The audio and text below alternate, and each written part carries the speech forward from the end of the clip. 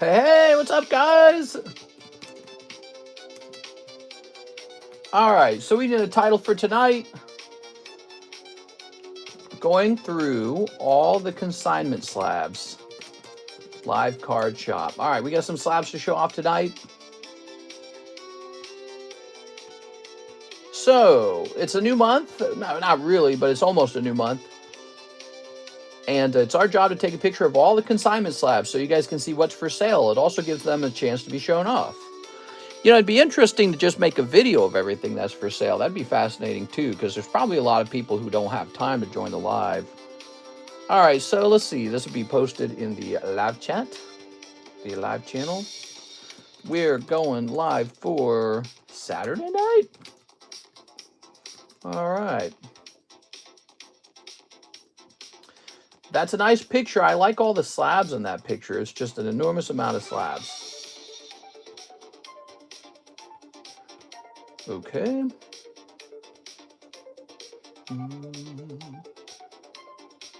Tossing these away. Good. So what do we have here? We've got the inbox. Here is ZELLE. And here's the PayPal queue with Ivan Rodriguez with the first order in the PayPal queue. 4 tag slabs. I sent the photos on Discord. Nice. Archie, your Blitz doing some shipping right after that. So let's get the shipping software reset. All right. Might as well start that way. Hey, what's up, guys? Welcome. It's Saturday night. We're starting right on time. Actually, I would have started sooner, but for the life of me, I couldn't find any music. It's really hard to find good music. There's so much like mediocre AI music out there. Hard to find something that's real catchy, you know? All right.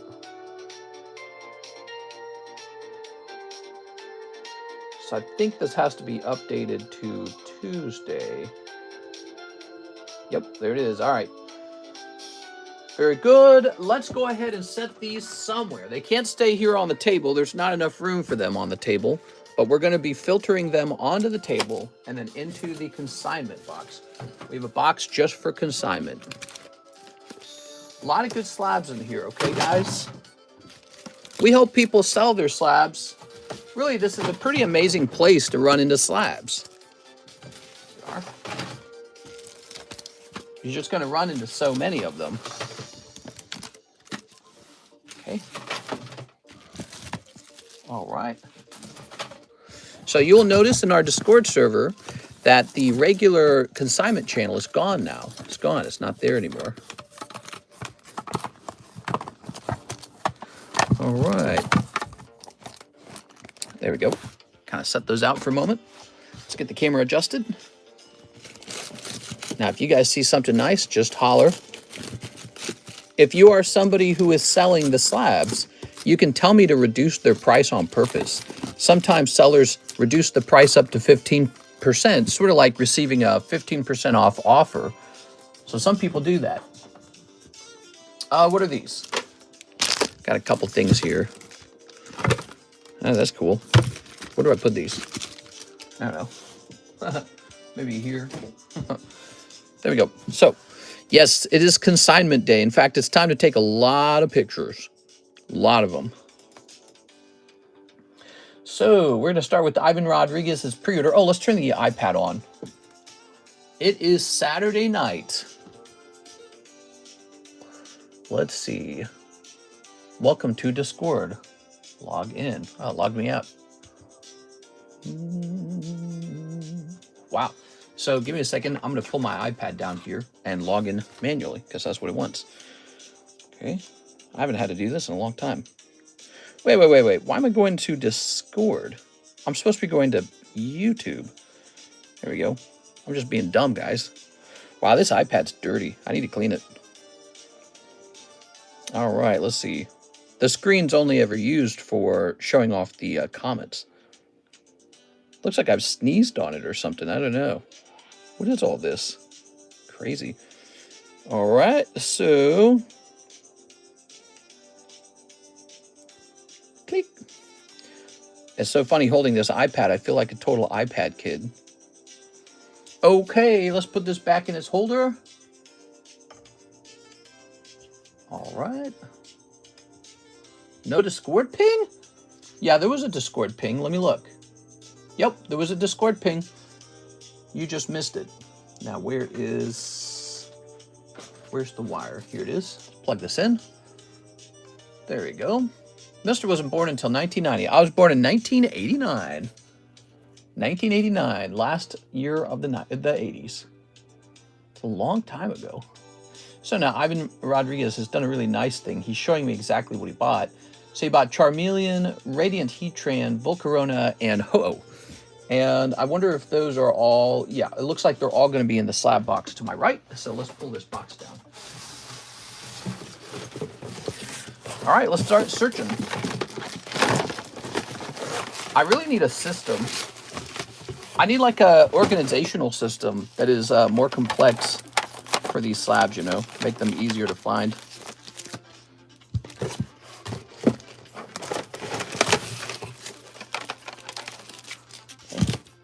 Oh, must be cool. Maybe these could be on the table, actually, now that I think about it. Yeah, he might have taken pictures of the table, so let's just keep our minds open to that. Let's see. Really, this black label Hello Kitty should be in the expensive slab box. Pretty cool card. They was on the table last night. Okay, so the table it is. Let me put this back. And we'll pop these back in there.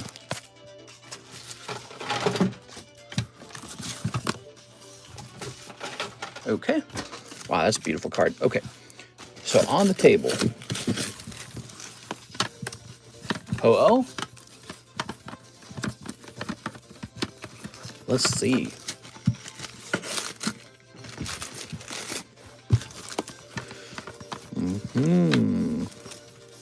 Volcarona. Charmeleon. Char.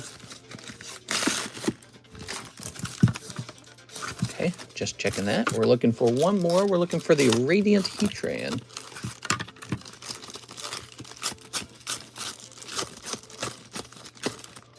Dark Charmeleon. Aha! Here we are. Okay. Very nice. Thanks, Ivan.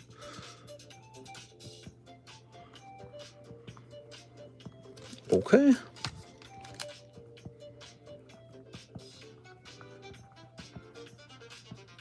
This marker's definitely dying.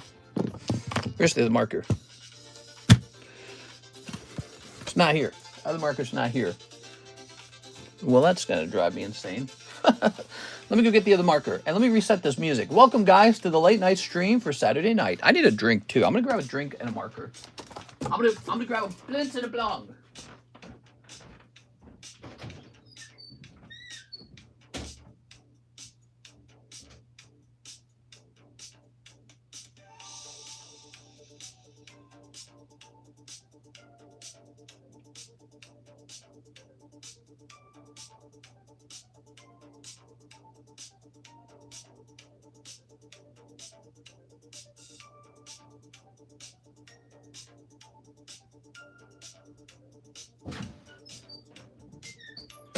All right.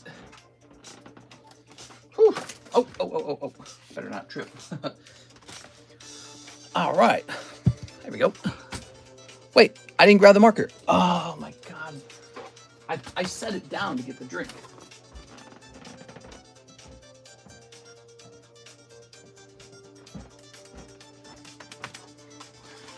Okay. Woo. That Squirtle price from the short is nuts. I don't even know what you're talking about. The Squirtle, huh? All right, we got a marker. Here's my drink. This is my favorite drink. It's just carbonated water and lemon juice. Here we are.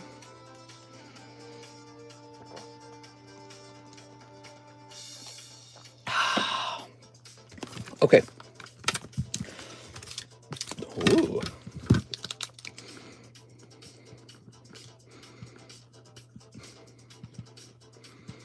Mr. Ivan. Here you go. What do they charge for a pack of those? Unfortunately, they're kind of pricey, but I feel like all soda's pricey. If you want to save money, just drink your tap water.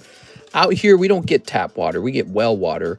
And so I end up drinking a lot of like bottled water and stuff like that. The other day, I was trying diet lemonade. But I think the Spindrifts are my favorite. All right. Any new on your slabs yet? Any new? What do you mean by new? There we go. Oh, you mean on the grading? No news on that yet. No news on that yet. I'm so sorry. I'm very busy. Here we are. It seems like I have more things queuing up to get done than I can actually handle. That's the problem. And so my goal was to get the tag submission done, which you'll notice that's not done yet, because I was waiting to see if I could become a tag dealer. That's actually the reason why. And then they agreed to do it. So now the problem is I have to redo the submission. So you can't use the old submission. You have to. They give you access to like a new one. And so I need to resubmit the whole thing. And then when that's done, the next step is actually TCC grading. So yes, we're a bit behind though. Alex, what's up, Alex? How's it going, man? All right, let's go on to top chat, or all chat, by the way. There we go. Now I can see what you guys say. Don't you love this song? This song is awesome. So we are here to show off the consignment slabs tonight. Some of you guys have seen them already. We're going to see the date on them, see if they're pretty old. Get a rotation here. There's a consignment right there, Anthony Calera. That's a good one. We have reset all the channels in Discord. In our Discord server, we sell the slabs. We got pictures of them so you can see what we have. You can scroll through them very easily. It's super nice. Let's see. Yep, Pricey September channel is in. So my job now is to fill those channels up quickly. Quickly. I'm not supposed to do it slowly, okay? All right. So, getting started, we have this Anthony Pashuis pair of evolutions. These are the Bicycle Pokemon mini cards from 1999. I don't know how I feel about them. They are. They're okay. Supposed to help them sell them, but man, they're so small. They are. I like the large poker cards, you know what I'm saying? They are. They might sell. Somebody else might like them. We are. Very nice. Those are it. That is Dragonite combo. That's the Evolution combo. Here's an Adam Pashuish Mr. Hinky, the Christmas Poo. What else we got here? We got Pikachu. We got... Here we go. Here's some more stuff. So there's a nice Tammy, Lugia. All right, so we got this nice stadium set. That's not bad. It is Nidoqueen, though. I don't know what it is, but Nidoqueen, Nidoking have never been super easy to sell. But you know what's harder to sell than Nidoking or Nidoking? Nidoqueen. People just don't buy it. Nidoqueen. When's the last time you saw a Nidoqueen sell? Yeah. So it's a harder to sell Pokemon card. Someone's really got to want it. So that one's $230 for the set. That's less than $100 per card. It could be a fair price. Just, you know, it's still rare and old. And I do like these. So these are the Pokemon Stadium cards. All right. So this is fixing to be the first picture. Here, let's jump down here. These were priced very recently, all of them. So I don't feel they need a price adjustment at all. We're going to go to Consignment September. But you guys are being made aware of them right now. Okay, Tammy's got this nice 9.5 Pikachu. If you guys are ever ready to just completely liquidate and you want to take a smaller cut on the cards and have them buy them, sort of like force me to buy them off of you instantly, you can contact me about that. There we go. I don't know if you're ever that desperate. All right. Maybe you just hate them. Sometimes a person is a motivated seller and they're just like, get rid of it. I hate it. What do we have here? We have a nice Tammy Sephiroth Hollow from Soldier's Return. I like that one. That's nice. Here is a great Tammy Leafeon. That one's fantastic. I like that one a lot. Here's Sandy Cheeks. That's Aovic. That's Aovic. So Aovic mentioned he wants me to pull these down. We're going to get these set to the side for him for shipping.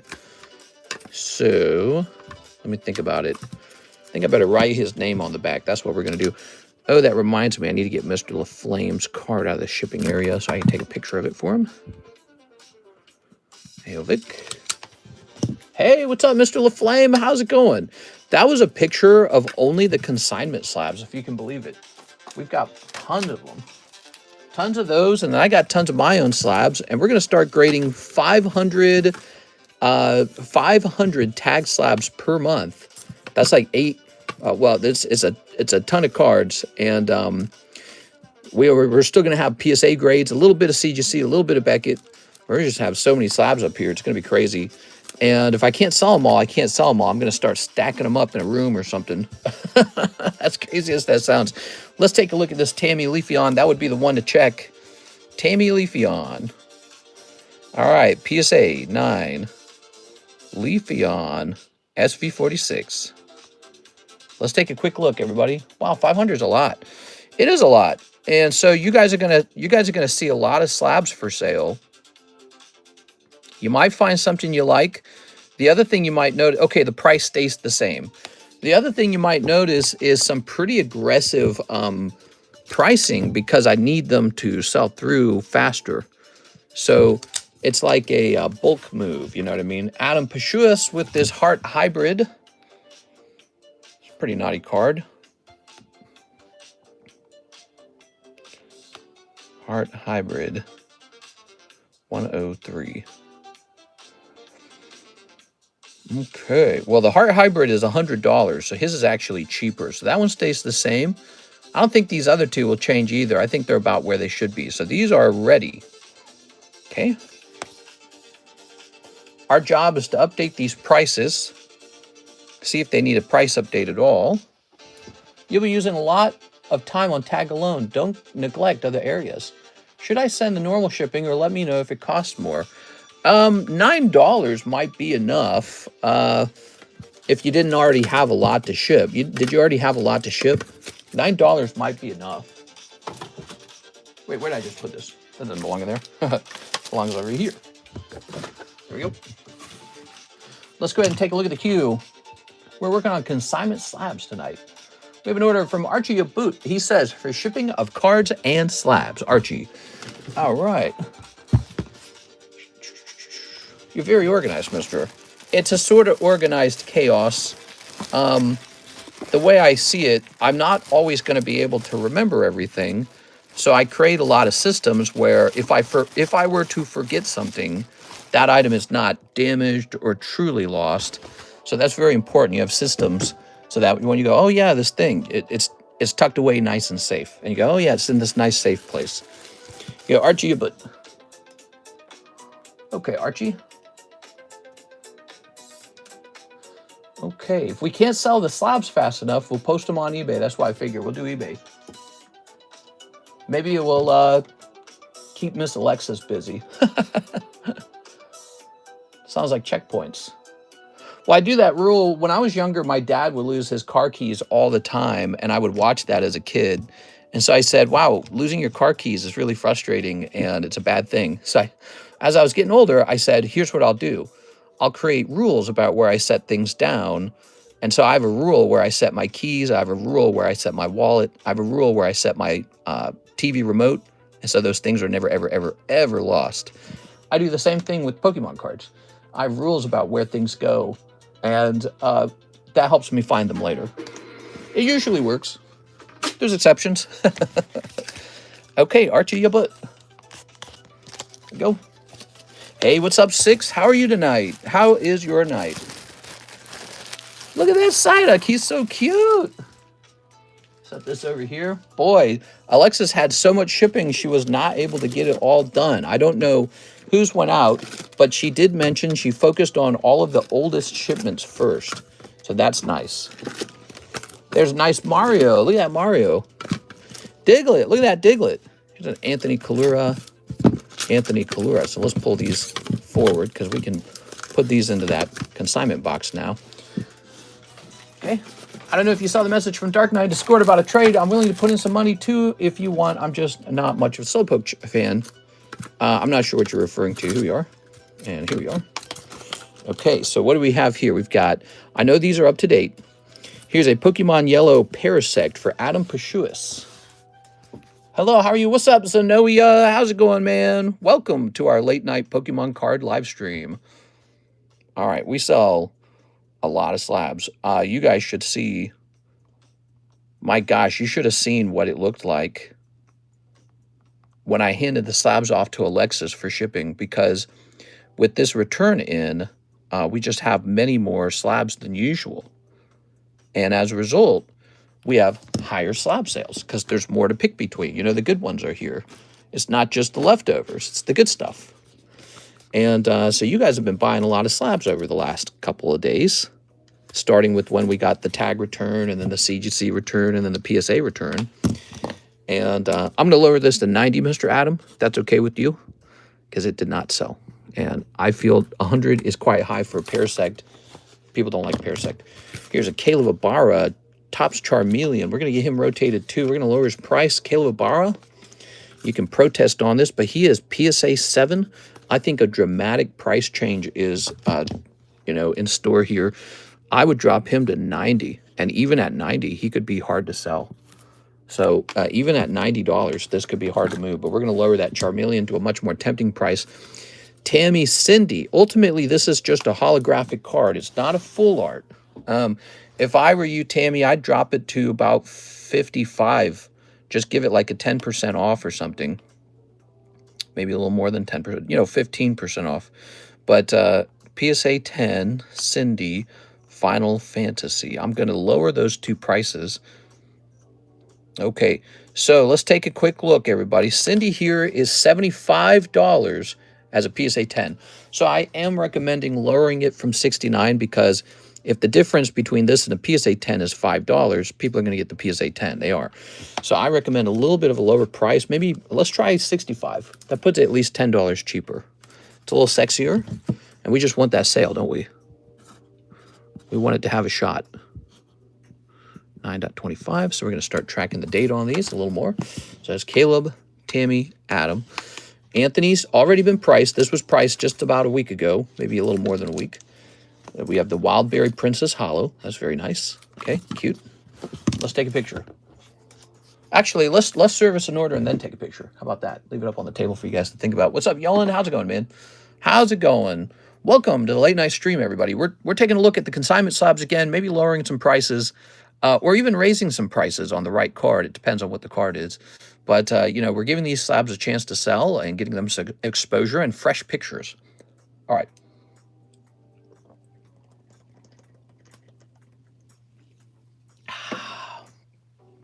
I'm here to drill all the One Piece.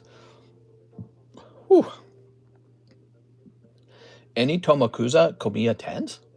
Yeah, I've got them all stowed away right over here. So yesterday was busy from beginning to end. Today's going to be busy because I am going to just be pricing these up all night probably. We have Mr. Athim with a 5 Mega Brave order. Athim, you shouldn't have. 1, 2, 3, 4, 5. I was trying to get a restock on Chinese 151 Journey. I did get the restock. My God, is it expensive. That is an expensive set. There's an did you know this? There's an exclusive Pikachu in that set. I did not know that. Also, that reminds me, what do we have it at? We have 151 Journey at 7. It actually needs to be at 8. Okay. So 151 Journey jumping from $6 to $8 a pack. From China, all of the Chinese exclusive sets have gotten disturbingly expensive. The hobby is so greedy, guys. Gotta look for deals where the deals are, wherever they are, wherever you can find something. But, wow, it's crazy, man. So impossible to restock. I talked to the guy who used to sell me Chinese, but once again, he doesn't have any. He's like, I don't got any. We are. Or he hints that he'll have to sell it at a high price. You know, he's like, well, unless you're buying a ton of it. Let's see, Hathim with an H. Actually, I don't even know if he has a ton of it. There we go. I think he's just going to use that as an excuse to sell it to me higher if I don't want to, you know, so as a seller, you come up with arguments for why you should get to sell it at a high price. There we go. He's never said that kind of stuff before. Now he's saying it. You ready? Let's take a picture of these beautiful slabs and get some new ones up here. I don't like this song. Let's get this one. What's this called? It's called Turian. All right. So, yeah, it's tough to negotiate some kind of deal. You know, it's like all the people who have Pokemon distribution or something like that, or they know they're sitting on good product. They don't want to sell. No one wants to sell. Everyone wants to sit on the gravy train and see where it goes. This gravy train's going to the moon. Maybe it is. But we despise China, right? China! Are you still doing vertical streams? Yes, but generally they're for the daytime. Here's Piplup. Sometimes we'll have a nighttime stream, but tonight I want to work on slabs real bad. Here is Far-Fetched. Here is Mario. Boop, boop, boop, boop. It's me, Mario! Oh, hold on. We don't want that one yet. Okay. Very nice. These are getting a picture in the All Slabs channel. These are actually my slabs. Boy, do we have some cool slabs. So our pricing strategy looks like this. We just go with cheapest buy now prices on eBay. This is a good deal for you guys. If it is matching the buy it now price, it's a good deal because you don't have to pay taxes when you buy them from me. No taxes. If you buy them on eBay, you're going to pay taxes. So you're always getting them cheaper if I'm matching cheapest buy now. So Christopher Houghton says, 1 Korean black bolt box. Also, is it possible to please reroute my TCG grading Ethan's Typhlosion through the tag grading arrangement? Ooh. So you would like to do tag grading. Give me a second. I'm open-minded to that. Are you open to mind? Put this over here. Let's see. I don't have a problem with that because it needs to be done.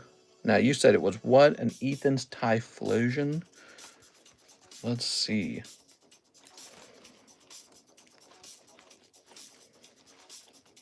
All right. Well, I'm probably already moved it somewhere.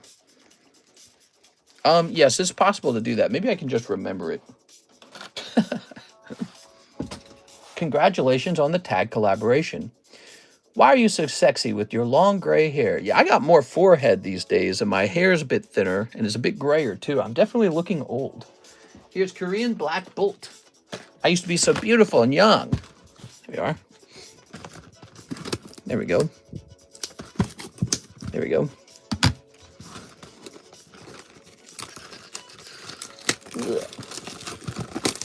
Okay. What's a close to end break? That's a great question. Let's show off some breaks. So we got Cloud. We got Mega Gengar. Probably this one. Oh, yeah, it's this one. This is the signature James C. Cathcart Meowth signature. Sorry, I said that like twice. Basically, this is the voice actor for Meowth from the anime, and I wanted to do a break on his signature because he has passed away about 1 month and a week ago. So about a month ago, he passed away. He passed away from cancer, throat cancer. And while this is very sad, it also means it's time to collect his signature because, you know, he's not going to be signing anything. So this is it. You want to start collecting it now. So and I got that for my group right away. And now this has 4 spots left on it. You'll notice it's the star card. That means anytime a break hands out a star card, it's going to go over to this Meowth. Oh, my eye's so itchy. All right. So he's close. Okay, another close one would probably be this sublist, right? Don't forget about the surprise case break. That's a big one. The Ancient Origins box break, $350 a pack now. It's really, really premium to get in there now. Here's the Mega Sublist, 3 spots on the Mega Sublist. Although somebody mentioned they're supposed to have 2 spots in here. Who was that? Was that Jonathan Fernandez? I'll sort that out with them. We'll find out what that's about. Mr. has big, thick hands. Oh, yeah. Yeah, I got those big hands. Squeeze. All right. Grabbing this. This is my favorite alt-right gay Pokemon channel. Open this. Somebody said that. They called us alt-right. I was like, what? All right. There you go. Tossing this away. Okay, Christopher Houghton. So I got to remember the Ethan's Typhlosion. Snip of this. Oh. The better to rip and ship. Ah, yes, the better to rip and then to ship. The better to rip and tear. Okay, we're going to snip this. Sneep. There we go. We got sneep number 3 and sneep number 4. Sneep number 4. Welcome, guys. How are you tonight? Today, Karis and I didn't do a lot. Just kind of hung out. We frolicked. Frolicked multiple times. And we played some Night Rain. We went out to eat. That was my entire day. Now I'm back to work. Definitely not a day where we did anything difficult or important. So we got Caillou Rim. Snivy's pretty cute, actually. You want that Snivy in the sleeve? Does that arrow on the sub list mean the winner? Yes, it does. That previous list already ended. We got a Victini. We got Fracture. How did I know that? Okay. We were fighting some Libra, Everdark Libra in Night Rain. Very difficult. We are. Ooh. Ooh. Mr. Aging Like Milk. Thank you. We are. Like milk? I don't know what you're talking about. I'm a silver fox. We are. Ooh. Here's the crocodile. Here's this girl. Meloetta. That's Axio. I knew that. It's Axio, not Fracture. Well, you didn't know that? I guess the Thim didn't know that, huh, guys? Fake fan. Here's this guy, Superior. Sometimes referred to as Superior. Darumaka. Darmanitan. Raw milk ages into delicious cheese. That's right. I'm curdling. Here's 2 more hollows. Oh, there's your hit. Meloetta. Ta-da! Dang, dude. Oh, my eyes itchy. Ugh. Fracture, is that the middle evolution? Maybe that's the middle evolution. Okay. Oh, Larvesta. Soon to be Volcarona. I like Volcarona. I'm surprised he's not more popular. He's a cool Pokemon. Wow, you got another AR? How many ARs do you get in a box? There's so many. There goes. You ever take a milk bath? It's good for the skin. Ew, that sounds gross, dude. There you go.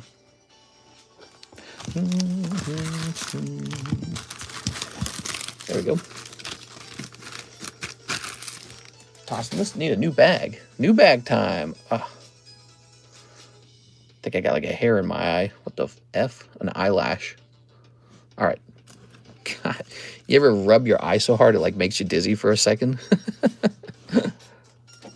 Just get out of my eye.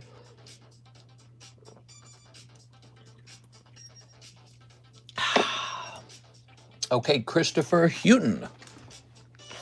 New bag time. Thanks, Chris. Let's go over the polls, shall we? So, Land of Butter, Larvesta, Mellow Stinky, Master Ball Badoo or something. I don't know what this Pokemon is. What's this Pokemon? Arctobear? I don't know his name. You know, I really don't know the black and white Euro that well. Axio. Snivy, I know that one. There you go. It's Frozen Bear. All right. Ooh. You ever taken a golden shower? It's good for the skin. Let's see. There. I've seen a girl take a bath in milk, but it wasn't breast milk. There are. All right, so this is going to say 9.25. Bear tick. I knew that. All right. Ha-ha. Ta-da. Toss that away. Let's see. Oh, another Anthony Kalura card. So we got Tammy here, Anthony Kalura. There's one of the Aovic slabs that we are returning to Mr. Aovic. Golden Shower.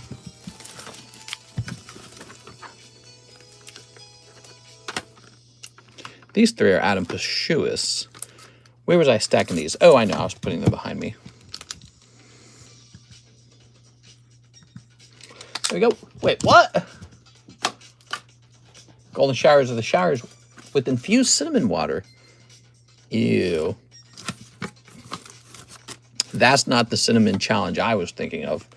So let's take a look. We know this is up to date. This is only $34. That one might actually sell. That's a $70 Houndoom. And this is Mrs. Cartman 9 for $70. All right. I actually feel like this one's kind of high at $70 because it's a real struggle to get anyone to buy PSA 9. Plus the fact that it's Cartman's mom. She's kind of a side character. 70 might be high. All right. Let's take a picture. Picture time. Click. Scooby-Dooby-Doo. Whoop, that's the All Slabs channel. Hold on. We want to be in the consignment channel.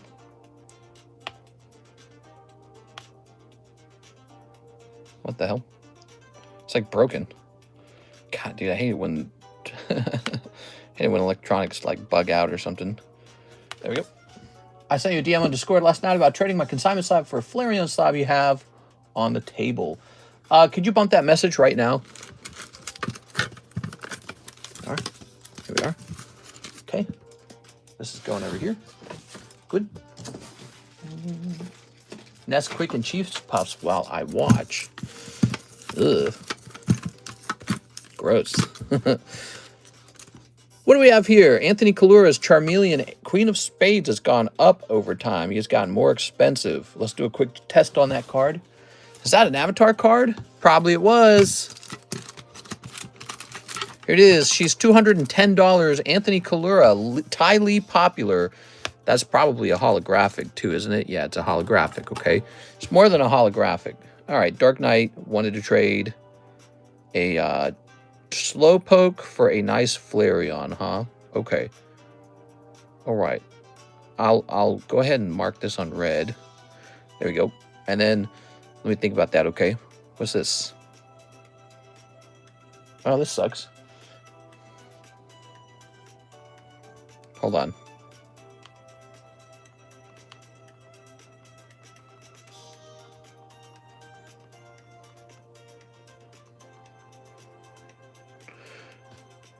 Okay.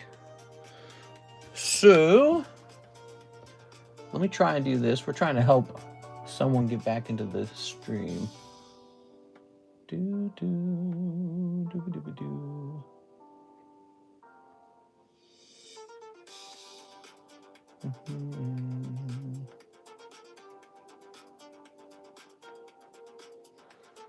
Close this.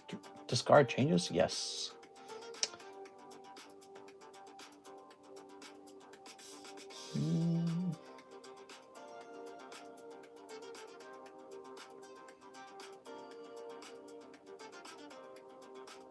Oh, here we go.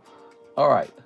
So let me remove this and hit save. Okay. Oh, the stupid app's doing it again. Why would the app do that?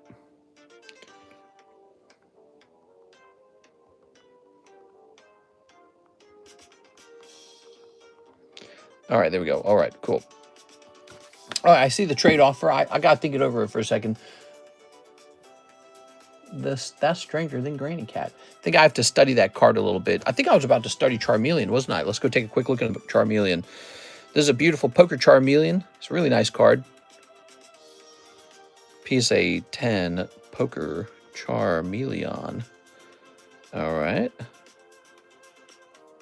The cheapest Charmeleon is $124, but that is not the same as this Nintendo 64 one. So it says here, he sold on July 16th, marked down from $130. His is for sale for $110. That is a very good price because there is not one for sale online right now. This is the correct price. So the price shall stand. Now, could just be the case no one in this group is looking for a Charmeleon poker, but maybe he needs to list that one up on eBay, man. Okay. What do we got next? Philip R. Adonado. Can I get 2 Destined Rivals English, and I'll grab the Dark Charmeleon. Sounds good, man. Okay. What's Dark Charmeleon still up here? Did I take him down? Here he is. Ah, beautiful. Need a Gooning card. What? Philip R. Adornado. Nato. All right. There's a Renaissance fair going on near me, but it's not that close. I'd have to drive a bit. Can't decide if I want to do it. All right, snipping this. Could put all those miles on my car, or I could just stay home and play video games. Dolive, Hydrapple, Sneasel. It's Sneasel. Philip, those are 2 cold packs, Mr. Philip. I almost called you Mr. Sneasel. All right, Philip. Where am I going to find your bag? Phil Vasquez. Philip, here you are. Sorry about the cold packs. Try again. Okay, tonight's really a night where we show off a lot of cards. Here's a nice Koro Lickitung. Here is a Tyranitar Gym Challenge. Gym break. Waiting for somebody to join. $25 to join. Sandstorm. Rah. That's the new break. Hey, we got to get a little flame in this break. Look at this one. That is a pack split for Sandstorm. But I wish I knew... I wish I had like a mailing list, and I could mail people the breaks. Would you guys like that? Would you guys like to join an emailing list where we take a picture of the breaks? Did you check out Collecticon in St. Louis? It was in Kansas City, right? It wasn't St. Louis. It was Kansas City, wasn't it? We were there. I got to meet Chumley. I shook his hand, took a picture. We talked a little bit. I got to see the actor for Darth Maul. That was pretty cool. Hathim says, another 5. Mega Brave. Mega Brave.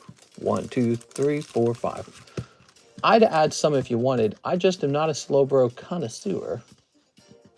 I like me some Flareon. You'd like the Flareon. You'd like to trade the Slowbro. I have to see some details on the Slowbro, okay? Hold on. So, I'll just do that real fast at them. Hold on. He wants this trade.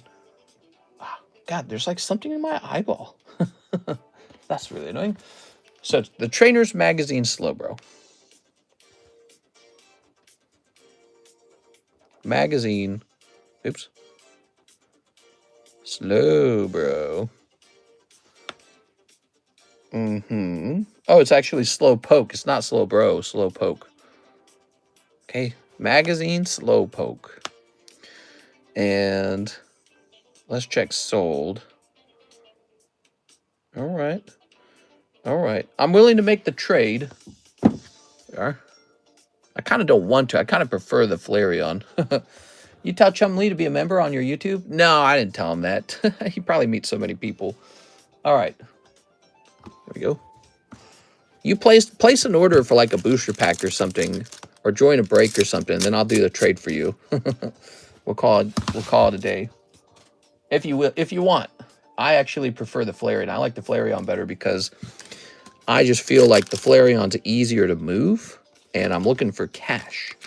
Here we are. Here's Mawile. I feel like the Slowpoke is more expensive and harder to move. Ooh, double pull here. Here we are. I just remembered it was close to you. That sounds like a good time. Here we are. Yeah, it was pretty nice. I was in the city of Kansas City. They were doing some major projects. There was a bunch of construction going on. It was pretty cool. You guys looked into constructions in your city where you live? Well, if you look into Kansas City, they're doing a lot of stuff. Maybe because of the success of the Chiefs. I don't know. Instead of cash, would you take my mystery box? No, you could get out of here. You could get out of here with your mystery box. Oh, look at that. It had $300 in it. Oh, well. Do you wish you had traded for the mystery box now? No, now get out. Okay, Hathim. Let's grab your bag. Ta-da! Oh, look at that. It had $100 cash in it. There we go. Cool. Let's go ahead and grab some more slabs. What do we got? So another Adam Pashuis. This time it is the Blue Stadium. There they are, the birds. Zapdos Moltres Articuno. He's asking about $200 per slab. Okay. Totals up to 615 for the triple pair of them. Triple group. It happened to you too, mister? What? No, that never happened to me. I've seen it before, that's all. I've seen it before. It's funny. He's so annoying, and yet it's funny. Here's Talo Deoxys. Anna Pashuis.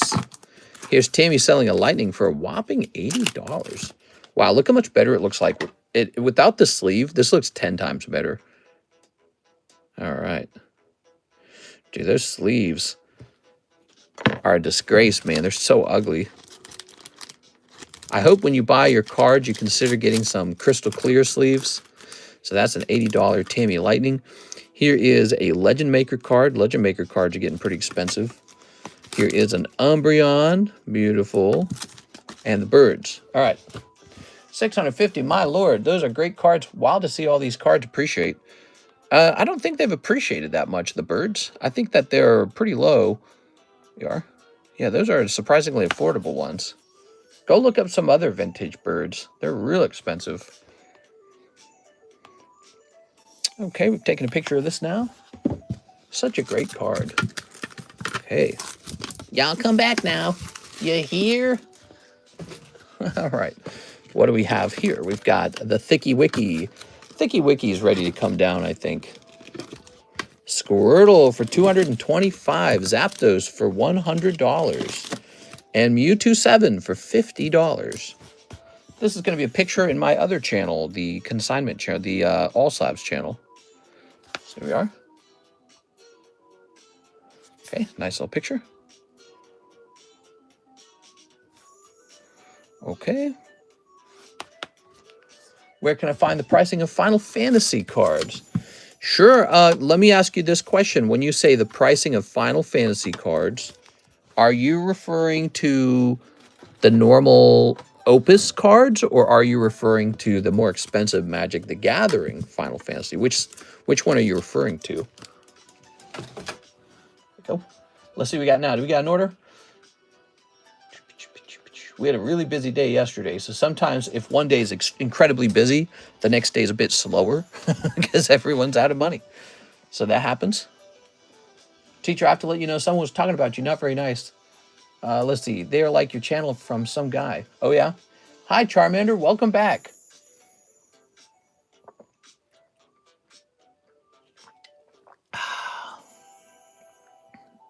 All right, so let's see.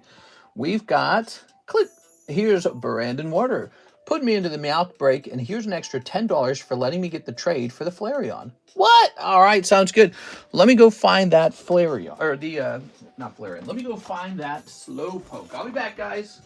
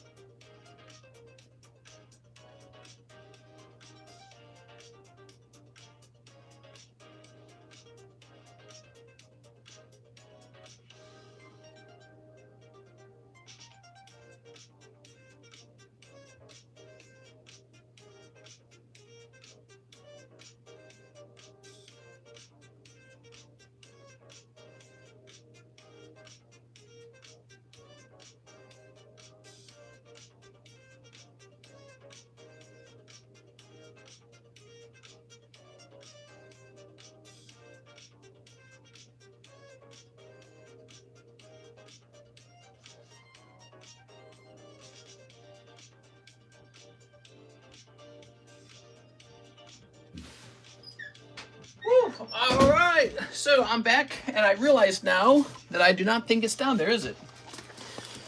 I don't think it's down there. Hey, what's up, CS man? How's it going, man? Okay, jumping over here. So, it's a consignment slab, isn't it? Let's see, it's up here, isn't it? Let's see. It was a consignment slab. So I am gonna find it up here. So I went down there to the shipping area, and I was disappointed to see all the packages are still there. Meaning Alexis, she packed everyone up, but it didn't get out to the mailman. So that is an issue. That is too bad. Let's see.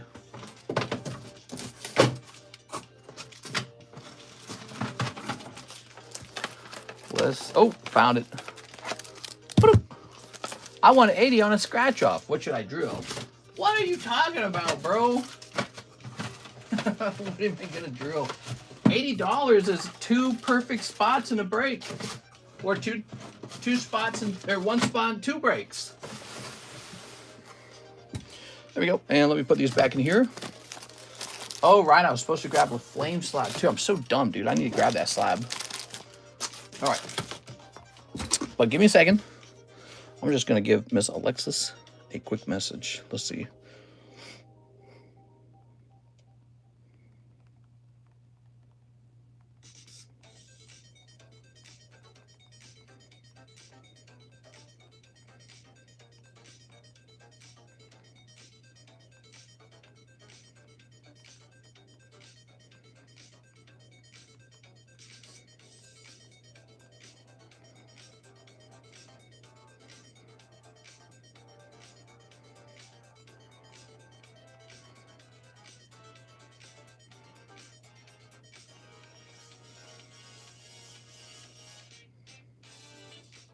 Hold on.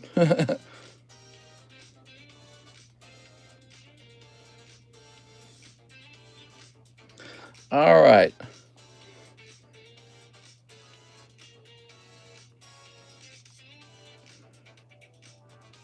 Okay. So, just put my first order of the night. Ooh. Let's find that Flareon.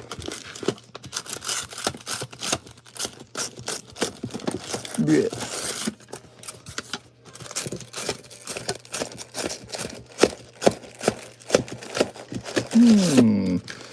Did I already take the Flareon down? Oh, man. We got so many slabs, it's hard to find sometimes. All right. So, Flareon slab, where would it have gone? You think it would have gone in the September box? 'Twas the September channel. You're ahead of your time, my good friend. Let's see. He sees the future. He knows I'm going into the box. Haha. Ow. All right. You got it. So now we have each other's slabs. Pop that up there. Maybe I'll put this one on Phoebe. Okay. And this one becomes property of Brandon Mortar. Ooh, that's a lot of work, man. I think what we ought to do is develop a slab alphabetation? That's not a word. Alphabeticalization? A slab alphabeticalization system? Is that a word? I don't think that's a word. Alphabeticalization. I don't know about that. Slowpoke. All right. I tell you what. Let's send this one off to Phoebe.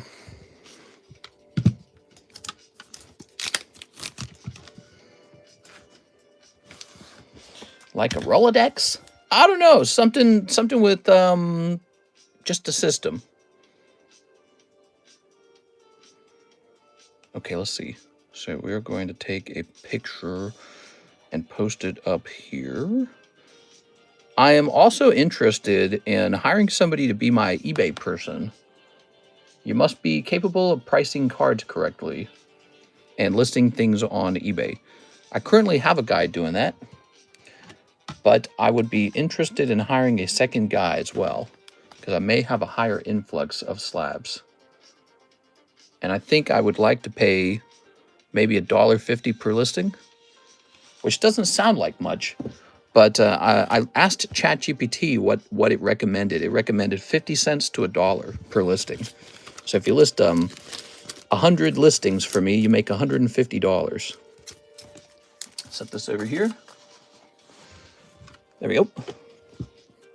It's an interesting idea because you could do it and then maybe you could just do it while we're live even. So if you just hang out here a lot, it's like a little side job. There you go, just a little extra cash. It's not a lot of money though, unless I post a lot of slabs up on eBay, but we might be doing that. That's what I was saying. I might be interested in getting to know another guy, having 2 guys maybe. All right. Working us like slaves. I'm not like slaves. It's easy. Okay, thank you, Mr. Brain. Appreciate that, man. Oh, wait a second. Put him in the Meowth break. Oh, yeah, the Meowth break is this close. It's really close. Okay. Those will say random order.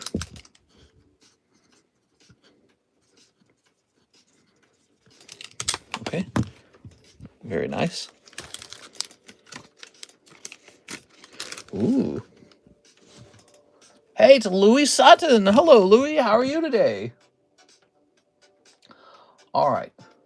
Now we're going to click this. And we're going to see Mr. CS Min wants an English black bolt. Ooh. So, I think we should take a minute and order a restock of the black bolt. Let's see. Do booster bundles exist yet? Yes, there are booster bundles now. That's good. We're going to go for the booster bundles. I'll do it for 2% of the sold listing. No, can't do that. If it was something like that, I'd rather just list the entire thing myself. No, it would just be a flat fee. There you are. Anyone in the world can do it from a computer. So you could be living in India or something and do it. So we're looking for a flat fee situation. Flat fee of $1.50. 2%. You're crazy, man. You just own 2% of all my slabs. There you are. You could hire an hourly employee and do it. Let's see. Let's see. If you're paid $25 an hour, then I would hope you could get about 10 listings done an hour. It's about 6 minutes per listing. I'm good. I was curious if you have any English Pokemon packs or booster boxes to rip on stream. Anything before 2020 sets? Anything before 2020. What we have is just the modern stuff, really. We do have one really nice break. We have the XY era Ancient Origins break going on. So that's really cool. All right, so give me a second. We're trying to find the Black Bolt booster bundle.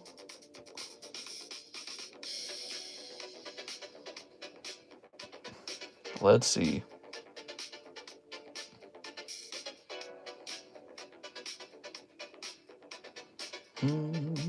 I know I'm being quiet. Weird. There's not a lot of booster bundle cases. All right, here's a booster bundle situation. 25 booster bundle, huh? Let's see. Let's see what we can do at this range.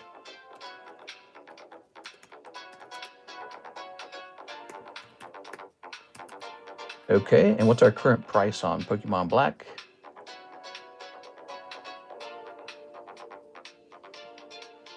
Cool. So if I buy these booster bundles, we should be able to lower the price when they arrive. That's nice. I like that. Let me check one more thing before I blow through some money here. Oops.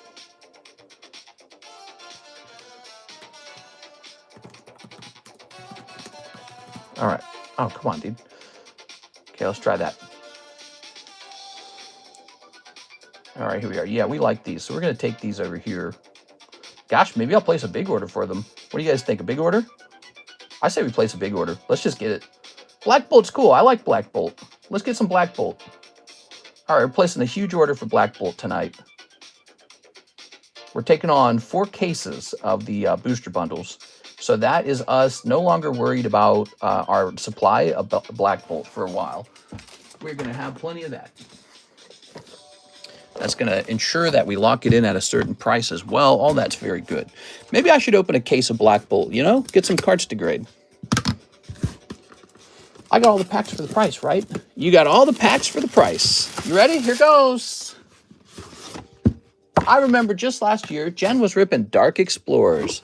I miss Jen. I wish she hung out as much as she did before, but I think she slowed down on cards a little bit. She certainly has enough. She's got a lot, I'm sure. Yeah, Dark Explorers. We were buying a box and keeping a box. That's what we were doing. So I got some Dark Explorers, but now I definitely don't want to sell them. Now it would be crazy to sell them. I mean, you'd be like somebody who's just leaving the hobby, liquidating out of the hobby. The hire to eBay lister would have to have full access to your eBay account. There would have to be a real contract in place. I wonder if I could just get Alexis to do it. I'd be able to just get Alexis to do it. We are. Maybe she would like to do. Maybe it's like a work from home kind of work. 1, 2, 3, 4, 5, 6, 7, 8, 9. Okay, 9 of these. Here goes, Mr. CS Man. All right. Snipping this. Snipping this. Snipping this. And snipping this. All right. Or Mike's side. I don't know if Mike's side would be interested. I wonder who would be interested in something like that. I'm looking to get $1.50 per listing. So there we go. All right. Here's Carablast. Here's Sandile. Here's Genesect. Ooh. Very nice. Won't you ever buy Sun and Moon era stuff just to resell and rip? We do have some Sun and Moon stuff right now. And I'm just holding it. Actually, I'm just holding almost everything. And so then the next question becomes, what would I like to buy next? Is it Sun and Moon? No. But I've already got Sun and Moon in place, and I'm just going to hold it. And so I'm speculating. Here we are. No, I really enjoy opening the stuff that just got printed. I think that's the best thing to open anyways. Yeah. And then we have our nice box break. And we just do 1 box break at a time. So after Ancient Origins is done, we can focus on a new box break. Sage, you did it! Yay! That's the best card, CS Man. He's not the best card. Here's Excadrill. No wonder the last guy quit. He did not quit. He did not quit at all. I'm looking to take on a second person. I said I'd like 2 people. No, I just took a picture and he'll list it. So he did not quit. Here we are. Here's Caracosta. Okay. Fungus, Electros, Haxorus. Okay, do you have any Burning Shadows? Do I have any Burning Shadows? I have a case of first print run Burning Shadows. There we go. So CS Man. Okay. It's really not a time-consuming job. Listing Pokemon cards. If it takes you a long time to list Pokemon cards, it might just mean that you don't list very often. I mean, quite literally, you just look up the price of the cheapest buy now or the last sold. Then you just do the title. PSA 10, Team Rocket's Tyranitar, Japanese 050, and then you go $25. List. There you go. All right. Something like that, right? So we're going to go ahead and get you a second baggie. Also, we're going to go over here to the music. Ooh. Sell one like this, and you're halfway done. Yeah, that also could work if you do the sell one like this option.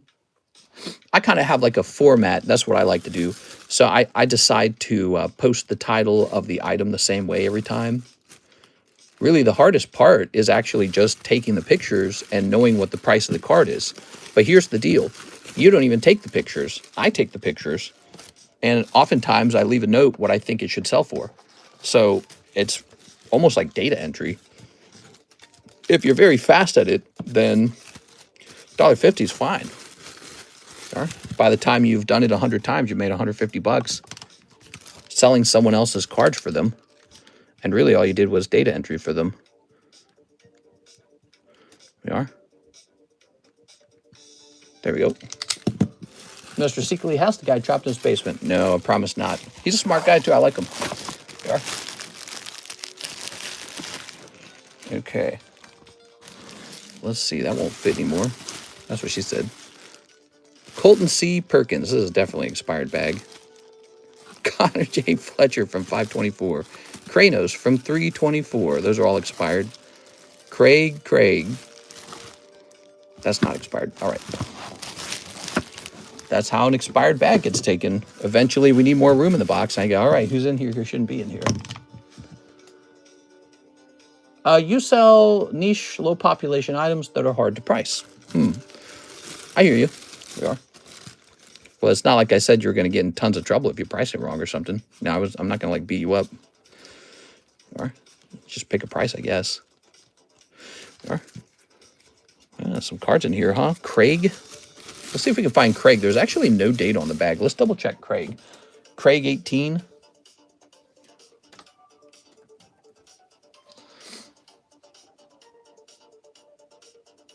All right, let's see. On 12/24, is that right? Yes, it is. So he last ordered on 12/24. This is, in fact, not expired. It is going to be expired in 3 months. 3 months. Can you believe that it's been that much time has passed? This is expired. Kranos, he gives us a couple hollows. Actually, I'm going to just keep those together. Here's Connor Fletcher with a couple of these. Okay. Just list everything as 1 million so a prince from Saudi Arabia will buy it. Or like Elon Musk. Yeah. True. This guy's got the good ideas, man.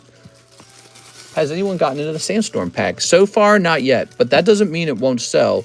When a pricier thing like that is placed up for break, it takes a little longer for it to break. But it's still very exciting, and people do jump in there. All right. I have some common cards for $200 each, just in case. I'm looking at your eBay now. It is niche, but also affordable.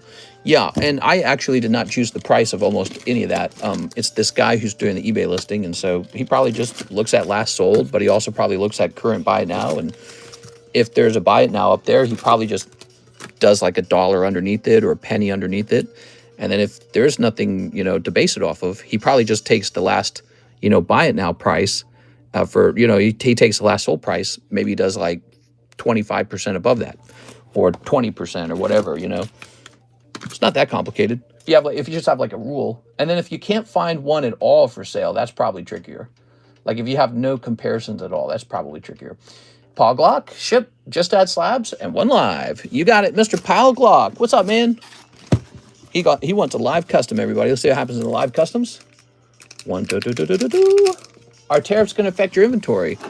Not the inventory that I already own. That's one cold live custom. Sorry, man. Not, Mister, I can't find your eBay. It's the same name, TheCardconomist. Let's see. Let's see, Mr. Paul Glock. Did you have a bag? He probably has a bag.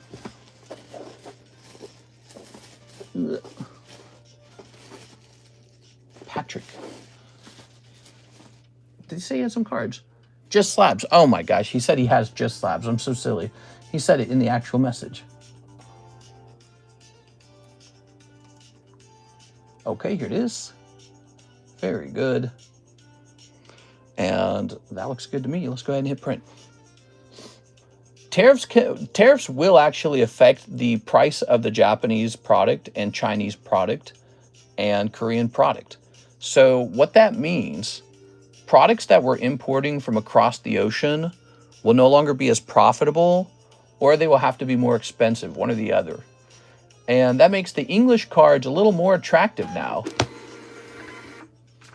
It's not going to make English cards cheaper, but it's going to make them a little more attractive because, they don't have a tariff on them. Okay, grab this. Toss in that. Eating oatmeal right now, blueberry. Don't think he is coming back. I have some common cards for $200 each, just in case. Let's see. I will send you a DM about this. No problem. Let's see. Going by the specifics on your eBay listing, he does it really thoroughly. I never care to take the time to fill out everything, but it really helps. Here we are. Nice. Let's see. So I just sent eBay like $6,000. That's pricey. And let's see. Okay, we have no orders in the queue. That means I can focus on what's going on the table. What do you guys want tonight? Let's show off the breaks real fast. We've got this Trafalgar Law. He's a lot more attractive. You know, he was 1 in 16. He's now 1 in 14 because we removed the 2 star spots because Manga D Teach is gone. So that's awesome. Oh, this kitty cat is up to 11 now. I think it's 11, right? Let's count it real fast. Let's get a grip on these breaks. 1, 2, 3, 4, 5, 6, 7, 8, 9, 10, 11. So there's 11 of these. Yes, we're up to 11 on the cat. Meow. 11 out of 14 is almost gone. 3 spots remain. And with him being the star spot now, he could be over quite fast. Now, here is the Espeon VMAX, 1 in 26. 2 people in there. We have the Cloud Break. He's not moving. We have the Willy Break. He's not moving. This is the Mega Gengar break. He's not going away for a very long time. He's going to be here forever. Here's the Heartbreak if you want a prismatic Jolteon. And then, of course, we have this beautiful pack split. And we didn't choose a new pack break, did we? Because I didn't know what to do. Here we are. Very nice. No baggie. Oh, eating oatmeal right now. Blueberry. That sounds kind of good.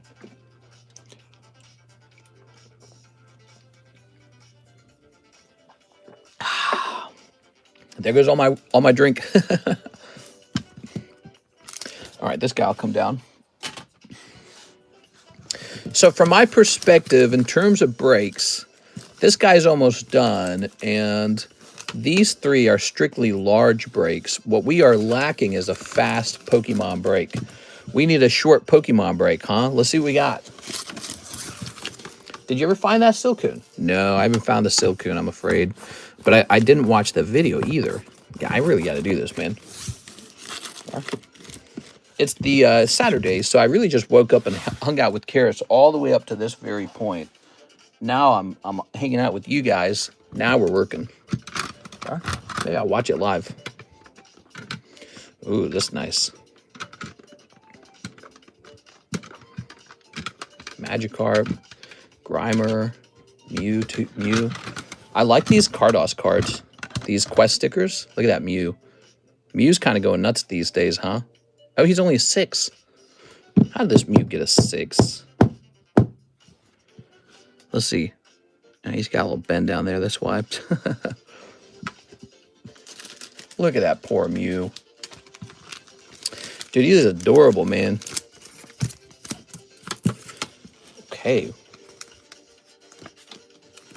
When you guys come here to shop for slabs, what do you look for? Like, what do you, when you see me pricing slabs, what are you looking to see me do? Are you looking to see me underprice it? Are you looking to see me put up something that's crazy, like for slab, potentially slab away? Look at that Grimer. Man, that's nice. These quest stickers are super cool, man.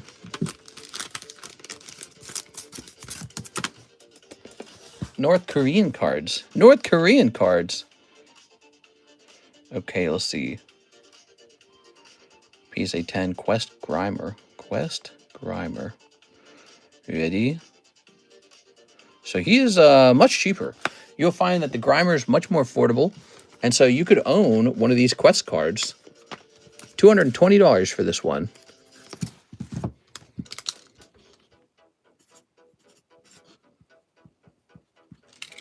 Okay.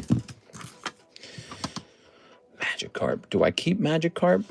I'm a big Magikarp fan. I really like Magikarp.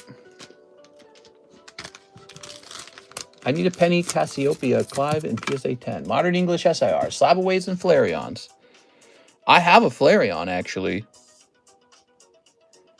Poker Magikarp. Let's see about this Poker Magikarp. Are you ready? 140. Wow. Just this one card, 140 with like 14 people watching it. That's crazy. Do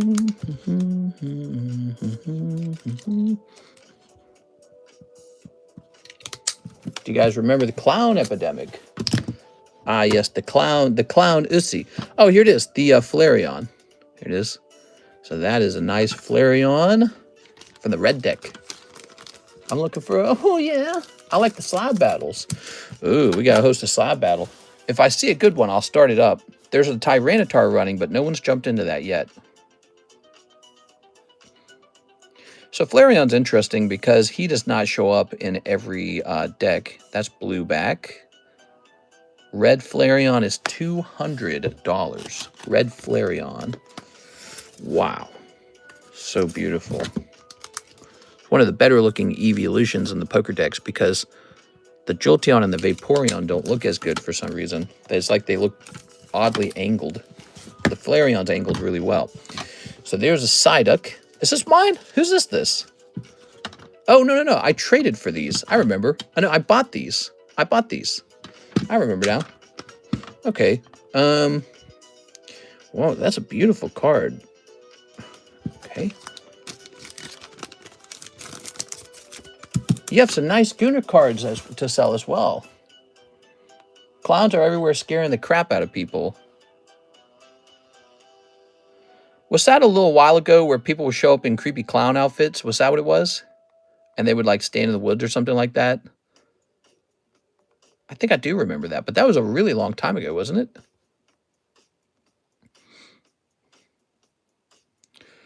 Okay, give me a minute.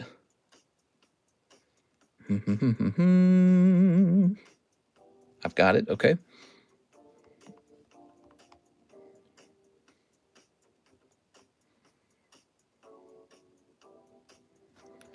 All right.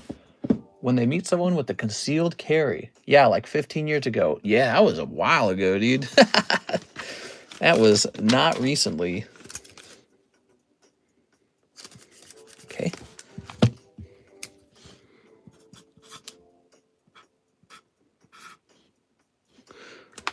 There we go. We have a new quick break. Aerodactyl. PSA 9, first edition holo, freshly graded. You could take it and try to cross-grade it with Tag or some other company. Let me take a look at it. Should I do that? Wait, let me look at it. If I send this off to Tag, what would happen to it?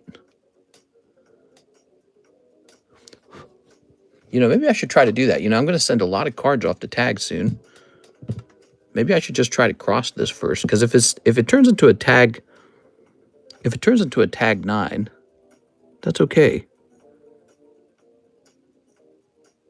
You know, it's hard to judge the card in the PSA holder because it's got all these micro scratches all over it. So it becomes very hard to see if that is on the card or if that's on the surface of the slab.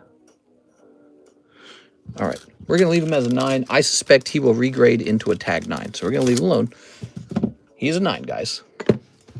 And he's still a nice card, though. You got to do that. When a card comes back from grading, you got to check and make sure it's not a borderline card. What was wrong with this card? Must have been multiple issues. There's a white dot up there. Then when an 8 on this, dude. It's so rough, dude. All right, 8 it is.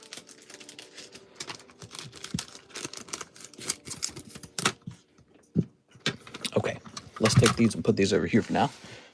All right, how about that, guys? We got a new fast break going on. It's this Aerodactyl PSA 9 from our very own fossil break.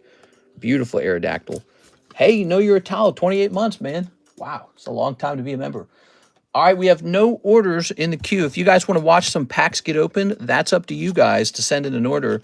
If you want to have a little entertainment, have a chance at something coming out. Let's take a look. We got Nikke, Full Metal Alchemist, Destined Rivals, Black Bolt, White Flare. We have Gundam Rising. We have Gunslinger. We have OP13. Maybe I better put prices on all these, huh? So the One Piece 13 is not very expensive, is he? Hold on. He's cheap. He's like 3.5. One Piece, kind of affordable. Let's see. I like that because there's a time period where the One Piece cards are kind of expensive. So these are 3.5. Okay, let's get that. 3.5. Gunslinger and the Abyss, I think, is a little more expensive, actually. I think it's like 5. We're selling through Gunslinger. Did you guys know that? So not only did we sell through the original amount that I purchased, I actually purchased a restock on Gunslinger, and that's selling out. So Gunslinger, popular. Gundam, not $4. It is now $5 because it was selling too fast. At first, we thought Gunslinger was going to be really unpopular. And it seemed like nobody wanted it. And I bought 4 cases of it. And they were just sitting there. And I was like, well, better just get rid of them. And then all of a sudden, they start moving. And I asked my supplier if I can get more. And he says, no. He says, I don't have any more. They all sold out. So Gundam, very successful launch for them. That's great. Black Bolt, a little on the pricey side right now. There you are. Maybe going to get cheaper a little bit later. We don't know. Let's see. The White Flare is going to be a little expensive too. It's going to be 14. Okay, those are the Pokemon English cards. Everyone wants Pokemon English. 14 and 15. Destined Rivals, rising in price. I don't know where to write this where you can actually see it. Let's do it right here. That's kind of hard to see. Gonna have to use a sticker on this one. Damn, but I'm only 14 months. YouTube lying on my name. There you are. Hey man, that's a long time anyways. Oh yeah, these stickers are so much better. Should have put a sticker on each pack. Full Metal Alchemist. So this set arrived in English. It had just launched in English and had kind of a similar trajectory as Gundam. At first, nobody wanted it. Now, it is selling through quite well, and I do not have a restock coming. 5.5 on that. One of the a little bit more expensive. This was restocked due to popular demand. So people kept asking for a restock on this. $2.50 a pack, $60 a box. So you can get a whole box for $60. This is an exclusive Korean Nikke set, not in English, not in Japanese. It's exclusively Korean. So there we have it. Yeah, we should have just gone ahead and put a sticker on all of them. The stickers look so nice. Come on, let's just get it done. I'm going to show these off to you because these are kind of like the thing that everyone's opening. Pretty soon, we're going to have Mega Evolution. I could tell you what the top selling product is, too. In fact, it's not here on this table right now. The top selling product is actually Korean Rocket. Korean Rocket sells like mad, dude. And it could probably be displaced by the new Korean black-white sets. So those could easily displace it. All right, let's get these. Yeah, that looks so much better with the price tag, don't you think? Let's not fool around with that next time. I don't like this song. 5, 14. No one has pulled Victini yet out of either set. No Victini pulls. Would love to see the Victinis coming out of Black Bolt or White Flare. They went back to BT01, so it could be a good thing to buy if you want more Nikke. Nikke time, all right. Yeah, I'm getting Nikke. Here is the most popular item right here. That guy right there. And then these aren't too bad. These are kind of popular too. There you go. So these 3 products right here, these are the Korean Black White and Korean Glory of Team Rocket. These have been selling through really well.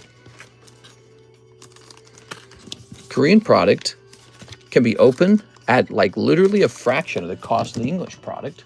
So you can, you can buy whole boxes of them at a time and actually have a really good chance of pulling something big out. So it's just a lot more satisfying that way. And, you know, with so many Americans opening Korean product, I feel like over the years, Korean product is going to raise in value just because so many people are so familiar and so comfortable with it, you know? Okay, Rocket, $1.70. There it is. So there we have it. 2.5, $1.70. It's just so cheap, $1.70. Compare that to Destined Rivals. Look, $1.70 versus $14. And it's just crazy cheap. There it is. So Korean product does very well. Those are the sealed regular booster packs. They're always fun to open. We're always looking for special moments. Got any Pokemon slabs for sale? We might. Oh, Pokimane. You mean the content creator Pokimane? You might mean the content creator. Joey Albrecht, member for 5 months. Pokey blessed. Wow, Joey Albrecht's only been here for 5 months ever. Austin Newsome, 5 Hello Kitty Metazoos. These are awesome. These are from like 2 years ago now. Metazoo announced a Hello Kitty crossover, and I thought at the time, I thought, damn, but that's actually pretty smart, getting like licensing, because that's what other companies were doing, like, you know, Weiss was doing it, Magic was doing it, and then all of a sudden Metazoo was doing it. But this is probably what bankrupted him. The owner, Mike Wazell, he got bankrupted after this one. So, yeah, he did not have the sales to justify buying the license. Oops. There was a big scandal where the manufacturing of these started selling them too cheap and undercutting all the small card shops. And they're like, hey. So they went down to like, I don't remember, some ridiculous price on TCG Player. And it was a good time to buy up a ton of this, because you know what? We must have sold like 20 boxes of this set now. This is not unpopular. People bought so much of this over time. We sold a ton of this. I don't even think we pulled the top chase card, right? Isn't there supposed to be an actual Hello Kitty in the set, and it's like super rare and we just haven't pulled it? But it's also a Halloween set. We're coming up on Halloween, so it's kind of cool. A little Kurumi. All right, there you have it. That was 5 packs, $15. These are $3 a pack. That's fun, right? After one collab? Well, he had so Metazoo had just got done doing a Topps printing that got sold in Walmart. So, you know, it was kind of impressive. You looked at it and you said, whoa, you know, like, you got to admit, that's cool. You got Topps to print your set, and you got it at the shelves of Walmart. And then some of those Topps cards, Metazoo Topps cards, were just selling for like insane prices. They were going for like $20,000 one of one. And it was looking pretty good for them. And then they did this Hello Kitty, and I saw that, and I was like, wow, that's pretty cool, Hello Kitty. But, you know, at the same time, you just didn't hear as much about, Metazoo. It was kind of dying down in chatter. And then all of a sudden, they like declare bankruptcy, just all of a sudden, just out of the blue. But that means they were spending too fast. They were spending money they didn't have. So, oops. All right, let's see. They should have been a little more conservative with that money. You know what he should have done? He should have gone out and said, we need cash. I'm selling ownership. I need private investors. I'm selling private equity. That's what he should have done. But I don't know. My guess is he was a very inexperienced CEO, as am I. I couldn't do it. So he's got to do this thing that he's just got to be an expert in, like financing a decent printing, you know, sized company. And he just didn't manage to do it. I thought Metazoo was calling it quits. They did not. It's not over. So Metazoo has traded hands. Mike Wazell sold it to the vice president of the Pokemon card company, and now it's still running. See this? That is the Metazoo base set for the relaunch of the product. So it's not gone. I don't think it has the same following as it did once before. They were at Collecticon. I've got the first edition Kickstarter Mothman just because I was speculating on it. I don't think it's changed much. But we did just finish selling through a pack of the Kickstarter. There's a Kickstarter gym break if you want in, $21. We finished selling off a box of the first edition Kickstarter and opened up a new one. And I think I went off and ordered a fresh box of the Kickstarter off eBay, and it cost a whole bunch of money. So, yeah, it's another brand, you know. Just keep an eye on that. I make a little bit of money from Metazoo here and there. I feel it took a hit. It may not have staying power. Metazoo could have been big.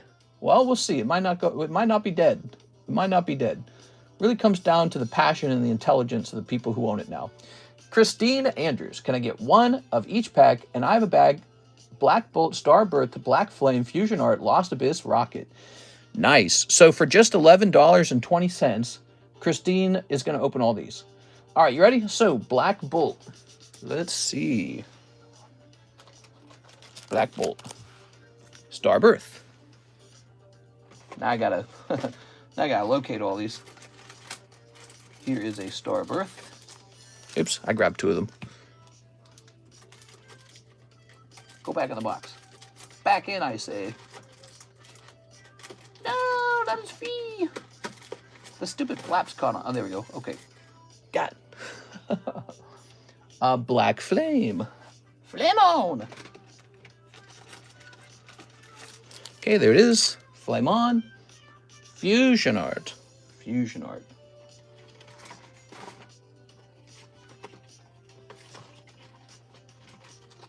All right, here we are.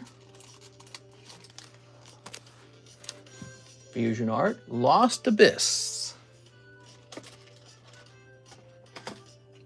Let's see, Lost Abyss. And a Rocket. Let's see. Oh, I still got that screwed up arm. What is that? When I lift my left arm all the way out, the muscles on the top of the arm hurt very bad. What is that? What's causing that? I don't know what that is. Something's wrong with my left arm. 1, 2, 3, 4, 5, 6. All right, I bought the Obnoxious 9 in the first edition, and this news makes me happy. Pinched nerve. You think I have a pinched nerve in my left arm, maybe? How do you unpinch a nerve? Still waiting for that Metapoo game that was promised back in 2021. That's a sign of being over 30. Yeah. Oh, no, don't tell me that. I'm going to have to go to like a doctor, like a physical exam doctor or whatever they do. What do they call it? Physical therapy doctor. I'll be like, I can't lift my left arm above my shoulder. Let's see. Metagross. Probably means I need to go outside in the sun and work out more. There we go. You know, I had that whole issue occur between my neck and my shoulder. It was so severe. It like stopped me from sleeping for like a whole week. And it's kind of gotten better now. But that left arm is still effed up. All right, any new Kickstarter TCCGs coming out? Not that I know of. I don't really keep track of that kind of stuff too closely. Here we are. I bet a deep tissue massage would help. Maybe it would. Oops. You know, I started lifting, and that's when it all began, so I bet it's related to that, too. And I don't even lift too crazy. I just, you know, trying to get back on it. PDX, just wanted to show you, we got a little bit of these junk packs going on again. They're roughly the same idea. I think it's 10 to 12 cards. They truly are junk, beware. But there you have it, junk cards. All right, Christine. Trying to get back in the swing of making those junk packs. I think what I need to do is make a couple every day until the box is full. All right. Am I missing the pricing for PSA tag and etc. in the menu? I swear it was there. It is now located in the extended menu because we got so much stuff in the main menu that YouTube limits how much we can put over there. It says you're out of letters that you're allowed to type. That's what they say. Come on now. So it says over here, card grading, tag $30, fast turnaround. PSA $39, PSA Booster $52, BGS $39, and Cardconomist grading $35. I kind of keep that price a little high so I don't get too many of those. Isaac Thomas, 2 Minecraft base, 2 hobby packs. Oh, the Minecraft. Get out of my room, I'm playing Minecraft. You got it, Zaddy. Mr. Did Team Up jump a lot? It's saying blister packs went up $100 overnight. My God, that was one of the biggest mistakes was that I didn't buy a whole case of Team Up when I could have. Because I never liked the set. I always thought, this set does not have a Charizard in it, doesn't have Lugia. It had Gengar in it, but I didn't think Gengar was that big a deal because it was like Gengar Mimikyu. So I made a bad prediction on not buying more of that. I spent that time period buying, I bought Cosmic Eclipse out the wazoo. I bought XY Era out the wazoo, so that still worked out. I bought some Unified Minds. I bought some Hidden Fates, but I did not buy a whole case of Team Up, and it was the best set from that time period. I didn't know it. Oops. So that's a missed opportunity. Somebody has like 10 cases of Team Up sitting around, and now they are like almost a millionaire. No, not a million, but think about it. If they're $10,000 per box, then a case is $60,000. So you would only need 10 of those to have $500,000. So 10 cases of Team Up makes you half of a millionaire. Wowee. Wowee. That is why people are looking at Pokemon in a different way. There it is. The Pokemon hobby is becoming a big boy thing for people with greedy eyes and big fat wallets and I invested. Blah, blah, blah, blah, blah, blah, blah. Some people really don't like that that's happened, but this is bound to happen. You cannot, it's just the nature of it. This is going to happen. It's the nature of collecting, like Rolex watch collecting. You go look at Rolex watches. Are any of them cheap? No. Collectible vehicles, are any of them cheap? Not really. You want to collect fine art? Is any of that cheap? Hell no. This is just the nature of collecting, and it hadn't happened to Pokemon yet, and now it's happening. That's what's going on. Now it's happening. And there's people who remember when it was cheaper, and they're very sad about the state of it now. The question is, will it go back? I don't think so. Because the way I see the world, people invest in gold, they invest in the stock market, they invest in crypto to go make money. And some of those guys actually make money doing that. They make money investing. But that's the thing. When you're done investing, when you've made your money, what do you do with it? What do you actually, like, part of the game is making money. But let's say you've got all the money now. How do you spend it before you die? Well, millennials are going to be buying Pokemon cards, probably for a long time. So that's going to be it, Pokemon cards. You got the Sugar. That's a Sugar Chrome card. That's kind of cool. Yeah, Sugar. Does it have a name for this type of card? What do they call this type of card? They don't say. Maybe it says on this. Optichrome. It's called Optichrome. Cool. Looks like one team up box went up 2K in 2 days. Damn, bro. That's crazy. Warren Buffett said not to use Pokemon as an investment opportunity. He said it's a child's game. We are. Warren Buffett said stay away from crypto, and so did Bill Gates. We are. And look at crypto now. It's still one of the best performing assets in the whole world. Here it is. Ooh, look at that Moo Moo cow.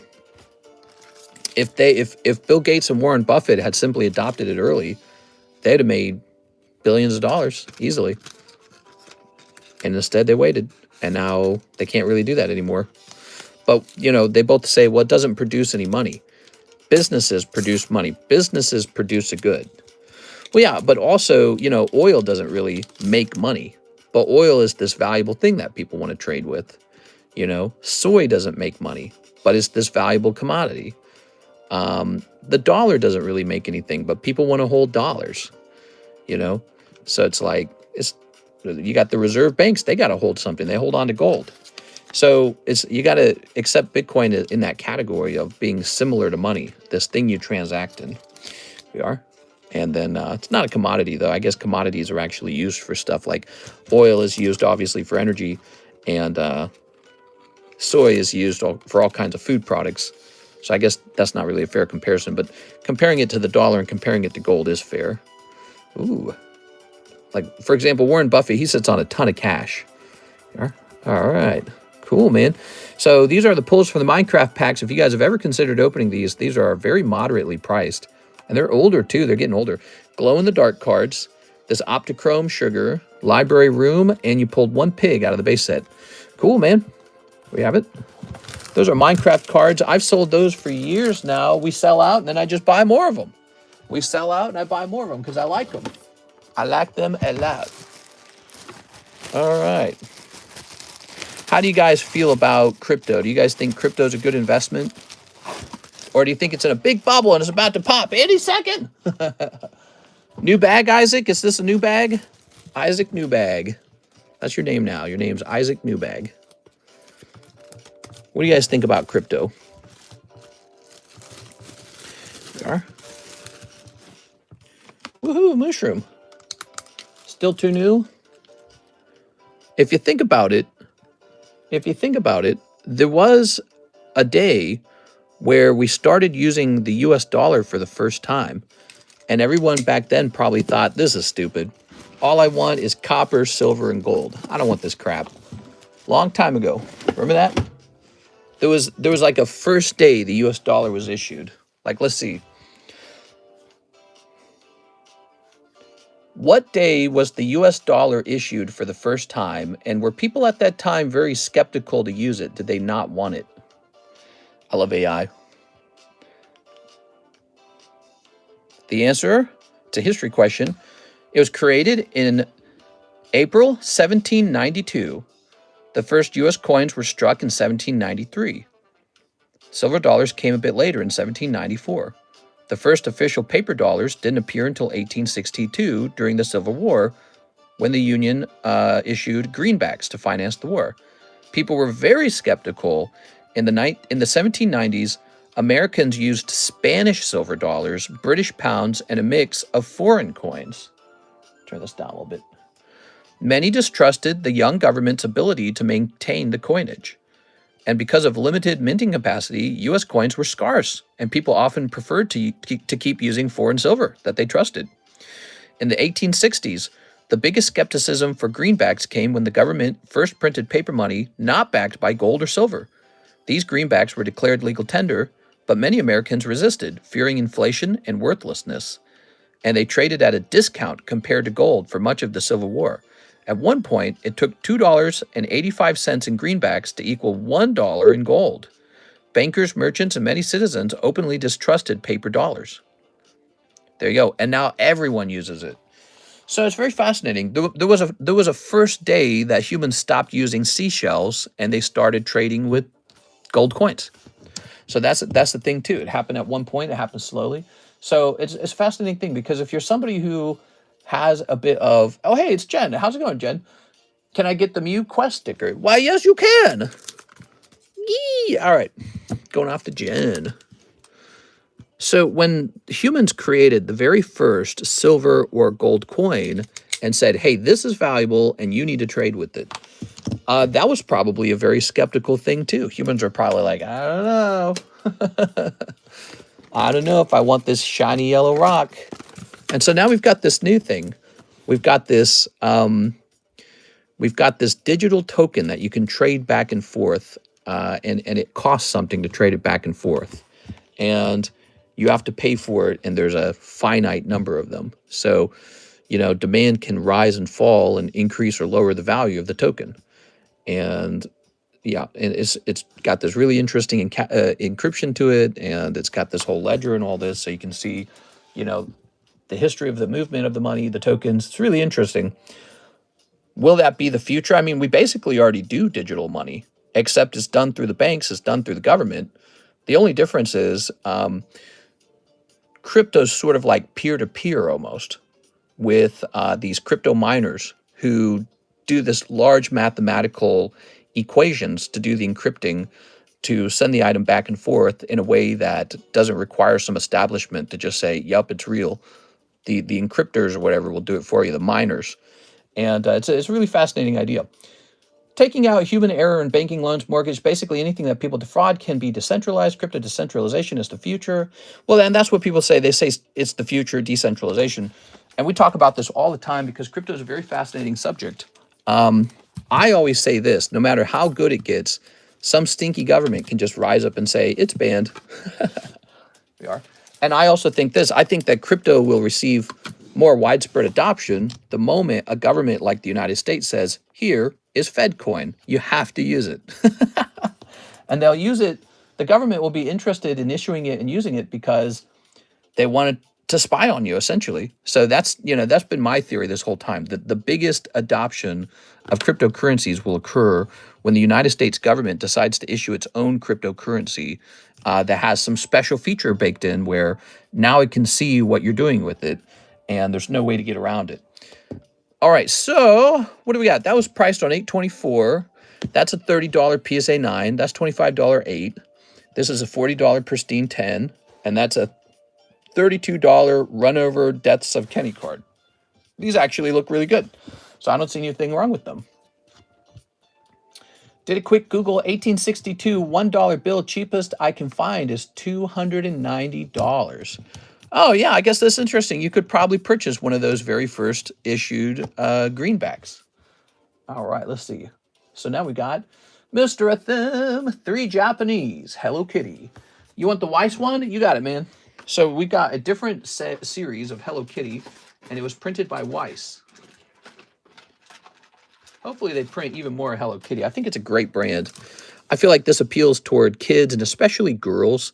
Same with Same with like My Little Pony and stuff like that. Like, there's not enough stuff for girls, in my opinion. There's not enough pink stuff, femme stuff. You know, it's all boy stuff. It tends to be boy stuff. Been a while since I've been here, says Timothy. Do you still own your own grading? Yeah, we don't do it as much, but we still have it, and we got a couple people waiting to have their cards graded.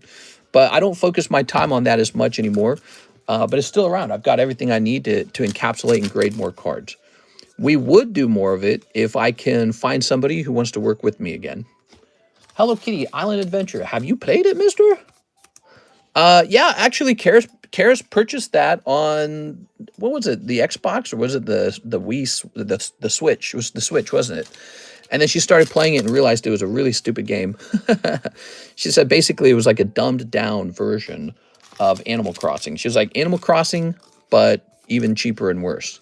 So she did not like it. China did that with their currency, yeah. China digitized their currency so that you really don't use physical dollar bills. And I'm sure with the digitized currency, it's much easier for them to track who does what with what. They can lock you out of your money. And so a lot of Americans are very scared of that. That's why they prefer to have gold. They prefer to have dollar bills.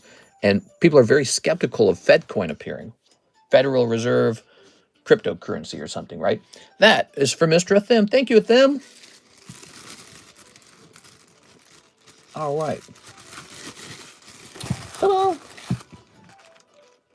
Hey, it's Mr. Gilberto Cedillo. Were you able to ship my order? Says McChicken.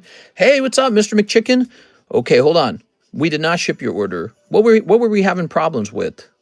We had an issue with your order, didn't we? What was the issue? Let's see. We were in Discord talking about it. I probably saved it. Let's see. Are you this guy? Let's see. I can actually mark this on red. Could you remind me what it was we were doing?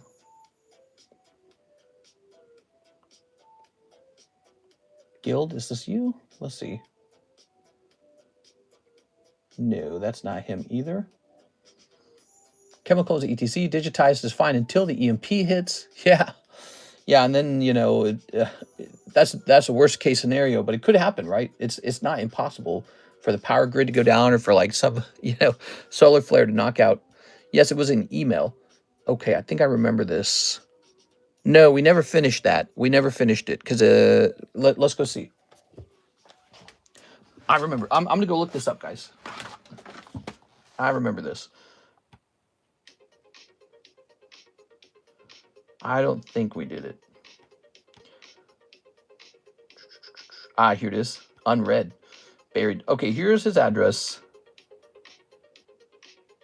Okay, so I needed that I needed the additional 4 numbers at the end of your zip code. A zip code is a 6-number code, right? 6-number code, but there's actually 4 more numbers, and that's a more specific zip, right? It gets even more specific. So when I type your address in, it rejects it and says we need the full zip code. So that's what's going on. Let's go give it a test. Gilberto Cedillo. And let's see what happens if we hit print on this. Yep. Okay, so when I hit print, it says the address you provided corresponds to a number of more specific addresses, some of which have different zip +4 codes. Please choose a more specific address from the list below. It gives me a whole bunch of addresses, and notably, what I'm seeing is the 4-letter zip that we have for your address currently. The last 4 digits are 5307. Well, if you look it up in stamps.com's suggestions, or I should say USPS's suggestions, it's kind of indicating that the last 4 numbers should be 5807. 5807. That's what it's saying. It should be 5807. I need you to verify that with like a piece of mail. Go grab a piece of mail and go look up the last 4 digits of your zip code. There'll be an additional 4 digits on your zip code. Then just tell me what that was in the email, okay? Should be really easy. You got mail, right? Just go grab your mail. You have a Destined Rivals booster, right? Yeah, but actually we sell them as booster boxes. So, not booster boxes. We sell them as what are they called? Booster bundles. So the booster boxes cost more. They went up in price. The booster bundles are more affordable. And so if you wanted an actual booster box, we could do strictly a booster box, I suppose. Let's see. Destined Arrivals booster box. Yeah, we're doing the booster bundles currently. So if you want 36 packs, we'll get you 6 booster bundles. And those come out of a fresh case, okay? So you're getting the real deal. Here it is. I just bought the 432. No problem. So those are 6 booster bundles. You ready? So, speaking of which, let's see. Last 3. Weiss Hello Kitty for Mr. Then. You got it. 3 more Weiss. Ooh, looks like I need more. A restock on Hello Kitty Weiss. Wow, we haven't had that in a while. So let me go get some Hello Kitty Weiss. Who won the giveaway box of that? You like the H.G. Wells Americas? What's that? Is that like a painting series? Can I add some sealed packs of the Hello Kitty with my shipping? Yeah, we can do that. Let's see. All right. Wait a minute.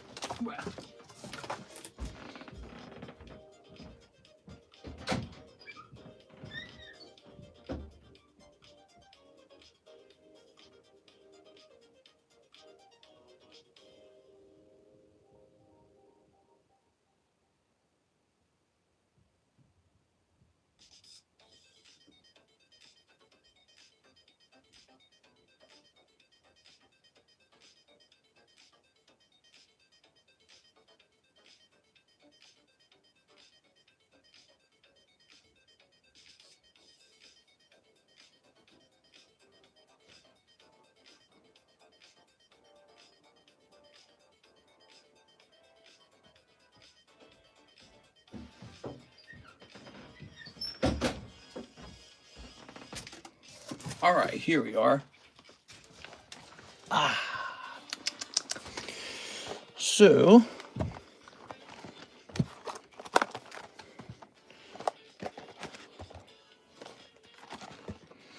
look at all that. Beautiful. Lots of Destined Arrivals. I brought that in because CS mentioned he might be having a 36 pack opening. I think I'm going to have to buy a fresh booster bundle case. Okay. All right. Here we go. So 2 of these. Hello Kitty, meow. We've been working on the commission slabs tonight. Step of that. How you guys feeling? I hope you guys are having a great Labor Day weekend, by the way. How many of you guys just arrived to the stream? Choco Cat. Look at that, Hello Kitty. Hey, Mr. 5807 is correct. Nice. All right, so that is exactly the step we needed. And remind me, Gilberto, it's just slabs, right? No bag, just slabs? Or is there a bag as well? Bad Bats Maru. Ooh. I think people should have to read some of their books before deciding on presidents. Yeah, it would be nice if all Americans were like well-educated and politically active in order to actually vote. I think that it's, you know, with people being really politically inactive and very uneducated, politics just sort of become slogans, knee-jerk reactions, lots of people voting who just kind of were told who to vote for, and they said, okay. You know, if you think there's always a certain number in our society, a certain fraction of society that's just very gullible. And then there's another part of society that they'll just do whatever you tell them to do. Maybe they could just be pressured into it like your grandma or something like that. So I don't like any of that kind of stuff. But so if voting was a little bit of a trial, like let's say you had to go through a trial to test your skill before you voted on who should lead the country, that would be interesting because it would weed out maybe people who are barely functioning, like people who are like falling apart, you know, completely drug addicted. Maybe we don't want them choosing who should lead the entire country because their opinion is not going to be very good. We are. Let's see. Of course, that's just, I think that's a little bit of common sense. I'm not trying to say anything to offend anyone, but I think that's pretty common sense. All right. Let's see. The real question is who would benefit if that kind of thing went into place? Would that cause more Republicans to win, or would that cause more Democrats to win? That's a really interesting question. We are. Like if you had to pass a very basic IQ test, like match the shapes or something, and you couldn't pass that and it was really basic, you'd be like, you might be 100 years old and it's time for you to stop voting. You know what I mean? Time for you to let it go. There we go. So we have Mr. CS Min, Destin Rivals Booster Box. You ready for this? Oh, baby. He's about to pull the hottest cards out of here, guys. Are you ready for this? Hey, gifted membership. That's nice, man. Common sense isn't common. I think it would make more smelly people win. I'm not good with stats, but wouldn't it kind of equal out, or more idiots on one side? Well, that's why I said it would be interesting. So it would be interesting to find out that, you know, a really basic IQ test is all it would take to wash a lot of people out of the voting pool. You know, like match the shapes. If you couldn't match the shapes, like if you're trying to put a round peg through a square hole, maybe don't vote for the president. You know what I mean? Because that's what voting is. Voting is you have the power to make a decision for the country. You're competitively deciding what's best for everyone. And we all do that collectively. And if you can't figure out that a round peg does not go through a square hole, you should just not be voting. But the moment you introduce a rule like that, people are going to freak out, I feel like. They're going to be like, you're trying to stop people from voting. Well, 5-year-olds don't vote. Should 5-year-olds vote? I don't want to shout too much, but, you know, yeah. So like what I was saying, 5-year-olds don't vote. Well, what if you had an adult with the mental capacity of a 5-year-old? Should they also vote? Maybe. Maybe not. So you have to entertain it, at least. You have to entertain the thought. But, you know, the fear is that if you take away some votes, the government's going to get tyrannical and take away all the votes. Who gets to decide what the test is? You know, that kind of stuff. We are. I only vote like my mommy. I don't care who the person is. Is it 6 booster bundles? It sure is. It is a total of 6 booster bundles. 36 packs. Okay. Should the LGBTQ committee vote? Yeah, so that would be very extreme to take away voting rights from people who are LGBTQ. That is very extreme. Here it is. All right. But let's say, again, you had a very, very basic IQ test. And somebody's 105 years old and they still vote. But their brain is shot, like all the way. There's just nothing left to them. Maybe it is time for them to retire from voting for the leader of the country. Situations like that. All right. Here's another conversation. Someone who's so lazy that they would hate to take that test, and so they'd rather not vote. If you're that lazy that you wouldn't want to take the test, that's another sign. You know, that is another sign. Like, maybe don't. Maybe take a break. We'll do it. You just relax, hang out in the country, and people who are willing to jump through a small hoop to do something like vote, they'll pick somebody. Yeah, if somebody's too lazy to jump through even a small, simple hoop in order to do something as profound as voting, that might be a great way to sort of create maybe like a quality filter for voting. Again, because I know when I say stuff like that, it probably sounds crazy. But again, we don't let 5-year-olds vote because that would be crazy. There we go. All right. Let's snip this. You ready? Okay. All right. Snipping this. There we go. And snipping this. Very nice. All right. Very good. Very good. That's not the issue. The problem is the capacity of the individual to be susceptible to propaganda. That gets really broad, okay? That gets really broad and difficult to, sort of like measure or quantify, right? Like, you could easily say everyone who voted for Trump is brainwashed, or everyone who voted for Biden is brainwashed by propaganda. So that gets really broad. But I think something like a simple IQ test, and it doesn't have to be a complicated one. It could be like, how much is 20 plus 15 or something like, like something that if you can't pass it and it's too easy, that is a very clear sign that maybe you're not meant to be in the voting booth. There it is. Ooh, clam pearl. Really easy test. Like basic math. Basic, basic logic test. If this and that. Oh no, that's too complicated for me. All right, here's Heat Rotom, Setatan, and Clam Pearl jump out right away. And so my thoughts on that is not a good start, because those are taking up some hit spots for you. But that's okay. Even if those are bad pulls, you can still pull one really good pull and turn this all around. But so far, Setatan and Clam Pearl came out right away, and those are not good. You're expected to get 3 to 4 of the ARs and 2 to 3 of the SRs. So one of your SRs is Setatan, one of your ARs is Clam Pearl. Zamazenta. I think both sides would think the other side is dumb people and agree to that. Here's Pyramate Mag Cargo.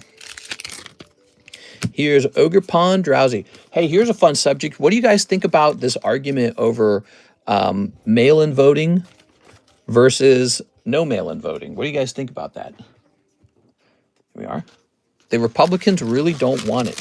They keep saying it'll lead to voter fraud. Yeah, that's a really interesting subject. Here's Blip Bug Annihilate.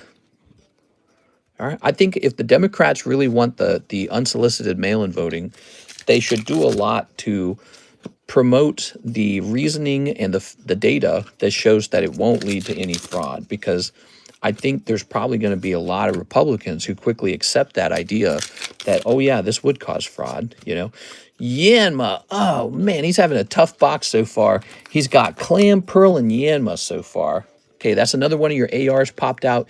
Yanma is not popular. Let's keep going. Come on, box. Turn our luck around. So far, not so good. What do we got? What do we got? Okay, Mag Cargo. No mail-in. It has already proven to fraud. Here's Spide Ops. Well, and another one is the digital voting, too. The computers with software. That actually is really interesting. They even had that in that TV show on Netflix. Remember Ozark? One of the plots in the story of Ozark is in their show, it was the Republican Party were hoping to get electronic voting machines because they were going to be hacked. And they were talking about that. They were discussing that. Here we are. It was, they're going to hack the machine in order to cheat the election. There we go. It's very interesting because if it's physical votes, it takes much longer, but there's no way to hack it. Kind of like, that was what I was saying about gold. I was saying one of the points of gold, rather than crypto, rather than the US dollar, one of the things about gold is it really actually physically exists. It's the fact that it has no technology in it that makes it sort of interesting to hold. No technology. And so there's fear that these electronic devices could be manipulated. And I think even if they weren't manipulated, even if they were like perfectly accurate, perfectly honest, the loser, whether it be a Democrat or the Republican, will always be able to say, well, maybe somebody fiddled with the electronic voting booth. Maybe I was hacked. We are. So I feel like there's that downside where they can always say that. And there we go. Trust is so fundamental for voting outcomes. The people who voted have to feel like there was no cheating. And I think that electronic devices lead toward that feeling like, I think someone cheated. There we go. Okay, this is so ass. Hold on. Hold on. It's not over till the very last pack gets open. Don't feel bad yet.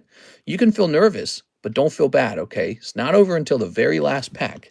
The last pack could have the chase card in it. Let's see what happens now. So this is box number 2. Not box number 2. This is round number 2, your next 18 packs. Oh, man.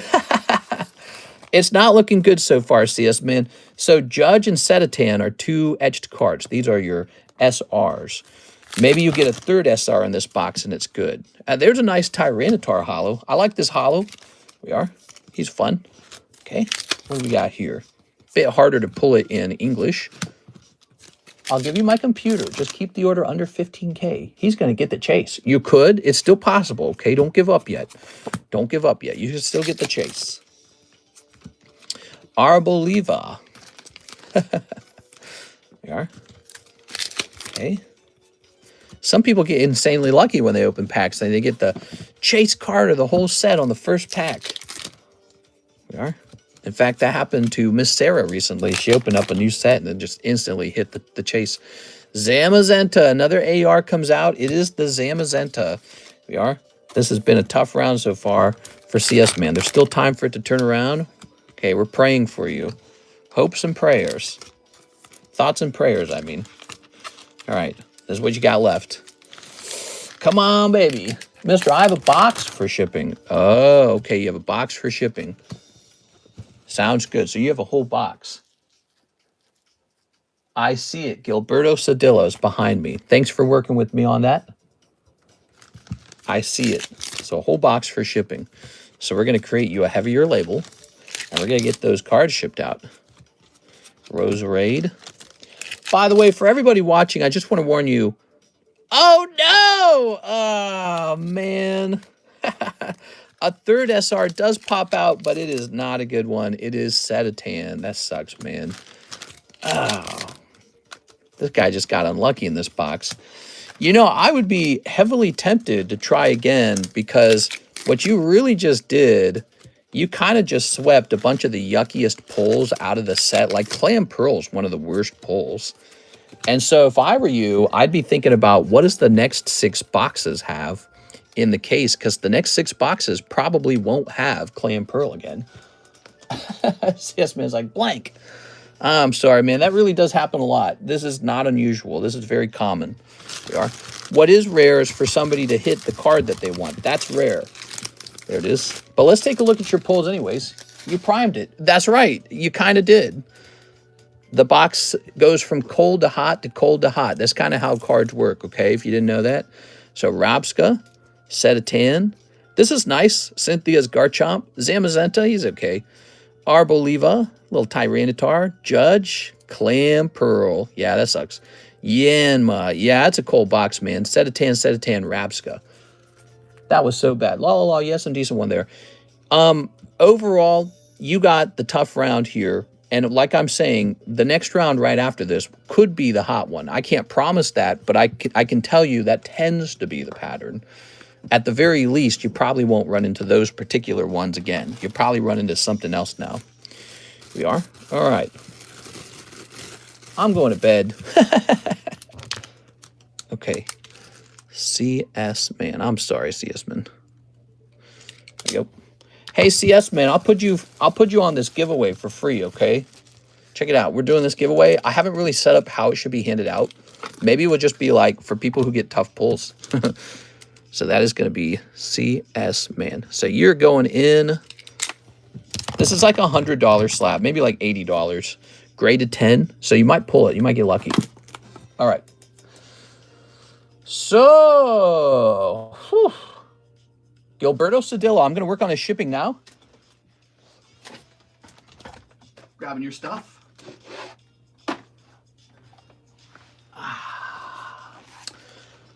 I'm making a concerted effort to be nicer to people. I don't like it. Thank you, mister. How much is a box? They're pretty pricey. So a box is 36 packs. We are selling that for, wait a minute, a whopping, where'd it go?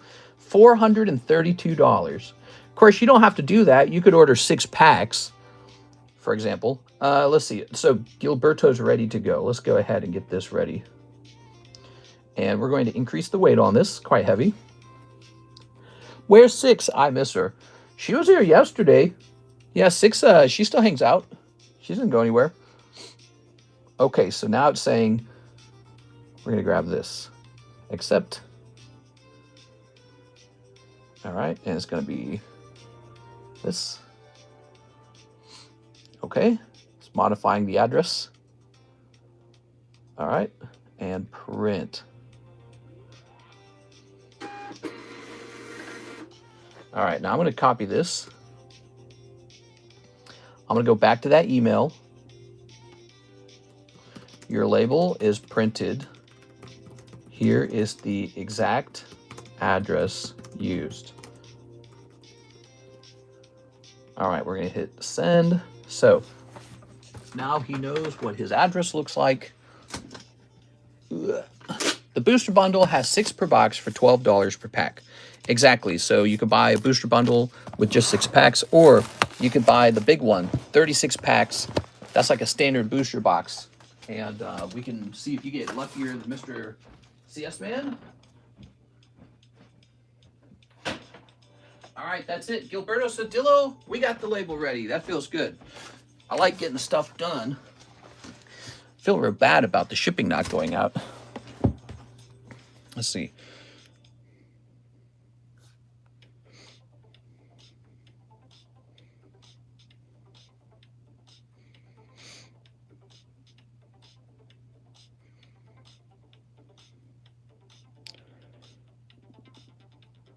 Okay. I miss Michael Jackson. Yeah. Imagine Michael Jackson had lived longer. Look at that Blastoise. He's so nice. Man, that's a nice card. Professor Oak, 150. That's a Rainbow Print Wave 4. Bulbasaur Quest sticker for cheap and affordable 8 honeys. That's pricey. Look at this. Wow. Grimer. 220. Good stuff, huh? Okay, let's see. I loved the conversation last night. Thanks, man. Let's see.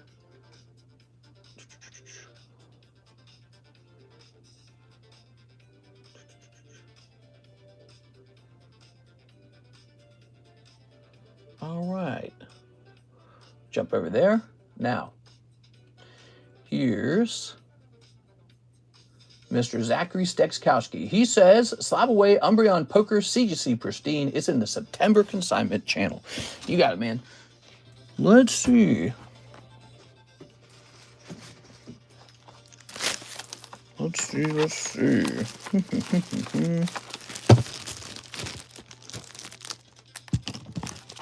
Grab this. Aha, got it. Very nice. Is that new cat officially yours yet? So the cat knows how to operate the cat door really well. There's like a cat dog door or something in the basement, and he just kind of comes and goes as he pleases. Like this time at night, he goes out because Karis is asleep, but during the daytime, he's inside. Yeah. Ooh. So that's for our friend, Mr. Zach. You got it, man. All right. Zach Stacks. Good. Very nice. All right.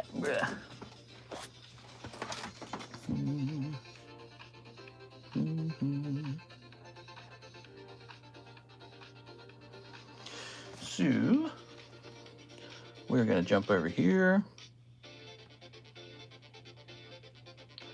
And we're going to jump over to Slab Away. Grabbing this.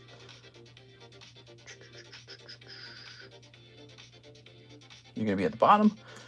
September 25, Zach Stecks. Oops. Oops. Zach Stecks. We're going to say PSA 10. No, CGC 10. CGC 10. Poker Umbreon Anthony. All right. And that's going to say 300. And you sent in probably 40 if I had to bet. Oh, you sent in 50. Cool. So that means $270 remain on the slab. Boop. All right, there goes. Very nice.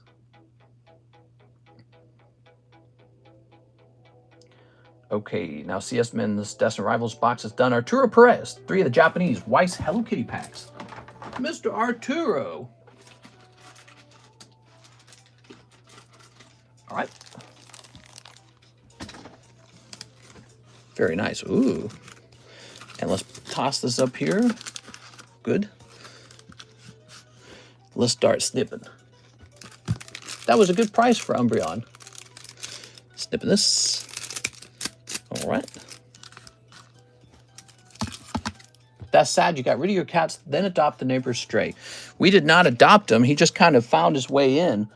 Our cat's never figured out that cat door. We have a video of him forcing his way into the cat door. He like pushes the plastic backwards.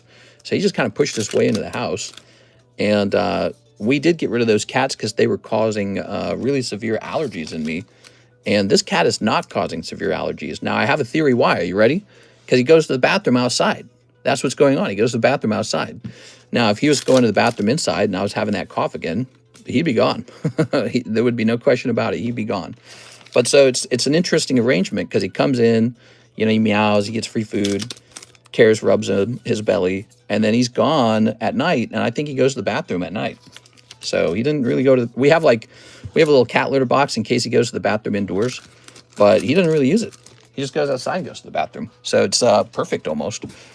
All right. Set this over here. Mr. Arturo. That's how it is. You remember I went through like months of coughing, right? And then we found out it's the cat ammonia. And so, you know, you guys might feel bad about the cats. I don't. I'm not going to die of cat ammonia exposure, destroy my lungs. I'm not going to do that for 2 cats. Hell no, dude. King of the Dark. What kind of cat is it? I have a beautiful snowshoe boy. Just some cheap cat. Just some cheap cat. The neighbors bought 3 cats probably to eat, you know, pests. That's probably it. And they put flea collars on them and let them roam. And the other 2 cats come up to our back door, but they don't come inside. They're very different from this one. Those 2 cats are very skittish. They look around all careful, and they know each other. So he will like meow at them, and they'll just be there. But he's like weirdly clever. It's like a much smarter cat for some reason. Weird the way that works. Okay, so Gilberto is good with the address. That's great. So it's a China meat cat. All right, so Polyswag says, do you value CGC 10s over PSA 10s in regard to their prospective grade since they grade tougher and historically have less grading hiccups? Are you talking about pristine over PSA 10 gem mint? Yeah, so the pristine for a very long time carried a prominent price over the PSA gem mint 10, right? There was always a premium on it. Lately, that premium isn't as big. Lately, CGC Pristine 10 is getting pretty close to the price of a PSA 10. But also, you have to consider this. PSA raised their standards on a 10. So now the PSA Gem Mint kind of feels like a Pristine anyways. See what I'm saying?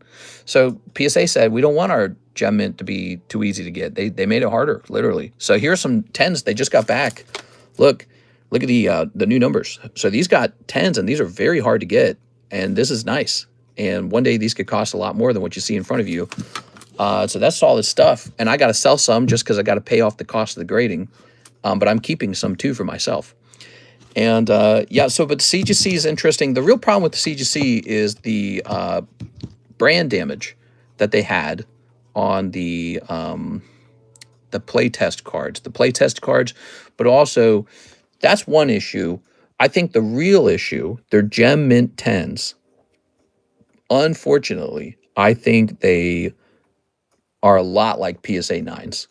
And what they ought to do, they ought to open up a program where they say, if you've got a Gem Mint 10 and it's got a big, ugly flaw with it, we will buy it back and destroy it. Or we will buy it back and turn it into a 9. That's what they ought to do. It would cost them a lot of money to do that, but that's what they ought to do. Or they ought to at least publicly announce they're raising the standards for the Gem Mint 10s. Also, I think that CGC, I think that they should return the perfect 10 grade because that made them competitive with BGS. If they were smart, they would do what I say. We are. I feel like I've got my finger on the pulse when it comes to card grading. I do so much of it, and I sell so many slabs, and I buy so many slabs. And I grade so many cards. I know the feeling of it all really well. I know what everyone has to offer. I know how customers feel about it. You know, like a pristine 10 does fine. Gem 10, not so much. I know there's a problem with Gem 10s. They don't sell. They sell like PSA 9s. They really do. They sit there for a while. And that's not a good thing. That's a bad thing. All right, there we go. Let's see. They eat our pets. It's a MAGA cat. Trump is going to die soon. Maybe. He's old. He's old, man. All right, Michael Spaulding. I don't wish that on anyone, though. I don't. Not any politician. All right, but, man, we got some old-ass politicians, man. There are some pretty bad PSA 10s out there. I don't disagree with that either. I think PSA should offer the same program. They should say, if you've got a really yucky PSA 10, we'll buy it back and demote it to a PSA 9 in order to protect our brand. Whichever company does that is the better company, and it will protect the value of their 10s really well. In the meantime, you basically have to regrade the card in your eyes when you go shopping. Okay, these shipping software is fighting real bad. My gosh. Okay, let me reset this. Give me a second here. All politicians are corrupt. Yeah, I mean, that's kind of like saying all priests have sex with altar boys. It's not necessarily true. But maybe the priesthood attracts a certain kind of person, you know? Like maybe people who like to have sex with altar boys end up becoming priests. You know what I'm saying? But so in other words, politicians include a group of people that are psychopaths by nature and they're power hungry by nature. And so they fall into that group really easily. But not all politicians. I think some politicians are very nice and they just care about civic duty and they like the country and they like managing people and, you know, making decisions. Some people are like that naturally, you know, they really like managing things. And they could be pretty good-hearted people. Actually, I think a lot of politicians are very sociable people. And if I had to bet, a lot of them love people. You know, they actually love attention, but they also love just social interaction. I bet you a lot of politicians are like that. Very sociable people. There you are. But some of them are probably a little crazy. And some of them are definitely power hungry. I think the ones that go all the way up to the top, to the very top, I do think they tend to be a bit power hungry, a bit ambitious, don't you think? You virtually have to because it's a competition on the way up. Hathim says 3 more of those Hello Kitties. Mr. Hathim, here goes. If you like to manage people, you're probably corrupt. I don't know if I agree with that. You have to understand, like, somebody has to be the queen bee, right? Like, if you have a hive and the hive will die without a queen, somebody has to be the queen. And some people just like that job. They go, I'll be the queen. I'll be responsible for everything. You know why I say that? Because I know that feeling. I had 11 siblings, and I was often in charge. So some people enjoy the responsibility, and they do well with it, and other people don't like responsibility. So you got to have a queen bee, because without the queen bee, everyone just fights and nothing gets done, and everything just kind of gets disorganized and chaotic and anarchic. I think that's the word, anarchic. Anarchy. So you got to have a queen bee. And sometimes the people who want to be the queen bee are too ambitious. Think of Napoleon. Napoleon, he wanted to win all the wars. He wanted to take over the world. That's an example of somebody where they don't know how to sort of slow down on the ambition. That's what a lot of these guys do, you know, like the Mustache Man in 1940. Imagine that he had taken like Poland and a little bit of France and then just completely stopped. He said, all right, I'm not going any further. And he said, we're just going to defend what we already have. He might have ended up with a very different outcome. But instead, he kept pushing and pushing. He's like, let's go invade Russia. Let's go take over the UK. And that's how he lost. You know, he was too ambitious. And Napoleon was that way. And China has been that way. And Stalin was that way at some point. And Japan was that way at some point. Everyone was like, Genghis Khan was actually pretty successful. He went around doing all the stuff, right? He had the same ideas, like, let's go conquer everything. And he was pretty successful with it. And now we know his name. All of these years later, you still hear about Genghis Khan and the million girls he R-worded, presumably. So, you know, it's fascinating. You get these guys rise up to the top because they're super ambitious. They are. And that's the problem, is when there's too much. Isaac Thomas, 1 pack of DR for our friend Mr. CS Man on me. Is CS Man awake? You just got a free pack. There it is. All right, Descent Rivals. Says PSA raised their standards. Don't all older PSA cards fall to overgrading standards? Are old 10s actually 9s? Some of the old 10s are 9s. Not all of them, though. Not all of them. PSA's grading standard was already pretty tough. But yeah, some cards graded in the past would not grade 10 today. No way. Wow. That's crazy. Look at that. Where's CS Man? He's not here? Somebody ping CS Man. Where is he? Is he in my Discord? Hold on. I think he's in here somewhere, isn't he? Wasn't he in here? I swear he was in here. I don't know where he's at. Is he here? Someone needs to tell him he got that. That was one free pack from Mr. Isaac Thomas. Imagine this. CS Man opens up 36 packs and pulls a lot of poo-poo. And then Isaac Thomas opens one more pack and it's an instant alt-art. That's exactly how Pokemon goes. That's exactly how it goes. That's exactly how it goes. I think he did go to bed. So we'll have to show it off to him tomorrow morning. And maybe he can watch the clip or he can watch the replay. That's crazy. What a great gift. So that's Isaac Thomas to CS Man. Why you gotta tease the guy like that? Tease who? I'm not teasing anyone. That was a really cool moment. Here we are. When's that list coming out? Trump is good because he isn't a career politician. No, politicians love the power. It's exactly what Nietzsche predicted. Where's the list? Poor Adolf. What if Mustache Man wanted to be the queen bee? Yeah, he wanted a couple things, didn't he? All right. He wanted a couple of things, apparently. Popping. No, wait. This is actually CS Man's. Thank you, Isaac Thomas. Again, that's a very generous donation. It was only $12 to bring so much joy to our friend CS Man. You're going to feel much better tomorrow. All right.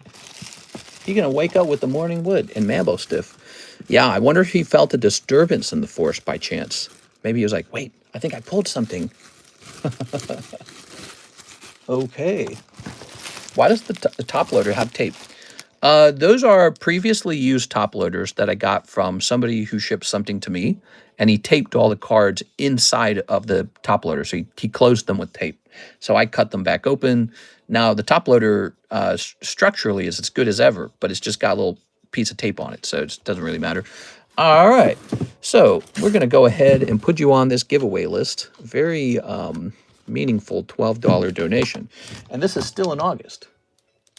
Poor CS Man crying in his pillow. He's going to feel a lot better. I can't believe he got that. Okay, Mr. Isaac. That was like Alex's donation of $14 yesterday. Did you see that? Look at these last donations. These were big donations. Pulled a hit Tifa for Tammy. Pulled an SIR for CS Man. Little note there to make the donation a little more fun, since I know we don't need that space anymore that it's about to end.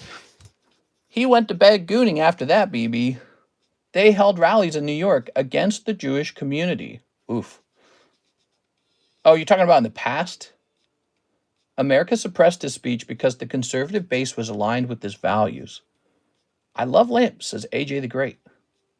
All right, so let's keep going. Here's Nathaniel Martinez. You know, when World War II was going down, nobody knew exactly what was going to happen. Nobody knew, you know, it's not like they had a history of a war like that ever. So nobody really, you know, they were supposed to be on.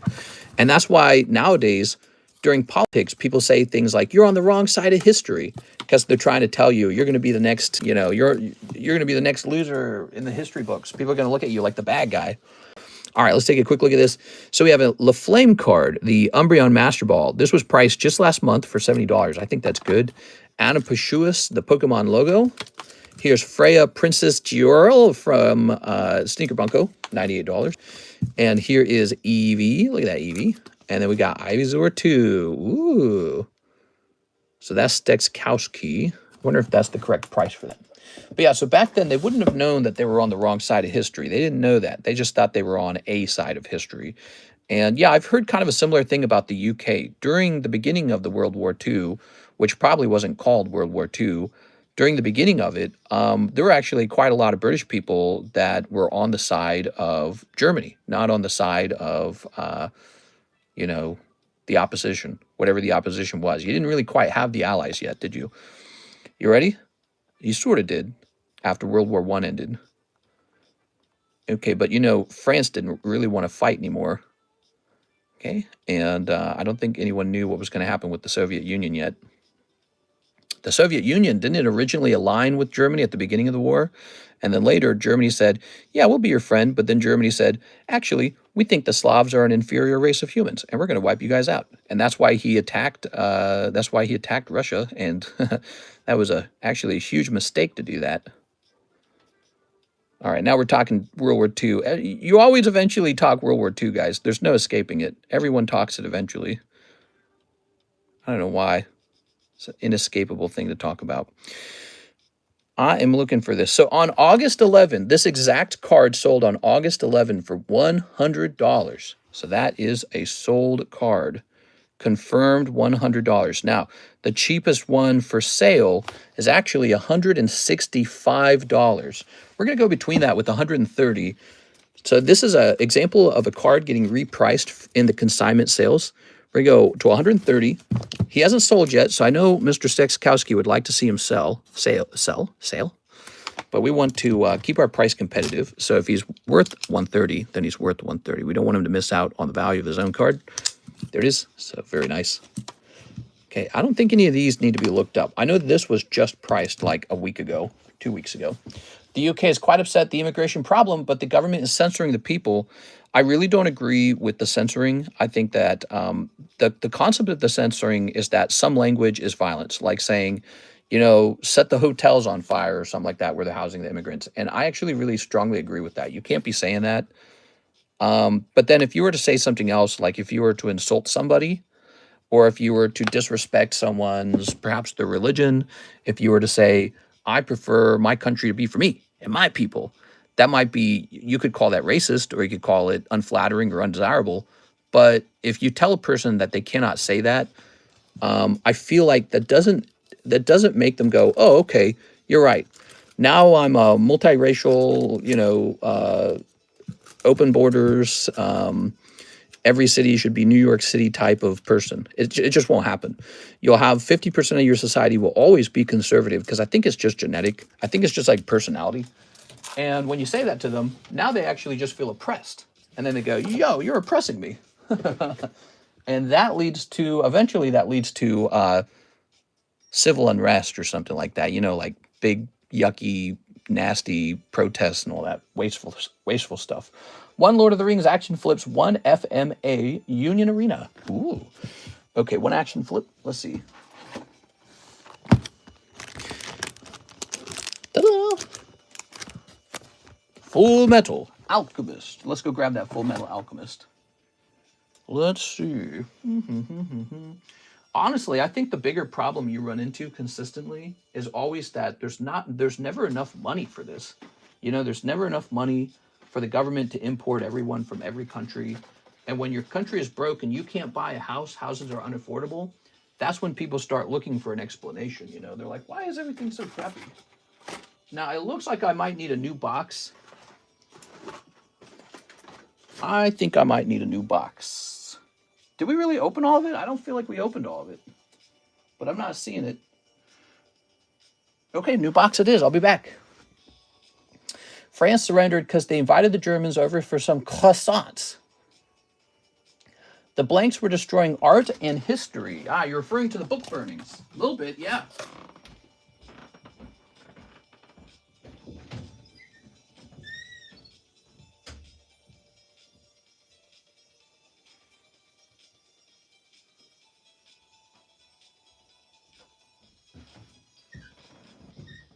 All right, here we are.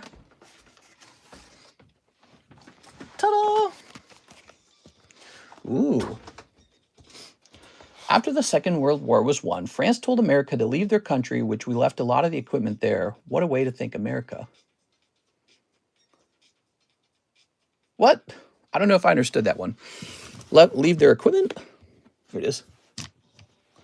The movie called Saving Private Ryan, still the best war movie I watched. I watched that with Tim Hanks, and I thought it was so boring because you know how it ends. The movie actually starts out with you seeing that the one guy lives. Private Ryan does get saved. You know immediately. Here we are. I'd only ever watched like bits and pieces of that movie, which I guess a lot of guys get turned into bits and pieces in that movie. I'd only ever watched bits and pieces, but like last year, I sat down and watched the whole movie, and I could not stand it. It was so boring. I could not stand it. I've seen too much gore, too many like war movies where people blow up, and so it just doesn't work on me anymore. Like I don't see it, and I go, whoa, whoa, that's so bloody and gross. Here we are.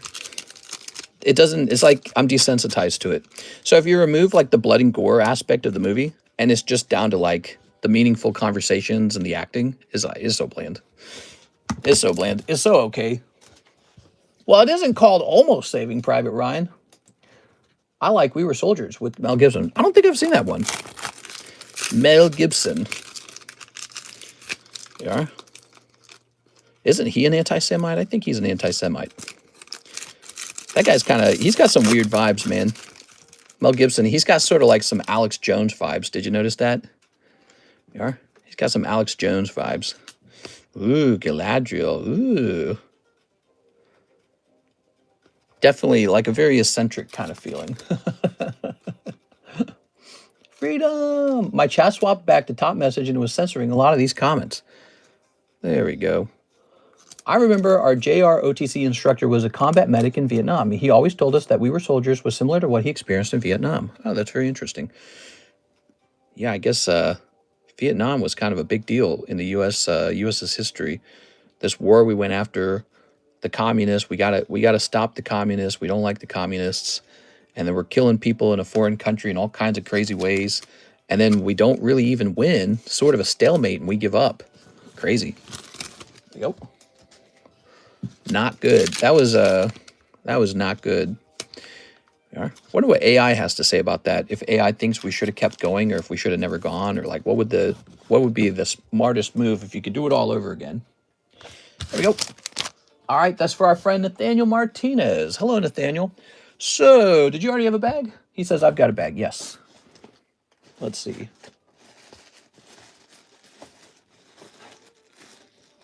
Nicholas.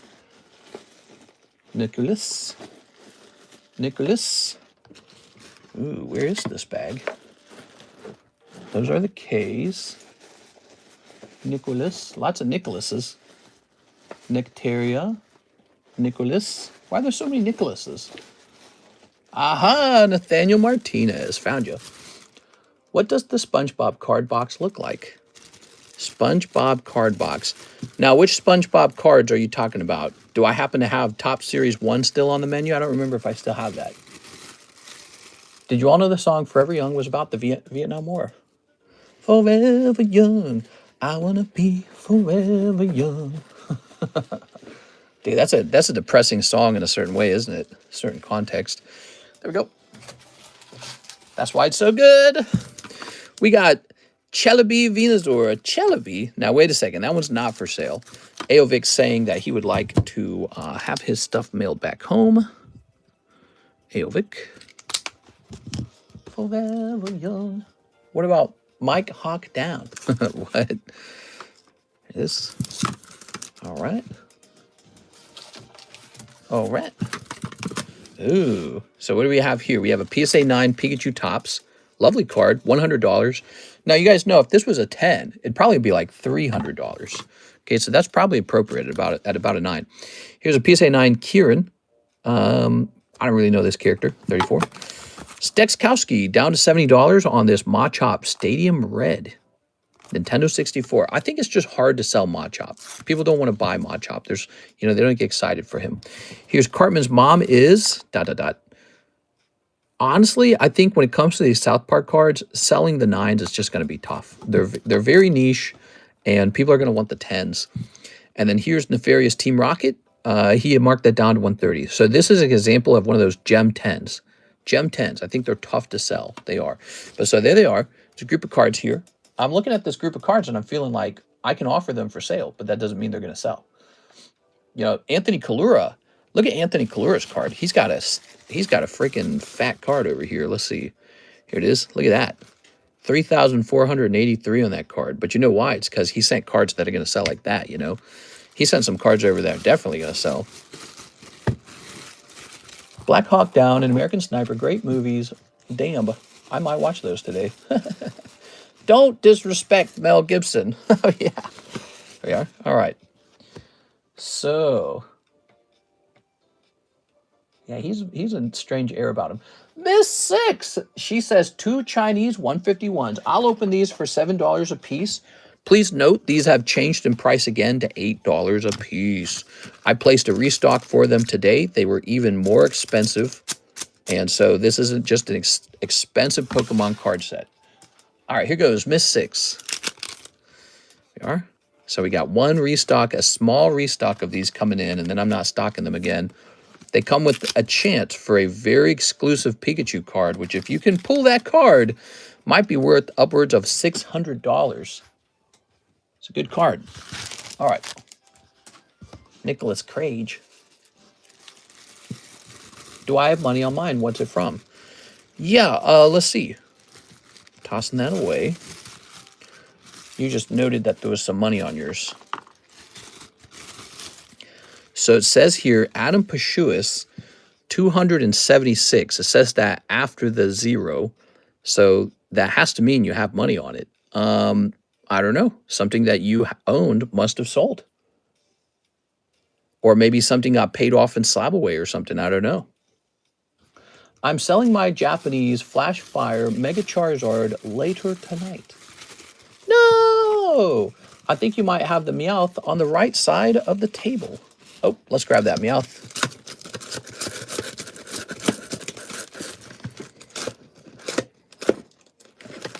That's an Eovic.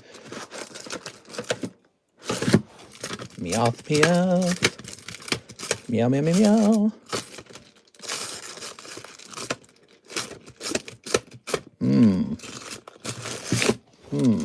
I found this. There we are. Hey, yo. Hey, yo. Give that dog away. Poor dog. Aovic is doing a $10 giveaway. Here you go, Mr. Aovic.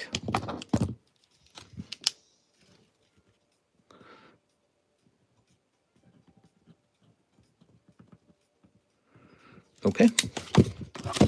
So, bark, bark, bark. What do you think about all those politics, doggy? Bad, human, bad. Yeah, if the dogs ran the world, it would probably be a really smelly world. The dogs would not do a good job. Okay, so if we're going to give this away, we should do it really fast. How should we do it? I tell you what, I'll just write names on here based off of who's placing orders. Mister, what are the breaks tonight? Yes, we have a fresh break that you guys might be interested in. It's this beautiful PSA 9 holographic first edition Aerodactyl. So, and there's no star spot, and it's from the fossil set. Beautiful. There it is.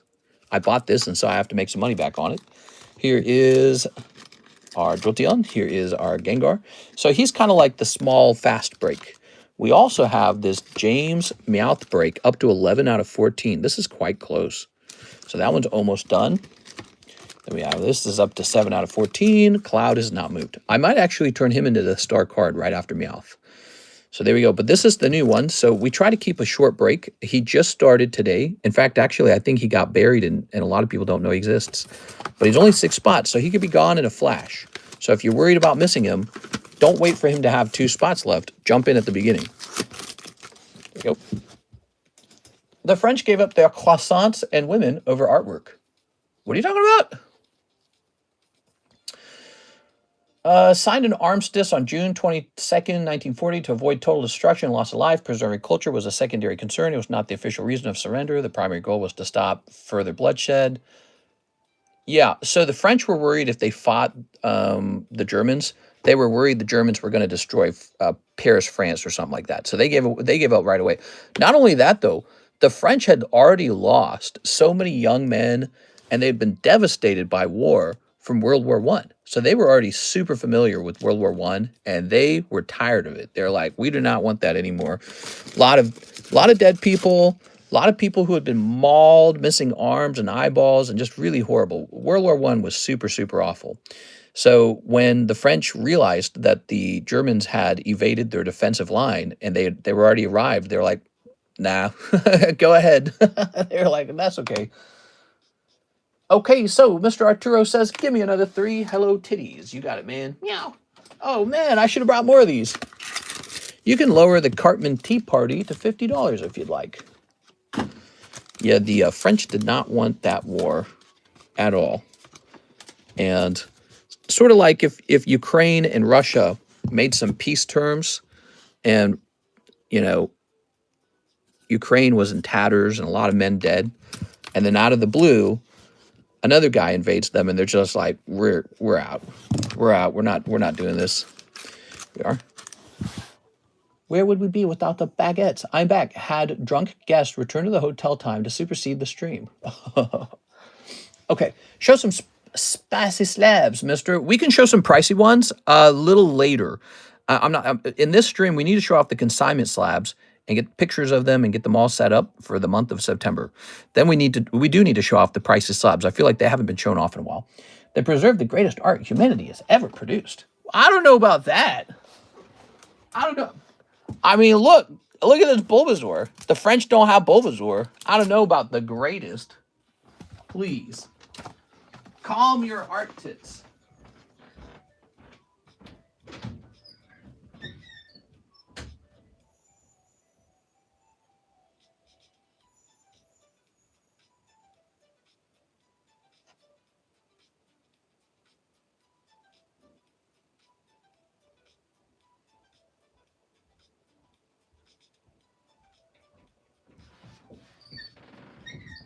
There we go. Here's a crazy thing. I found out that I'm 5% French. Oh, oui, oui. There we go. All right. Very good. Haha. Ooh. Let the French bashing continue. Beavis, you're an idiot. Ta-da! British sitcom from the 80s called Allo Allo. Pretty funny. Americans are idiotic toward the French. I spit on the Americans. Americans. Here we are. All right, Arturo. Ta-da! Merde. Anyone? I already read that. I feel like playing I Am Bread again. What? It's the Ukraine war, still a thing. Yeah, it's still a thing. It's a pretty serious thing.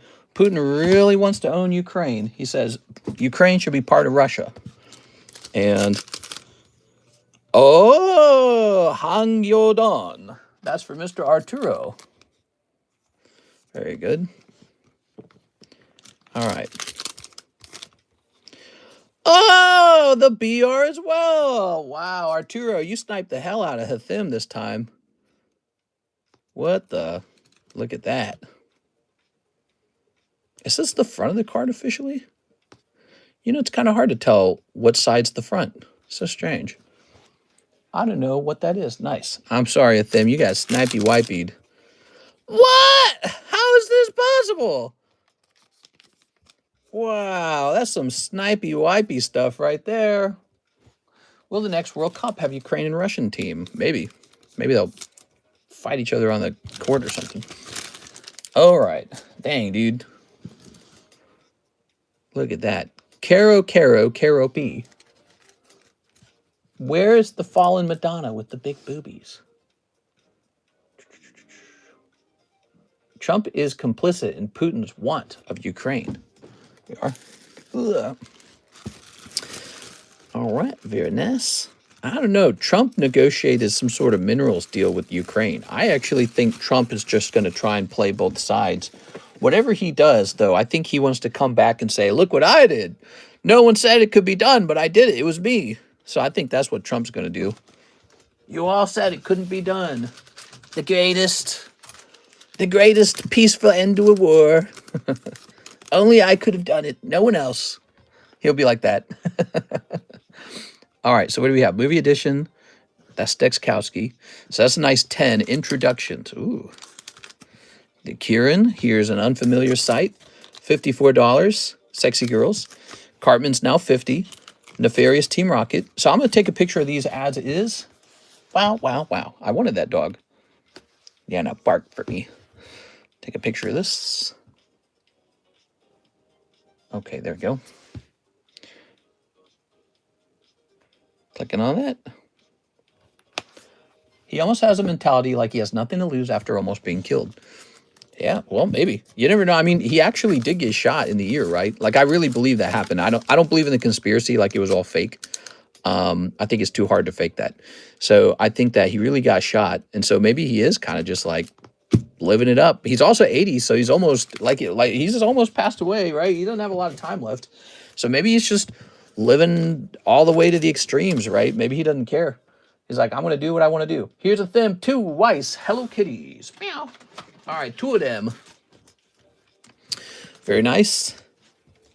He likes to golf. There we go.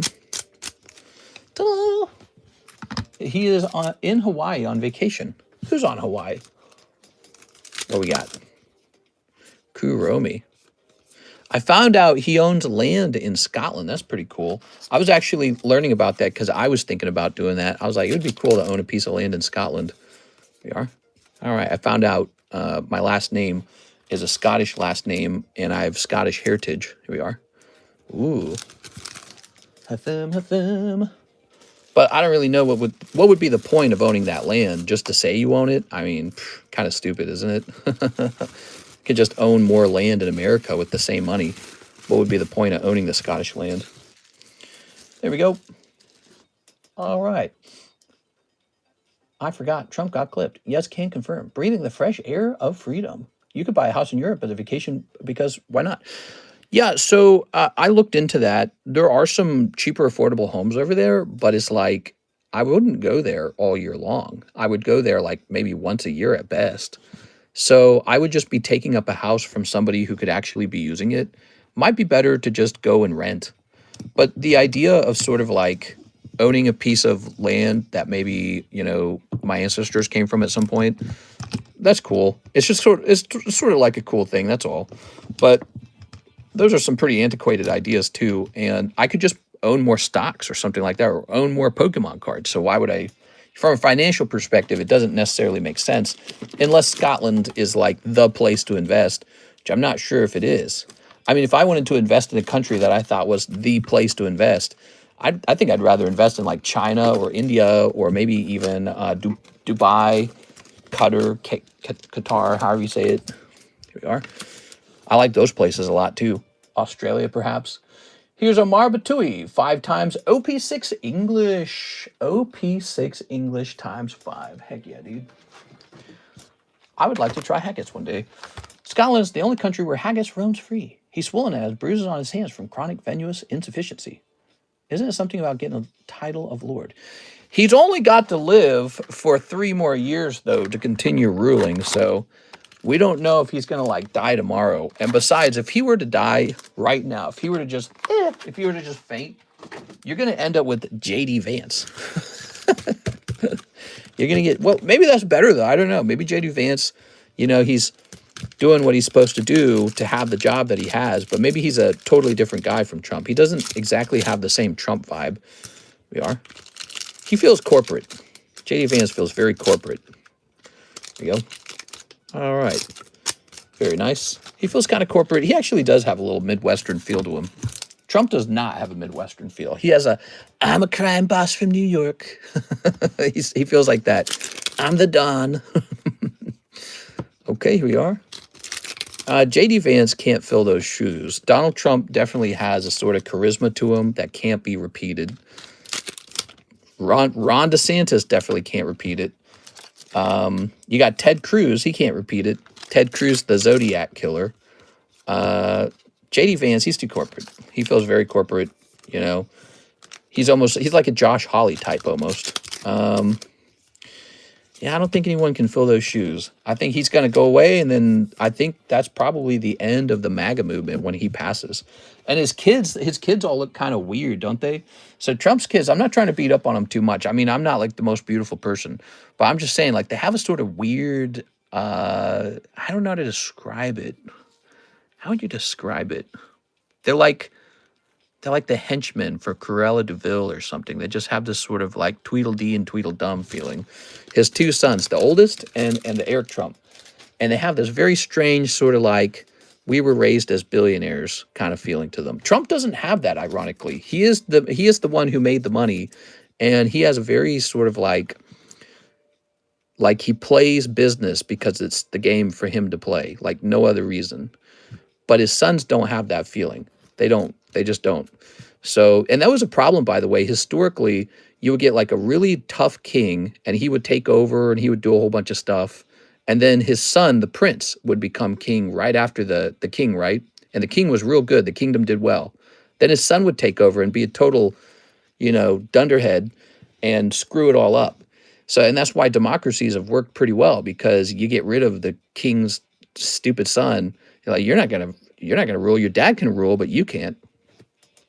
Mr. Omar, let's grab this. All right. In some rare cases, your son's as good as you are.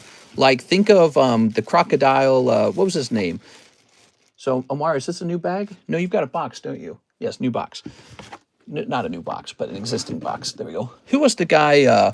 He was an Australian man. He was featured on television a lot. He loved wildlife, and he was really well loved. And then he died to a stingray sting, right? And his name is Steve Irwin. I can't remember his name. Oh, it's Steve Irwin. Perfect. I got it. So he had a son who looks a lot like him and behaves like him and is very passionate about the same thing, right? So that's an example where maybe the son's doing a good job, but in a lot of cases, your son is born with a different personality type from you, and he's just not a ball buster like you. You see this all the time.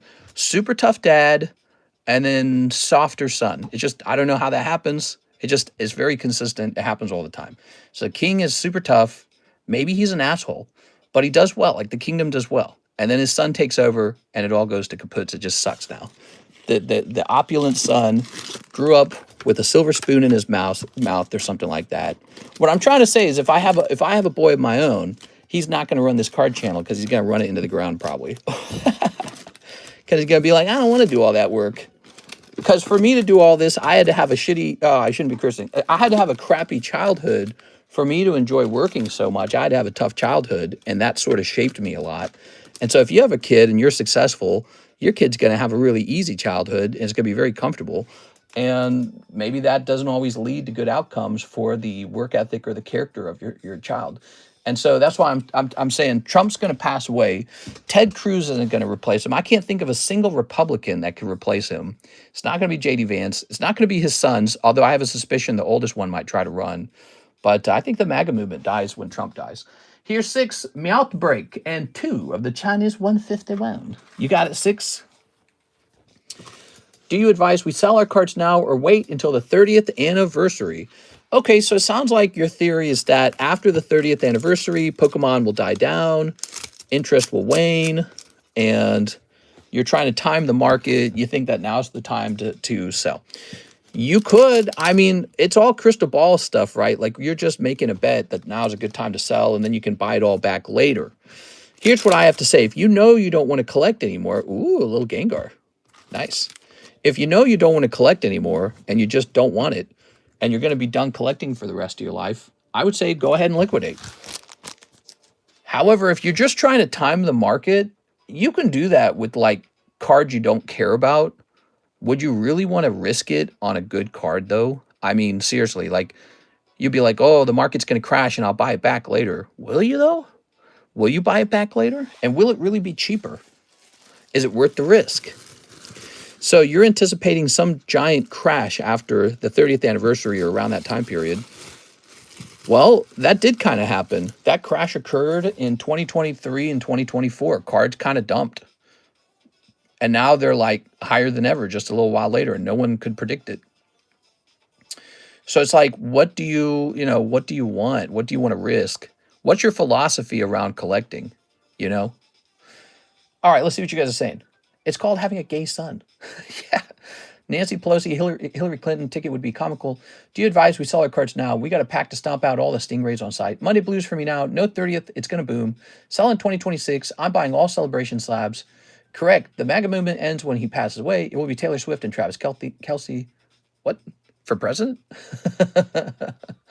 Keep buying cards off my eBay slowly. That's right. There is no buying a nice Pokemon card back later. They all go up. We just don't know. We just don't know. It could crash tomorrow. We really don't know what's going to happen. It's like claiming to be able to predict crypto. You can have theories, or trying to predict the stock market. You can have theories, but nobody truly knows what happens next. But here's one thing we know about crypto. Crypto overall has just gone up. Here's one thing we know about gold. Gold overall has just gone up. Here's something we know about real estate. Real estate overall has just gone up. Same with the stock market. It just kind of, like there was the 2008 crash, right? And stocks went down really bad. Now, if you look at the chart for the stock market, it has gone so much higher that the crash in 2008 almost looks like a tiny blip in that line, like it almost didn't even happen, like it was almost not even a thing. So that's how high the stock market has gone since then. So if you really want to know my opinion on it, you can just continue to hold those cards, whether the line goes up or the line goes down. And I bet you in 20 years, the cards are just going to be really expensive. They're just going to be really, really expensive. And so you should decide, what kind of person are you? Are you just a guy trying to make a flip and leave? Are you a guy who really loves collecting and you want to actually own good cards because you like owning them? Are you a guy who wants to retire on the cards? Well, that means don't sell. Just keep holding for a long time. But my theory is whoever holds the cards the longest is the winner, because there's going to be all these people who are going to get scared. They're going to crap out. They're going to leave early. And what'll happen is the really insane guys, perhaps like myself, we're not going to stop buying them. We're just going to keep buying them. All of the best ones are going to keep getting gobbled up. And there's just going to be this absolute monopoly at some point, and it's just going to be unbearably expensive to purchase the good ones. And so, yeah, there could be another Poke crash, but I think also there'll be another Poke recovery after that crash. It'll just happen. And people will have more money by then. They'll be older. They'll have created more money over their lifetime. The millennials will be older with more wealth. And, the value of money will have gone up. The stock market will have gone up, all that stuff. You have to, you have to think about what you believe about card holding. If the market crashes, I'll buy a lot of them. I think that lower value cards will dump off. The expensive cards will continue to increase. Well, that's what people thought was going to happen with Sword and Shield. And that's why the Moonbryon was only $900 at one point, because everyone thought, oh my gosh, there's 14,000 of these, valueless. Actually, what is the Moonbryon population today? Put me in the break. Oh yeah, 6. Sorry about that. Let's get you in the break. The Meowth, right? Here we go. Miss 6. So Umbreon hits $900. Now he's $3,000. He's $3,000 now. All right, guys, take a quick look at this. The James Cathcart Meowth signature. There it is. Ticking all the way up to 12 out of 14. Okay. Very good. You can't buy cards with food stamps. Get a job. Yes, you can. Yes, you can. You just have to buy canned foods and then find some way to sell them. And then you take whatever you sold them for and you use that to buy more cards. TCC needs to reproduce like Genghis Khan so the Pokemon hype continues forever. That's right. You just need people with crazy collector gambler genes. It's a combination of hoarding and gambling. I can't imagine Moonbryon being $7,000 raw, but it wouldn't surprise me. I think graded Moonbryons are over 17,000. Yeah, and that card will eventually cost $10,000, by the way. So right now, he looks expensive as he is, and yet we know he's probably going to hit $10,000 down the road. We don't know when, but it's probably going to happen. He's going to hit $10,000, and it'll make $3,000 look cheap, and everyone will be like, I can't believe that happened. But it's probably going to happen. It's probably going to happen. It's good artwork, and you're not going to have a complete collection without it. But, the best is yet to come when it comes to artworks. My bet is Pokemon keeps designing more and more really clever artworks over time. So, they've probably got a whole map, a whole treasure chest of really good ideas. And they probably just sort of drip it to us. They give us a little bit here, a little bit there, a little bit here, a little bit there. But over time, we're probably going to see some really crazy designs. So here's this Quest Porygon. I really like him. He looks pretty cool. Okay, we're going to go look up his price. 10 Quest Porygon. None for sale. Let's check sold, maybe. Okay. So I'm just going to make up a price for him. Oh, he's not Pop 1, is he? Is that why? I forgot. These are so rare. Sometimes they're population 1. Okay, let's see. Okay, he's population 5, actually. So you know, there's a whole 5 of them out there, but none of them are for sale. There it is. Population 5 versus population 17,000. Not gonna lie, I ate Spam out of the can before. My dad loved Spam. He loved it. He ate it all the time. My mom hated it. She wouldn't let us eat it. She's like, Spam's bad for you. She was ahead of her time on complaining about Spam. All right. Cool, man. I'm honestly hoping the card market crashes again so I can keep buying more. Yeah, and in fact, that's probably what a lot of people feel after this giant conversion that occurred between 2024 and 2025. Now that people have seen that this can happen, they're going, what are the odds this is just a trend that goes away and never returns? And I think that it's a very strong thing what happened this year. And when people see it crash next time, they're going to say, I'm just going to purchase more of this. By the way, the queue is empty. It's 4:41 a.m. I'm going to keep going. We're going to keep pricing up some of these cards. If you find anything you want to buy, let me know. And if you want to open up any packs, let me know. Let me show you some packs real fast, guys. In case you want to open some packs to pass the time, take a look. We've got Korean Rocket, $1.70. We got Black and White, 2.5 and 3. Full Metal Alchemist. We got Destined Rivals. We've got Black Bolt. Actually, I think I priced that wrong. Black Bolt's a little more expensive. He's at 15. We are. I mean, how long did the sneaker trend go for? Sneakers are not over, are they? Actually, sneakers were always ridiculous, though, right? I never understood sneakers. Like, I immediately understand, like, intuitively the collectability of, you know, basketball, soccer, football. Those cards, I totally get it. But, you know, like shoes, maybe if it was shoes directly worn by, like, you know, the basketball players. But if it's not, if it's just regular shoes, I don't get that. I don't get that at all. We go, okay, so what do we got? We've got a nice Tammy Dragonite. Are they? I don't know. Yeah, so I don't think sneakers is gone. You just don't hear about it as much. Here's Erica's Bulbasaur. Here's Bayleaf. Here's Mewishmak. And here is Adam Pashuas's Chef. Hey, Chef. And then we also have Le Flames Kyogre. And Adam Pashuas's Topps Halo Armed and Dangerous. All right, a couple cards there. Why don't we check up on that Kyogre 8? Should this guy be cross-graded? I think I do this every time.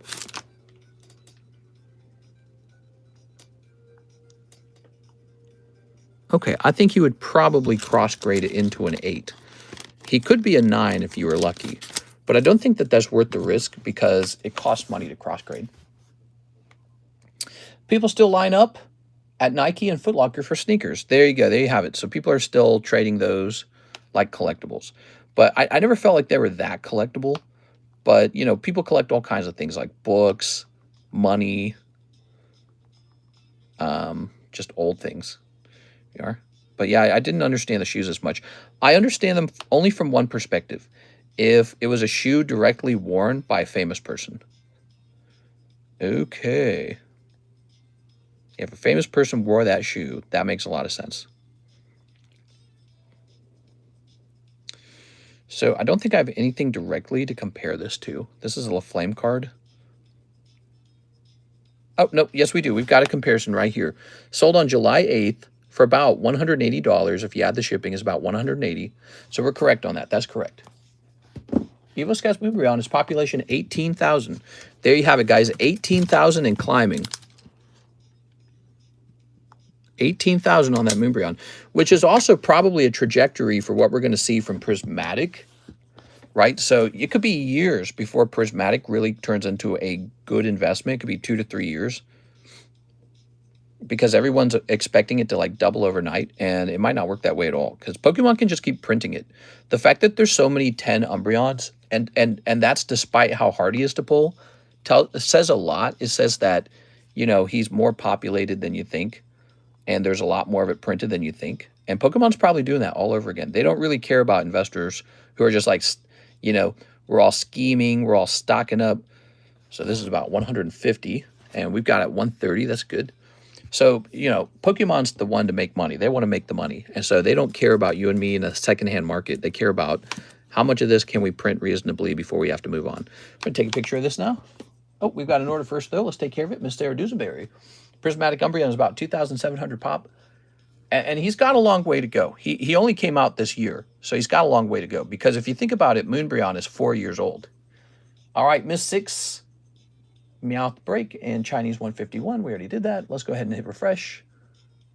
He's still upset about the French retreating joke. Who? Just wait till my Beanie Babies take back off. Yeah. There we go. Okay. So Sarah says Ace to PSA, Rocket Houndoom to tag, and a box of Korean Rocket for chat giveaway. Yay! All right. We're doing a Sarah Dusenberry giveaway. What? Prismatic Umbreon PSA 10 is rarer than Moonbryon PSA 10.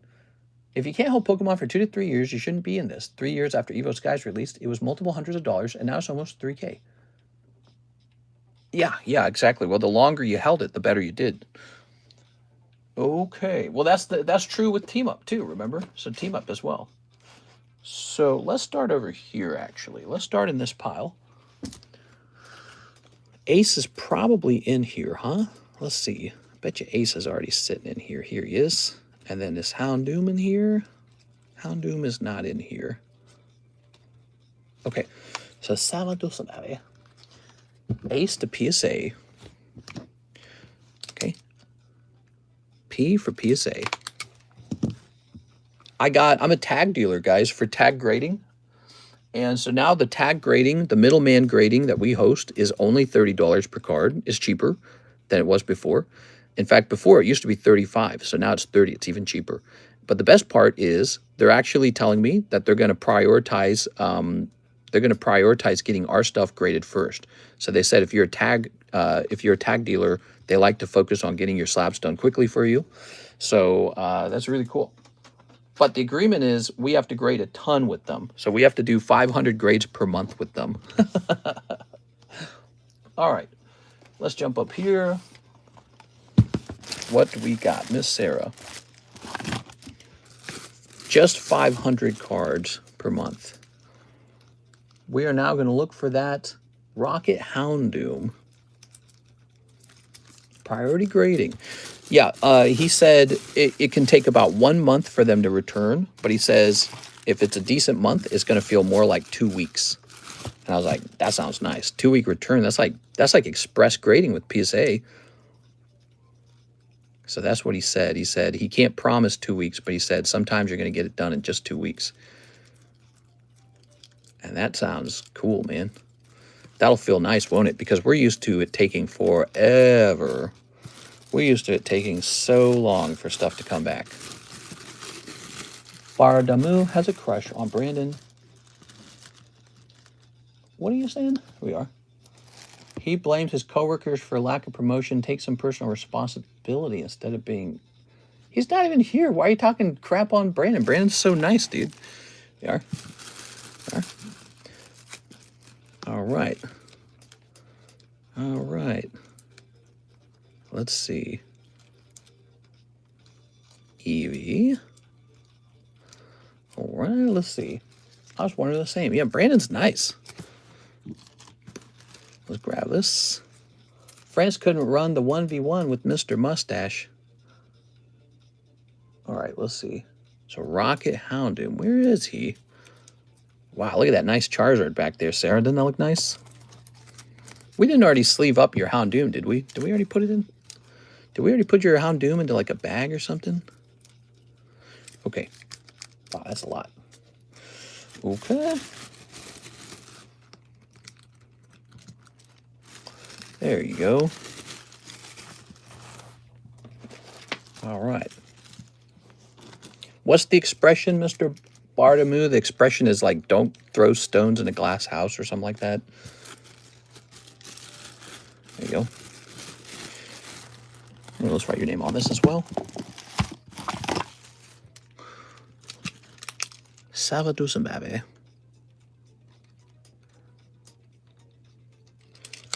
Who's talking about Solomon? All right, and we'll grab this. Okay, let's see. We're still looking for the Houndoom. Ooh. Sarah, it could just be me, But I think you have a lot of cards. Did you see this one? This one looks really nice. Wow. Wow.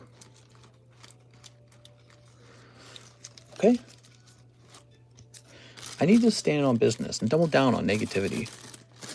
Yes. Okay. Top 5 cards of the current gen. Oh, out of Scarlet Violet. Oh, that's easy. So I would say number 1, Prismatic Umbreon. Number 2, Bubble Mew. Number 3, that's trickier now, actually, when you get to number 3. I like the Paldean Magikarp. I do actually like Victini, Zekrom, and Reshiram from the new sets. But then you also have the Seismitoad. I don't know. And then you've got the Rocket Mewtwo. Man, that's tough. I'm not sure. But I know for sure the first card's probably going to be that Prismatic Umbreon. That one's easy, right? That one's easy. Okay. So, Mathera. Why didn't I see this?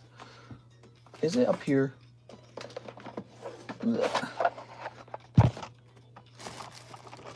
We have a Jeff Leon bag. Isai. Yeah, we have a Sarah Dusenberry bag. Here we go, Sarah. Did you know you have all this, Sarah? Let's see. Oh, that's nice, huh? Oh, yeah. Okay, beautiful cards. Look at that. You still got that Umbreon, huh? Oh, man. Finish Meowth break. 2 spots. She's right. There's 2 spots left in the James signature Meowth Cat card. That didn't come out right. Okay, so we didn't find it. I'm going to go ahead and check the lower half of your box now because it wasn't in the upper half. Must be in the lower half. Oh, it's not in this recent bag, is it? Is it in this recent bag? Should have checked here first. Okay, ready? All right. Let's see. Ah, Rocket's Houndoom. Very nice. Good. Oops. Very nice.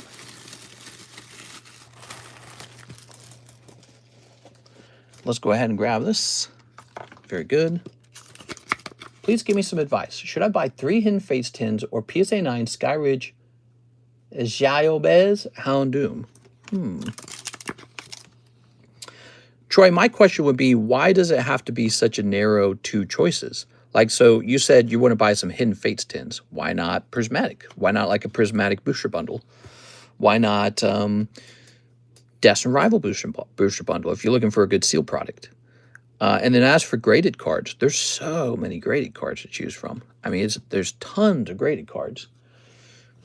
Okay, we found it, Sarah. Okay. You got so much stuff. It's really impressive. T. Why not a Steam Siege booster box? There was a point where Steam Siege was underpriced and tripled in value overnight. Okay, so even bad cards, one day they got to go up. One day they're so cheap that somebody has to buy them because it makes no sense not to buy it. Okay, let's put this back here for the moment. I only have this one time. I can use up to $600 on a loan. On a loan?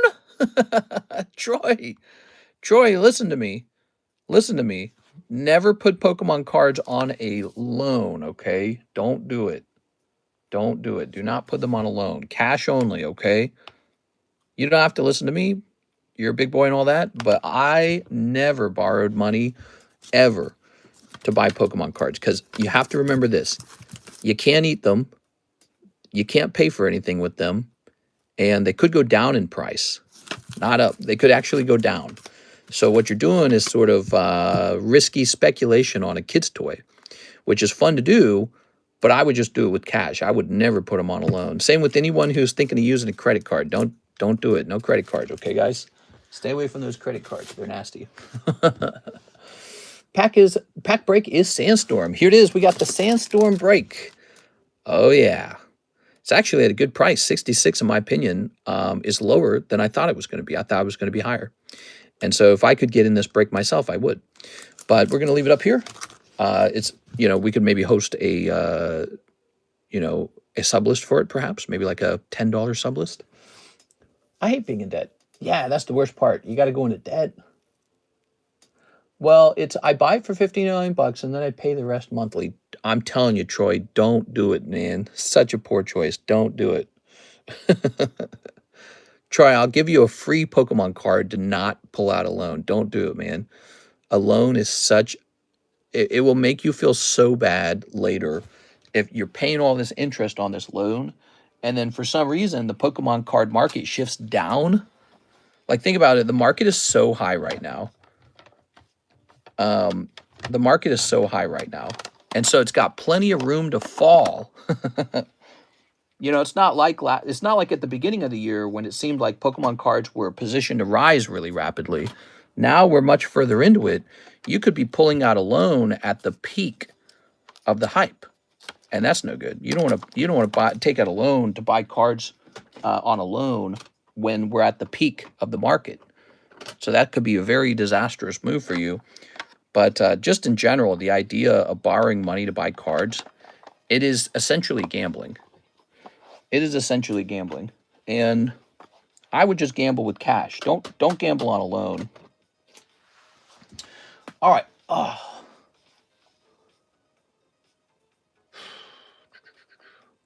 All right. Mr. Always is right, man. You're going to feel better just waking up not having that loan hanging over your head anyways. And imagine you buy those Hidden Fates tins and they're already like so high in price because the market's pushed them up super high. You buy them on a loan, and then you know what happens? They just stay the same price for a really long time. They don't even go up much. It would just feel terrible. So, yeah, I consider it gambling. But I don't mind gambling. It's just I wouldn't do it on a loan. That's the thing. I wouldn't borrow money to do the gamble. All right. What's the latest English set of Pokemon? So we're waiting for a new set called Mega Evolution. That's going to be pretty fun. But the latest current set is going to be black and white. Here they are. A little bit of white. A little bit of black. Nothing wrong with that, right? It's all love. It is. Ooh. I'd rather earn money eating cookies. Loans are for people that have the cash to pay off the loans. Well, people pull out loans for all kinds of reasons. You might pull out a loan to buy a house, for example. And houses are pretty steady. Like, you need a house.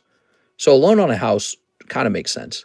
A loan on a vehicle that you have to have for transportation, that makes sense. A loan on healthcare, that makes sense.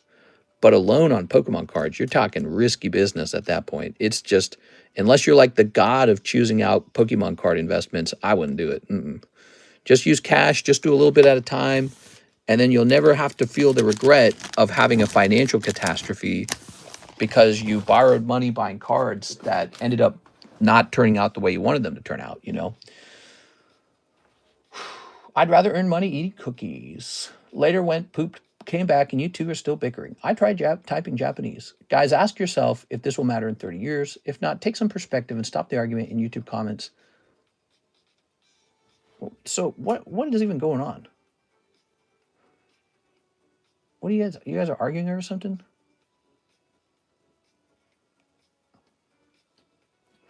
Polyswag says, I would normally take Cardconomist advice, but not going into debt over Pokemon is like my director telling me to not pull out a loan to go to school or buy a house because he didn't do it himself. I never borrow money for Pokemon. That's the rule. I never do it because when you buy a card, it is harder to sell than you think it is. eBay takes a chunk. eBay takes 13%. And then you got to ship it too, okay? And then presumably nothing goes wrong, like it doesn't get lost or stolen in the mail. So selling Pokemon cards to get your money back out is a tricky and hard work endeavor. And buying a card on the assumption it's going to continue to double after it's already doubled for the last year, you are like really gambling, right? Like if you were pulling out a loan to buy it in January of this year, I'd be like, I don't know, dude, that's pretty tempting, but pretty risky, but it would have worked out. But you're not doing that. You're actually doing it much later in the year when the cards have already all hit these crazy record prices. And the assumption is that it just keeps going to the moon, right? Well, it doesn't. Eventually it crashes again because people get sick of the price. So you don't want to be in a position where you bought them on a loan at a high price and then the price fell and then you're forced to sell them on eBay at a lower price than you paid for them and you lose 13% anyways because eBay takes 13%. So you buy them for $50 a tin. Now you're forced to sell them at $40 a tin, and eBay takes 13% of that, so you only get like $35 a tin, and then you paid interest on a loan to do that. Like, man, that would just feel terrible. So yeah, the risk reward table is very, very poorly skewed against you, in my opinion. At this point in time. And you know, if the market goes way up on those tins, you can come back and say, "Oh, I should have borrowed on them or something." But you know, if it crashes, you're going to thank me too. All right, we got Victor Cardenas, 9 Crimson Haze, and a Final Fantasy Gunslinger, and shipping. You got it, man. Let's get you some shipping. So the Final Fantasies, where do I keep putting those? Because I swear I lose track of them every time. Final Fantasy. I think we have to get a fresh bag of those, a fresh box of those. You know, those have been selling really well. The Final Fantasy packs. I don't know if you guys noticed that, but Final Fantasy is doing extremely well right now. I don't see it. So let me see the other part of the order. 9 Crimson Haze. So I know we have those. There they are. Crimson Haze. All right. There we go. We got 1, 2, 3, 4, 5, 6, 7, 8, 9. There we go. There we go. Very nice. Ooh. And then the Final Fantasy Gunslinger, and then shipping. Let me go get that Final Fantasy Gunslinger.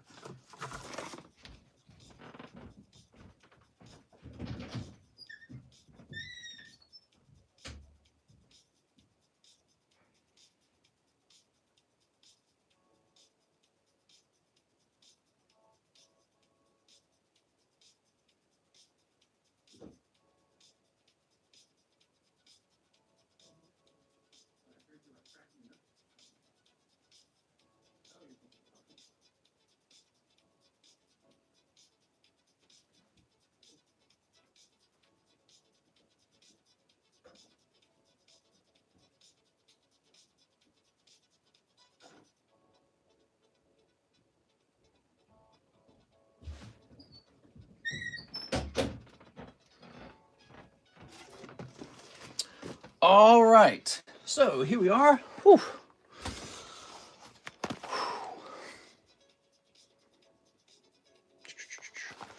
There we go. We're going to go ahead and snip this. All right. Throwing that away. Just learned what Saibao is. Saibao. There we go. Fresh box of this. Looking good. Oh, and I just found the other box. Amazing. Okay, so now we have 2 boxes of it open. Good. It's a typical me move. Dead or Alive beach volleyball. Man, I remember that.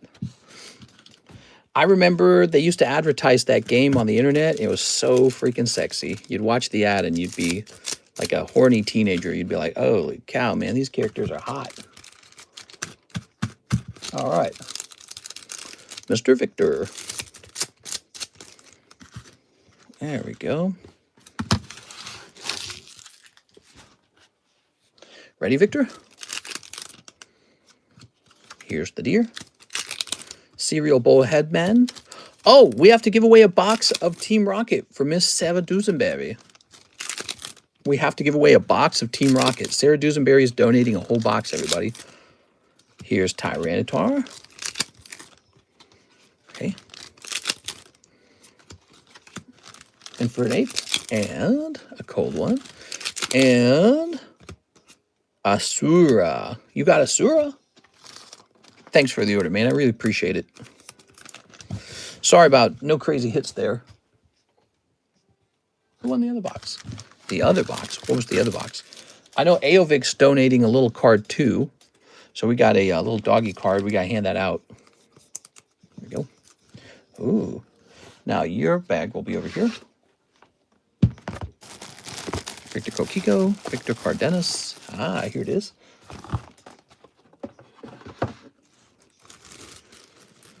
There we go. There was another Team Rocket box giveaway yesterday.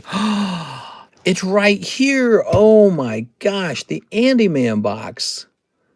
I was like, what are you talking about? And then I went, oh my gosh, there's one with 6 spots left on it. Oh my gosh.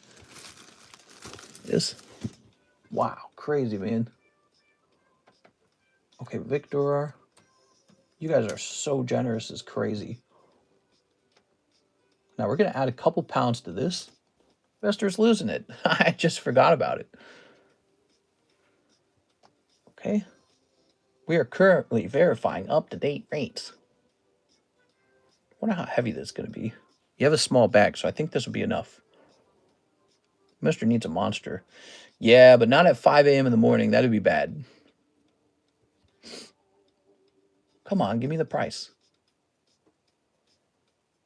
Oh my God, the shipping software is so bad. Here, let's start working on this in the meantime.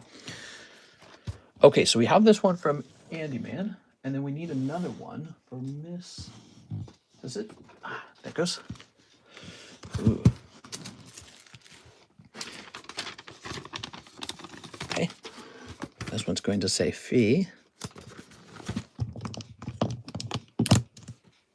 He used to drink White Monster. No, orange. Orange. I didn't like White Monster. I like the orange ones. He used to drink 1 per stream. You're right. And what should the keyword be? Could be strawberry.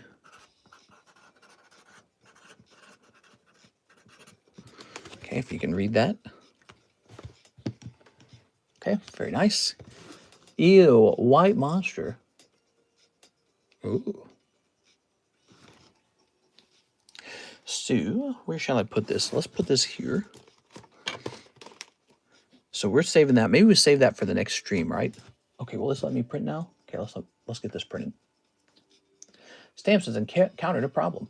What is wrong with the stamps, dude? It's so bad. Okay, let's try that again. Print. It's too early to type that in, guys. It's not set up. There it goes. All right, so we'll have to get the rest of your slabs before Miss Alexis comes in on Monday. And actually, she won't actually get anything shipped till Tuesday, basically. He didn't set up the keywords. Keywords have not been set up yet. Jumping over here. Gonna hit refresh. Who placed the biggest order tonight? You think it was CS Man? Okay, Andy Man keyword has been entered, and CS Man is getting a free spot in here. He placed the biggest order, I'm pretty sure. Okay, here he is. Pretty cool. Look at that. Okay, so type in Andy Man. We're going to find out how this finishes. Now, what else do we have? We've got an order over here for Miss 6. Is it lowercase? I'm not sure if it matters. Clicking on this. Let me see how many people are in it so far. It says there's 16 entries so far.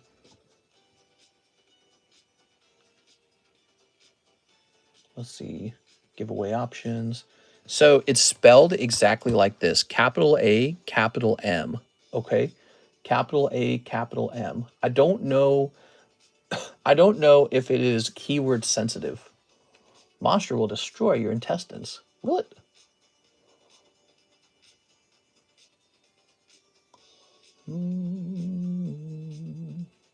Everyone's resending their submission, making sure they've wrote it right. Okay, so 6 says 2 Chinese. Miss 6. Oh my. Oh boy. We are 2 of these. So this is officially the last box. How many packs are left? There's only 2 packs left. You got the Burb. And you got the Val Plume. Now, these are the 151s I'm familiar with. They hose you down with cold ones. All right. Tossing that over there. Good. Boop. Thanks for donating these giveaways. Kidney stones. Give me Monster Energy or give me kidney stones. Sarah's back. She wants a box of shiny treasures, a spot for the Meowth, and a box of OP13. Wow. You got it. All right. So, this is Sarah. Dozen. Okay, I drink Celsius now. Yeah, Celsius is healthy, unlike that unhealthy monster. Celsius said it was healthy. That's what makes it healthy. Okay, so that's up to 13. I'll set this to the side. You guys keep typing that thing in, okay? Now, a box of shiny treasures and a box of OP13. I think I have OP13 right here. I should. Do I not have OP13 right here? Yes, I do. This is it, right? Here it is. Oh, yeah. I love Monster Salted Caramel. All right, let's get moving on these. You can have issues with your stomach lining from energy drinks. There we go. Celsius is partially owned by Pepsi. Pepsi finished the Meowth. Meowth is pretty close. 2 spots, one spot remains. Louisville, Kentucky has a high lime content in the water. Also has the highest amount of kidney stones in the country. Ah, interesting. High lime content. There you go. So they like to put limes in their water, guys. I prefer lemons. There you go. Okay.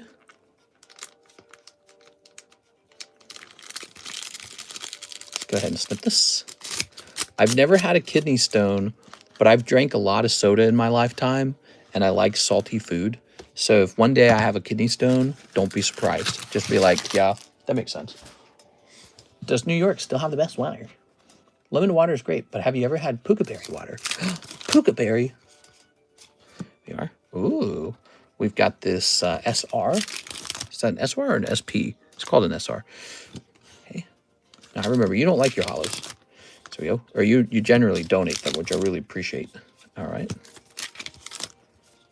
Okay. I don't treat this like a typical hollow. There's one of these per box. Pepsi is owned by Frito-Lay, and Frito-Lay uses Sinomax sweetener. You know, baby foodises. Mmm. Babies. There we go. Okay. There we are. Uh-huh. Okay. Mr. loves salt and sugar. I want to say I'm surprised. There we go. I did good today. I ate mashed potato and steak and chicken, a little bit of rice. I didn't do too bad today at all.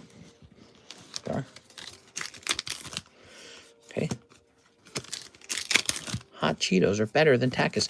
Actually, there was one more thing I ate. I ate Chick-fil-A today. There was a Chick-fil-A food truck, and Kirsten and I went to it. First time I've had Chick-fil-A in about a year. Last time I had Chick-fil-A was just about the same time last year when they had a food truck out here last year. And I got to say something. It was so gross. I did not enjoy it at all. Over time, I don't know what happened, but I have like grown to dislike KFC. And after eating that after eating that Chick-fil-A, I've realized I don't like Chick-fil-A either. We are. I was all excited for Chick-fil-A to come out here to Lake of the Ozarks. Now I'm not excited. Here's Ace. Okay, very nice. Karis noticed it too, because she had some too, and she noticed it too. She was like, wow, this is really gross. Just remember, they're all partially owned by State Street, BlackRock, and Vanguard, who all own stakes in each other. It's okay, Mr. Me Too. Mr. Has anyone pulled a prismatic roaring moon? Yes, we've pulled that one a couple times. I think I pulled that one. Did I pull that one? I don't remember. How did I get one? I got one of those. I think I bought it from somebody. Fun food truck story. My friend tried to get a loan before they were popular, and the bank said he was crazy and denied the loan. Wow, that sucks ass, dude. There it is. I guess the bank's allowed to do that. The bank's, you know, it's their money to loan out, but they made a poor business choice there. And your friend was smarter than the bank. Okay, box of shiny treasures, spot in the Meowth. Okay, so we need the shiny treasures next. Ooh, so shiny, so treasures. Where are they? I think shiny treasures is going to be in the other room. I'll be right back. Instead of a food truck, we can get a card shop truck.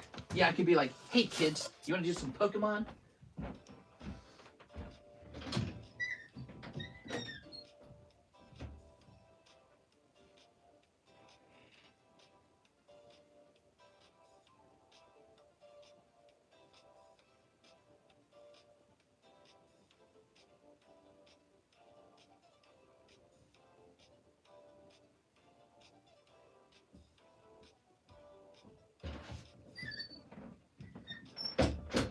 All right, there we go. Whew. Why is the farmer's market food so expensive? I'm not paying $30. Instead, I'll use it for cards. Money is fake and so is Sandshrew, but I believe in Sandshrew. Let the hate glow through you. Okay, so here we are. Very nice.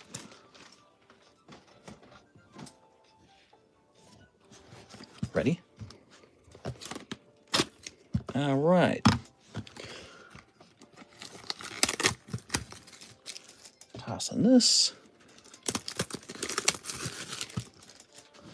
Throwing that up. All right. Very nice. Ooh. I believe in the power of the tulip bulb. The lip with tulips? We should normalize wearing sweatpants in public. I thought that already basically is normalized. Sweatpants, gym shorts. Okay, last part of your order. Thank you so much, Sarah. All right. Did you ever say which German restaurant you ate at last weekend? The two I know of are both good. Oh, man, I don't remember the name of it. It was like Bruingauer or something like that. It is very good. It was about one walk away from the Up Down bar. It's like a little, like a block away from Up Down bar. Fuck. All right. Here goes Miss Sarah. Here's Berrieth. It's Berrieth. Gruner, that's right. I think it's like Grunauer or something like that. And they served water with no ice, and I was like, oh, God, dude. Because they don't do that in Germany, right? They don't do the ice. But I instantly disliked that. I was like, that's so gross. Yeah, so I ordered a drink with ice. I was like, give me some ice. But the food was pretty good. I thought it was good food. $70, though. It was $70. And, boy, they were packed. They had a lot of people in there. $70 for 2 meals. We had the what do they call that? The schnitzel. So we had the schnitzel. And then we had some sort of beef stew thing, and it was all fancy, and it was, like, pretty good. Gruner is next to Jack Stack's. Yeah, there was a couple restaurants there, like a steakhouse. Here's Neuvern. There you go. Okay. Ooh. Leather makes for a sweaty grundle. You don't want a sweaty grundle. All right, we haven't pulled the hit yet. Let's see if the hit comes out. Ready? Okay, here is the deer. And here's... Oh, no. Ew, you got the bird. Oh, man, that sucks. That's terrible. And then here's Pidgeotto. It's Pidgeotto. All right. Sarah, I'm going to say it. I think this box was a little stinky. Oh, yeah. That's a stinky box for sure.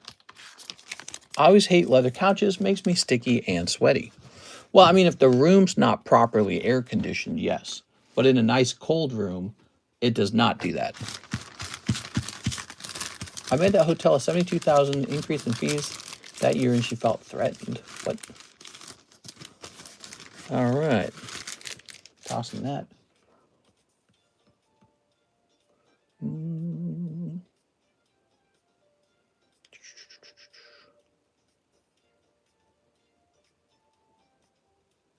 Let's see. Give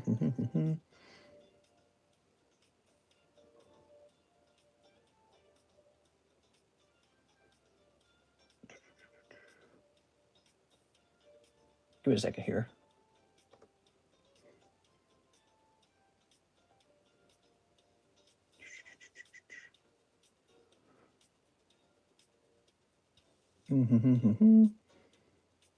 All right, I'll close that. Sorry, I was just reading something.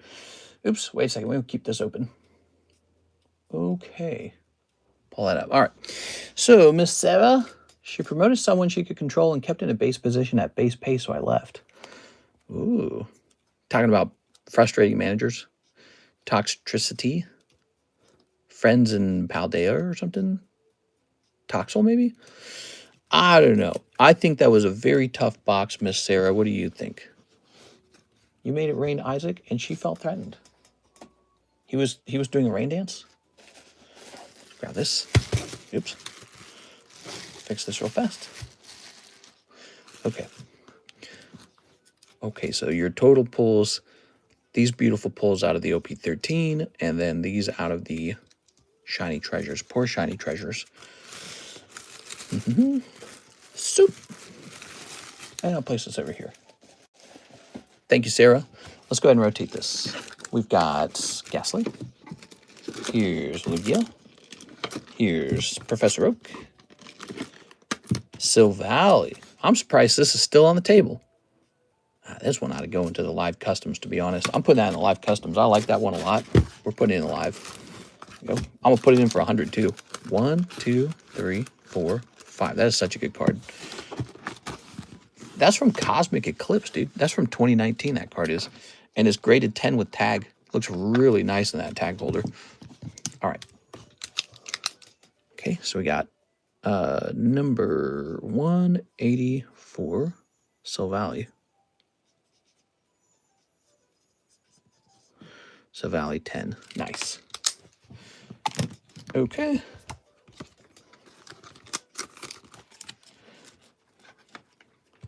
Oops. We'll grab this and this.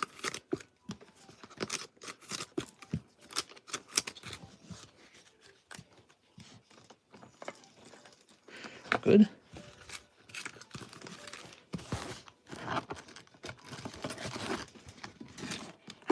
Tossing that over there, and this goes into here. And Sarah's double box goes back up. And my left arm feels super screwed up. What the hell is wrong with my left arm? So that's all done. Now we have an order from Diancio Gonzalez to the Twilight Masquerades, hoping for at least something playable like a secret box. Ooh, something playable, you say? Tossing this. Twilight Masquerade. I want to send something of my Hoochie cards to Tag TCC, but does Tag grade vulgar cards? They do grade Weiss cards, so you can try sending your Weiss cards to them. If it's non-Weiss, they might not grade it.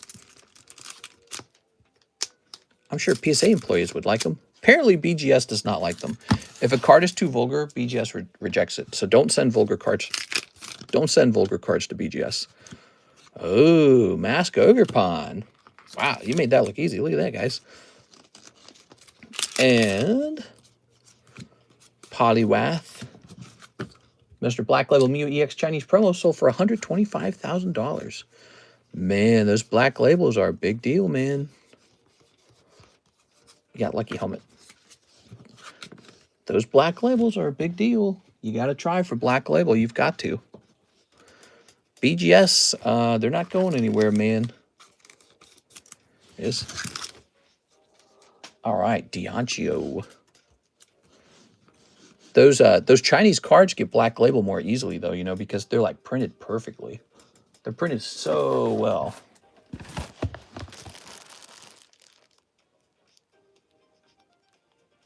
Some guy was just in a stream and went to blah, blah, blah, talking crap and being picked on. Give me a minute here. All right. Oops. Oops. That's not what I want. Hold on. Boom. All right. Now, I'm going to go in here.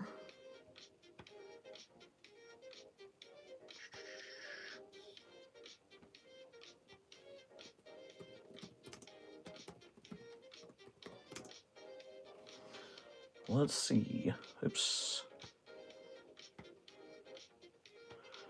Let's see.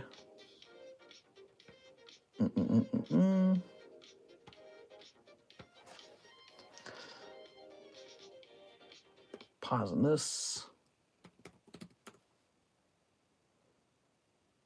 All right, so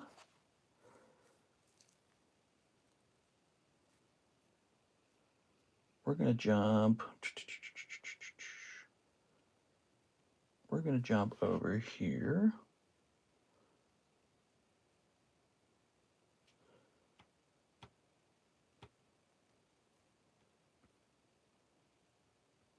All right, cool. And let's close this. And let's turn on this. Haha. Very nice. I worked in 2 different New York City hotels. I have stories. Ooh. Do tell. Now, 2 Twilight Masquerades worked out pretty well for you, Mr. Diancio. The only thing we need to know is if you had a bag. So I didn't see one for you in there. Let's check over here. Let's see.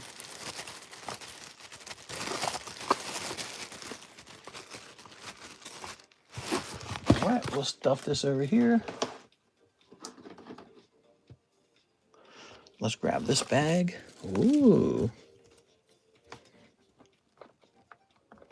Oops. Very nice.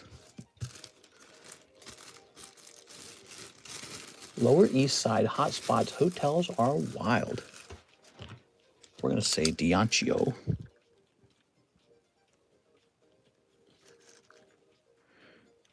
Gonzales. Very nice. Okay. I'd rather see sweatpants than spandex on fat girls. What? What did I just walk into there? Okay, Miss Sarah, last one for the night. Law, 1 box of Shiny Treasures, 1 box of OP13, and 4 Raw Shuffles. Ooh, the Raw Shuffles getting some love lately. Okay, let's get it. All right. 1, 2, 3. Bloop. 1, 2, 3, 4. Did the Meowth finish? It's got 1 spot left, and he's not done yet. Okay, ready? So we've got, that's a cold pack. No, you got Squawkabilly, by the way. You've been cursed by Squawkabilly. I had a bag, though that was over a year ago. It had a Persian IR. Oh, yeah. Here's Cleavor and Dialga. That is cold pack number 2. Here's Winnie the Pooh.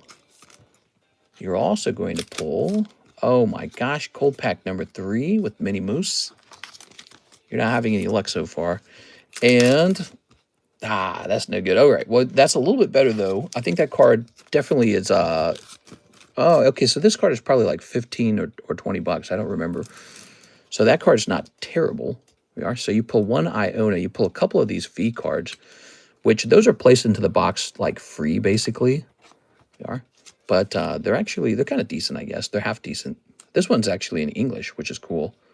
When's this from? 2022? A little bit older. All right, so nothing crazy in that round. Could be a nice start to an index fund. Pretty much lost you for a while there. Sorry, man. Oh, no problem at all. People come and go. I think it's all just part of the, it's just the experience, you know. It's the YouTube experience. You know, maybe you go around, try something new, and then you come back and you go, oh, it's really nice over here. It's so nice over here. Okay, so we need a box of Shiny Treasures and a box of OP13. Let's grab it. Oh, okay, we have to stand up and get a fresh box of the OP13s. There you go. Let's see. The wild things happen at the low and high-end hotels. The middle price hotels are where you should stay if you want a room. Oh, yeah. Jacob says, I got a settlement for youth detention case. It's split up into 4 payments of $50,000 a year. Any ideas what to do with it? I just got my first payment. Are you saying you're getting $200,000 out of a settlement? What the hell? So what actually caused that? Youth detention case. Are you a lawyer and you're getting a part of that payment? Is that what it is? Or are you saying that you were the, were you saying you were part of the suit because of something unfair that happened to you? Yeah. Well, I hope that you take some of that money and put it into something conservative like real estate. And then I hope you take some of that money and you do something cool like buy yourself a nice card. It was a SA case when I was younger. Wow, crazy. Crazy. Here we are. Oops. Tossing that over there.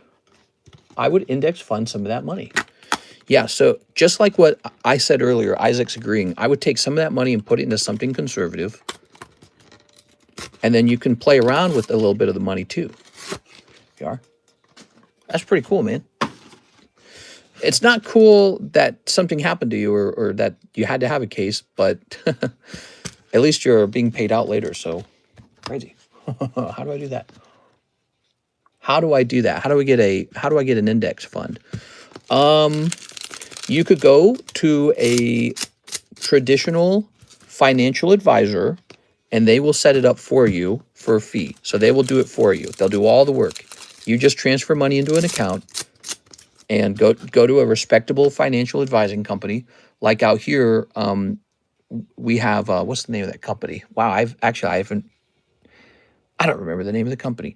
There's a really popular company in St. Louis, and they're a financial advising company. I can't remember their name now because I never, ever use them. Gosh, I don't remember their name. There's like Nicholas and Nicholas. I think there's something, Edward Jones. There goes, Edward Jones. You ever heard of Edward Jones? Go look them up. They're just an investment company. They help you invest your money. So a financial advisor takes your money and they invest it for you. They do it for you. You don't have to do it. Or you can learn how to do it. It's not that complicated. To invest the money on your own, you download an investment app like Robinhood or the many other apps on the internet that exist that do that. It's called a brokerage. So you open something called a brokerage account. This is a bank account that lets you spend the money on stocks. I use Robinhood just because I like the way it feels when you use it. But there are companies that are cheaper than Robinhood because it all costs a little money to use.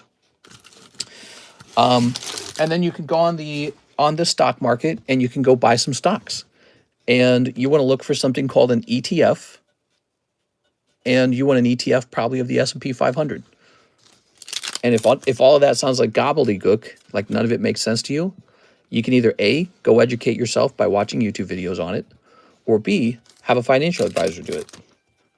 But yeah, don't waste that money. Don't throw it away, okay? Do something conservative with it. Here are some conservative ideas. If you know you're going to collect a total of $200,000, you can put that into a savings account earning 4%. So look for a bank that offers a savings account that gives you a 4% return. Wait for all $200,000 to arrive. Once it's all there, go buy yourself a nice small home with like a $100,000 down payment on it, or maybe it's a $200,000 down payment, and then just work on paying that home off, and voila. Now you don't have to pay rent anywhere, and you have a nice conservative investment. So a home is a good conservative investment. You have to live somewhere, so if you're living in a home, you don't have to pay rent to anybody. And if the housing market goes up in value, you benefit from that. Of course, the flip side is the housing market could crash one day, and you would not benefit from that. You'd actually be punished. So you can do that. You can just go use that money to buy a home. You know, $200,000 down can buy you a pretty moderate home. It depends on where you live, but let's say you live in Missouri. Well, you can get a pretty good standard home for like $400,000 in Missouri. That's true for Austin, Texas, or not Austin. That's true for Dallas, Texas too. You can go to Dallas, Houston area, get a nice $400,000 home. That money will go really far over there. Of course, over there, you're gonna have to pay taxes on that too, though. The house will be 2% taxes every year. That's not true in Missouri. In Missouri, much lower housing taxes. But so get yourself a nice little $400,000 home, $200,000 down, and then you just pay off the other $200,000. That's what I would do. Unless you already own a home. What you don't want to do with that money, let me give you some advice on what not to do. Oh, nice. Look at that nice Mew. Beautiful. So here are the things that I would not do with that money.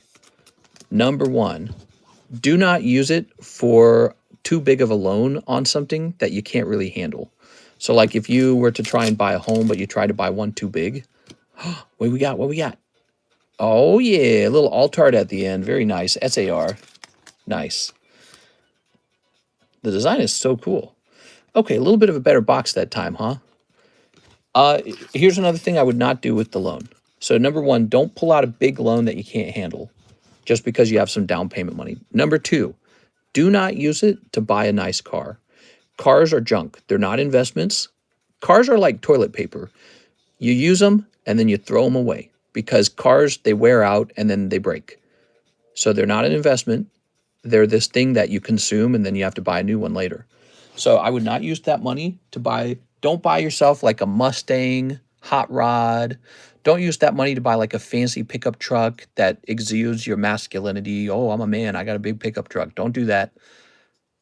For the love of God, don't spend that money on a pricey car. And if you're going to do a little bit of Pokemon, just be careful. Just do a little bit. Maybe just like $5,000. Don't do anything else than that. Just a little bit of fun. I wouldn't, obviously you're going to want to use some of that money for a little bit of fun. You could go on a vacation for $5,000 too, so keep that in mind. But after that, go conserve that money in a good investment. Like he said, index fund, ETF stock. Go to a financial advisor, tell them you want to conservatively invest it, try to get 7% return a year, or buy yourself a little home, probably like $400,000. You put $200,000 down, it's halfway paid off, and then get a loan for $200,000 and get a little job and just get that mortgage done every month. And then voila, you got a home. So yeah, that would be what I do. Boats and hoes. Yeah, don't buy a boat. You can lose $200,000 as fast as you gained it, and you're going to be crushingly depressed if that happens. If you lose the $200,000, it's going to feel so sobering and depressing if you lose it. You're going to hate it. You're going to hate yourself about it. So don't just go about losing it. Go get it into an account somewhere safe. Either get it moderately invested in the stock market by maybe teach yourself how to do that, or ask for a financial advisor to help you. It's a lot to learn, actually, so it might be better to just go with the financial advisor. And when it comes to investing, if you're doing the investing yourself, you can run into this problem where you begin to act like a day trader. You're like, oh, that's going up, I should buy it. Oh, this thing's going down, I should sell out of it. That's a huge mistake too. So if you try to do your own investing, you might screw it up by like trying to play the market. So again, it might just be better to get a financial advisor and tell them, hey, I just want, a moderate investment, please. Okay, Sarah Dusenberry. Ooh, look at all this. So you got these from the Raw Shuffles. You got a really decent Shiny Treasures box this time. I think it kind of pays for itself this time. And now we need to get your OP13. All right. Time of the market beats time of the market. This place feels like a family lately. Thanks, everyone. No problem, man. Clearly, Hunt and House the Polls should be sleeping, but buying cards instead. All right, let's go get that OP13.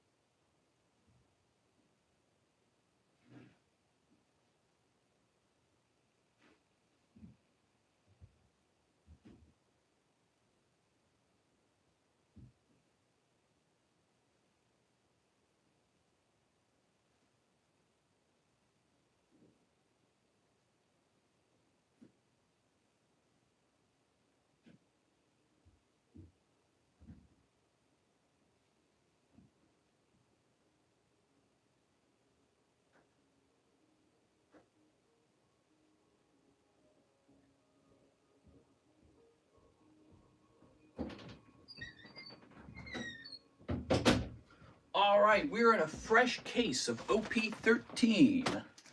That is a fresh case. Oh, yeah. So, Mister, don't forget to finish it. Oh, I won't. I ain't ever going to forget, except for when I do. There we go. All right, fresh case. There you go. Oops, about to eat some McDonald's breakfast. Oh, man. Where's my McDonald's? Ow. Ow, that hurts so bad, dude. I feel like I just cut myself. Look at this. Look at this. I'm going to zoom in. Look at this on my finger. Look at that. Do you see that, like, right there? It's like I bruised my freaking finger. Jesus, dude. How can that even happen? The box is that sharp. Corner of a piece of cardboard is that sharp. It, like, cuts the inside of your finger. This is a dangerous job. You guys don't appreciate how much risk, how much danger I go through to open your cards. It's a dangerous job. Okay, I'm basically like world's deadliest catch over here. All right, you ready? Okay. Okay. He has pretty hands. No! There. All right. Report it to HR as a workplace injury. Quick, I need workman's comp. I'm going to need time off for this one, boss.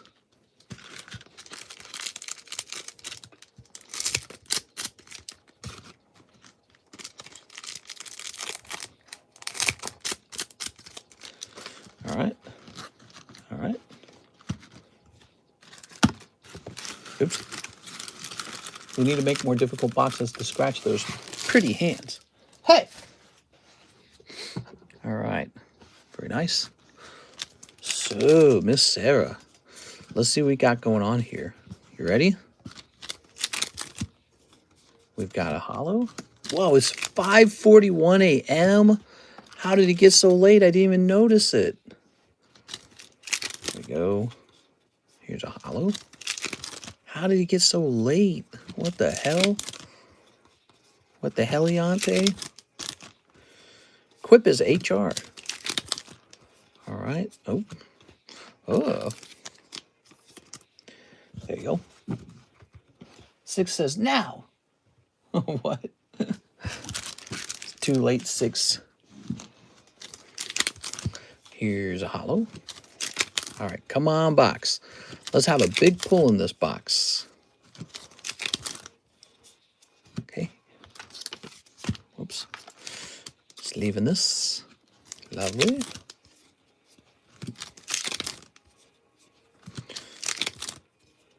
Mm-hmm. Haha, you got the Hat Man. He's got a weird finger thing going on. Okay. Maybe another pull in the box, like a leader. Here's an SR. Thoughts on Scarlet Violet era, by the way, mister? I remember you saying you hated it in the past. I was wondering if your opinion ever changed. I think that there was a moment in time where Scarlet Violet was selling very poorly. The base set came out, nobody liked it. The set that came out after that came out, nobody liked it. Eventually, Obsidian Flame comes out. Everyone thinks it's going to be great. And it really doesn't do that well because the Charizard's only selling for like $200. And that's almost the cost of a whole box of Obsidian Flames. So he's too easy to pull and he doesn't go for any money. So everyone's very skeptical. They're like, oh yeah, Pokemon's just returning back to normal. It's not so crazy. Logan Paul hyped it up. The hype is gone. Now it's just normal people. And Pokemon just felt like the designs on Scarlet Violet were super popular. And in fact, I stand by that. Because, for example, for these super hot Pokemon cards from Scarlet Violet era, are any of them the Scarlet Violet Pokemon? No, not a single one. Not a single one. Umbreon's Gen 2. Bubble Mew is Gen 1. Rocket's Mewtwo is Gen 1. And then Zekrom and Reshiram, that's Gen, whatever that is, 5. So literally none of the popular cards from Scarlet Violet era are actually from Scarlet Violet era. But there was this sort of like aha moment when it came to Scarlet Violet era where the Paldean Magikarp started going for a lot of money. And it was like, whoa, an AR card is going for lots of money. That was really surprising because it wasn't intended to be a hit, but it was. Because it was cut so poorly and because there were so many ARs that it was very rare to pull Magikarp in particular. But not only that, a lot of its popularity was due to Shinji Kanda's amazing art, which was kind of new. Okay, like the Shinji Kanda Giratina did very well, all the way back from Lost Abyss, Lost Origin. You know, roll forward into the future, and he makes that Magikarp, and it's surprisingly hard to pull. And all of a sudden, it's going for $300, and everyone's looking at each other like, $300 for an AR? That's not even the hit from the box. Then it goes from 300 to 600, and everybody's like, what the hell? And then Greninja starts to do good from Twilight Masquerade. And then, you know, a couple other hits come out as well. I can't quite remember them, but eventually we get the Terra Festival, and all hell breaks loose because it's an Umbreon set, just like Evolving Skies. And in the meantime, while Scarlet Violet's doing very poorly, Sword and Shield's not doing poorly. there's this big surprise. Scarlet Violet starts to go up in price really, really violently. And so, you know, everyone had stopped buying Scarlet Violet to go buy Sword and Shield up. And all of a sudden, if you had any Sword and Shield, you were getting rich. So Scarlet Violet's an interesting era because it initially started, it did start very bad. And I did blame the Pokemon card designs. And I blame the fact that, you know, these card sets were releasing with very few hits. But they start to improve later on. And Terra Festival just completely blows it up. And the hype train starts for the new Glory of Team Rocket set too. So everyone gets excited for Glory of Team Rocket. And so it's all kind of changed right at the end. And by the way, is that a surprise? It's not that big of a surprise because Pokemon does this every time. Pokemon starts a new era out really boring. And then at the end of an era, it gets really exciting. Like all the best Sword and Shield sets were actually right at the end. Like if you look at the beginning of Sword and Shield with base set and then, I don't even remember the name of the next box, but those first two boxes were so bad. They were not that good. And so they actually, they followed a pattern that was very similar to Sword and Shield, where it starts out a little cooler and then it gets much hotter at the end. All right, guys, that's the end of the stream. It's 5:46. We need to hand out this box. Are you ready? Here goes. So we got Ruin. Here we are, Mr. Ruin. Number 16, Ruin. So I think that Scarlet Violet era is marked by really unpopular Scarlet Violet designs, followed by much more popular early generation Pokemon that become very expensive because they're alt arts, and a surprise desire for the ARs that we weren't really expecting. But because they're so hard to pull in English and because they're in such poor quality, they end up being really hard to obtain. Okay, AJ the Great gets spot number 20. Right, like the Magikarp in Japanese is pretty affordable, but the Magikarp in English is like $2,000. And that's because it's so hard to pull in English and so hard to grade 10. Roland. Landed on 13. That's going to be Clue-Uld. Clue-Uld. This is now Clue-Uld's box. Very nice. Very nice.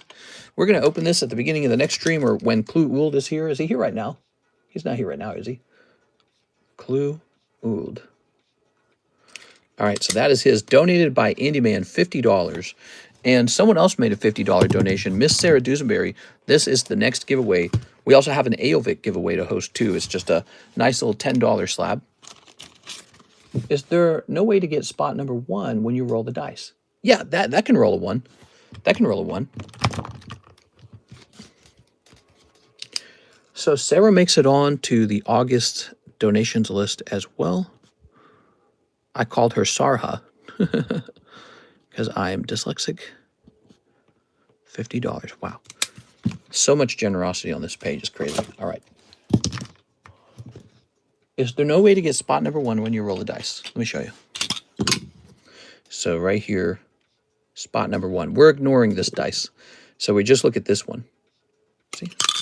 Mister, do I have store credit left? Let's take a quick look. All right. NHCC, $61 a store credit, but we're not finishing the math. The cutoff time is too far. It's 5:50.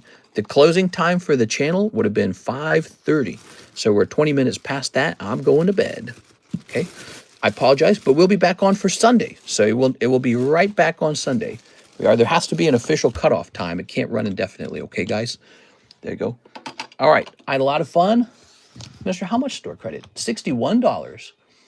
At the very least, it makes grabbing the Armor, Mons, IRs, and SARs cheap for me. Hopefully that new Sarah Luge in Chinese is cheap enough. Never mind. I want a refund, then I sent. I can definitely do that for you. There you are.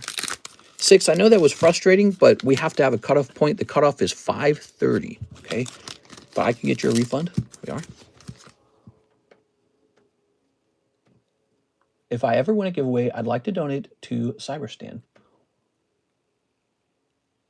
Till the break of dawn. Jumping over here. No, I sent 20. Oh, did you send an additional 20? Is that it? Oh, I see. Half spot with NHCC. Oh, I see. Okay, hold on. Let me go ahead and cancel that. I can understand now. I thought you were frustrated and you just wanted out of this spot. No problem. So tomorrow there is 1 spot left, and I guarantee you will sell because it'll be the beginning of the stream. It'll definitely go out. and then we'll see who grabs the Meowth. And then I'm issuing a refund on this $20, and we will return for tomorrow, the Sunday night stream, and see who wins it. All right. See you later, guys. Have a nice bedtime. I'm going to go relax, and I'm dying of thirst. See you later, everyone. All right.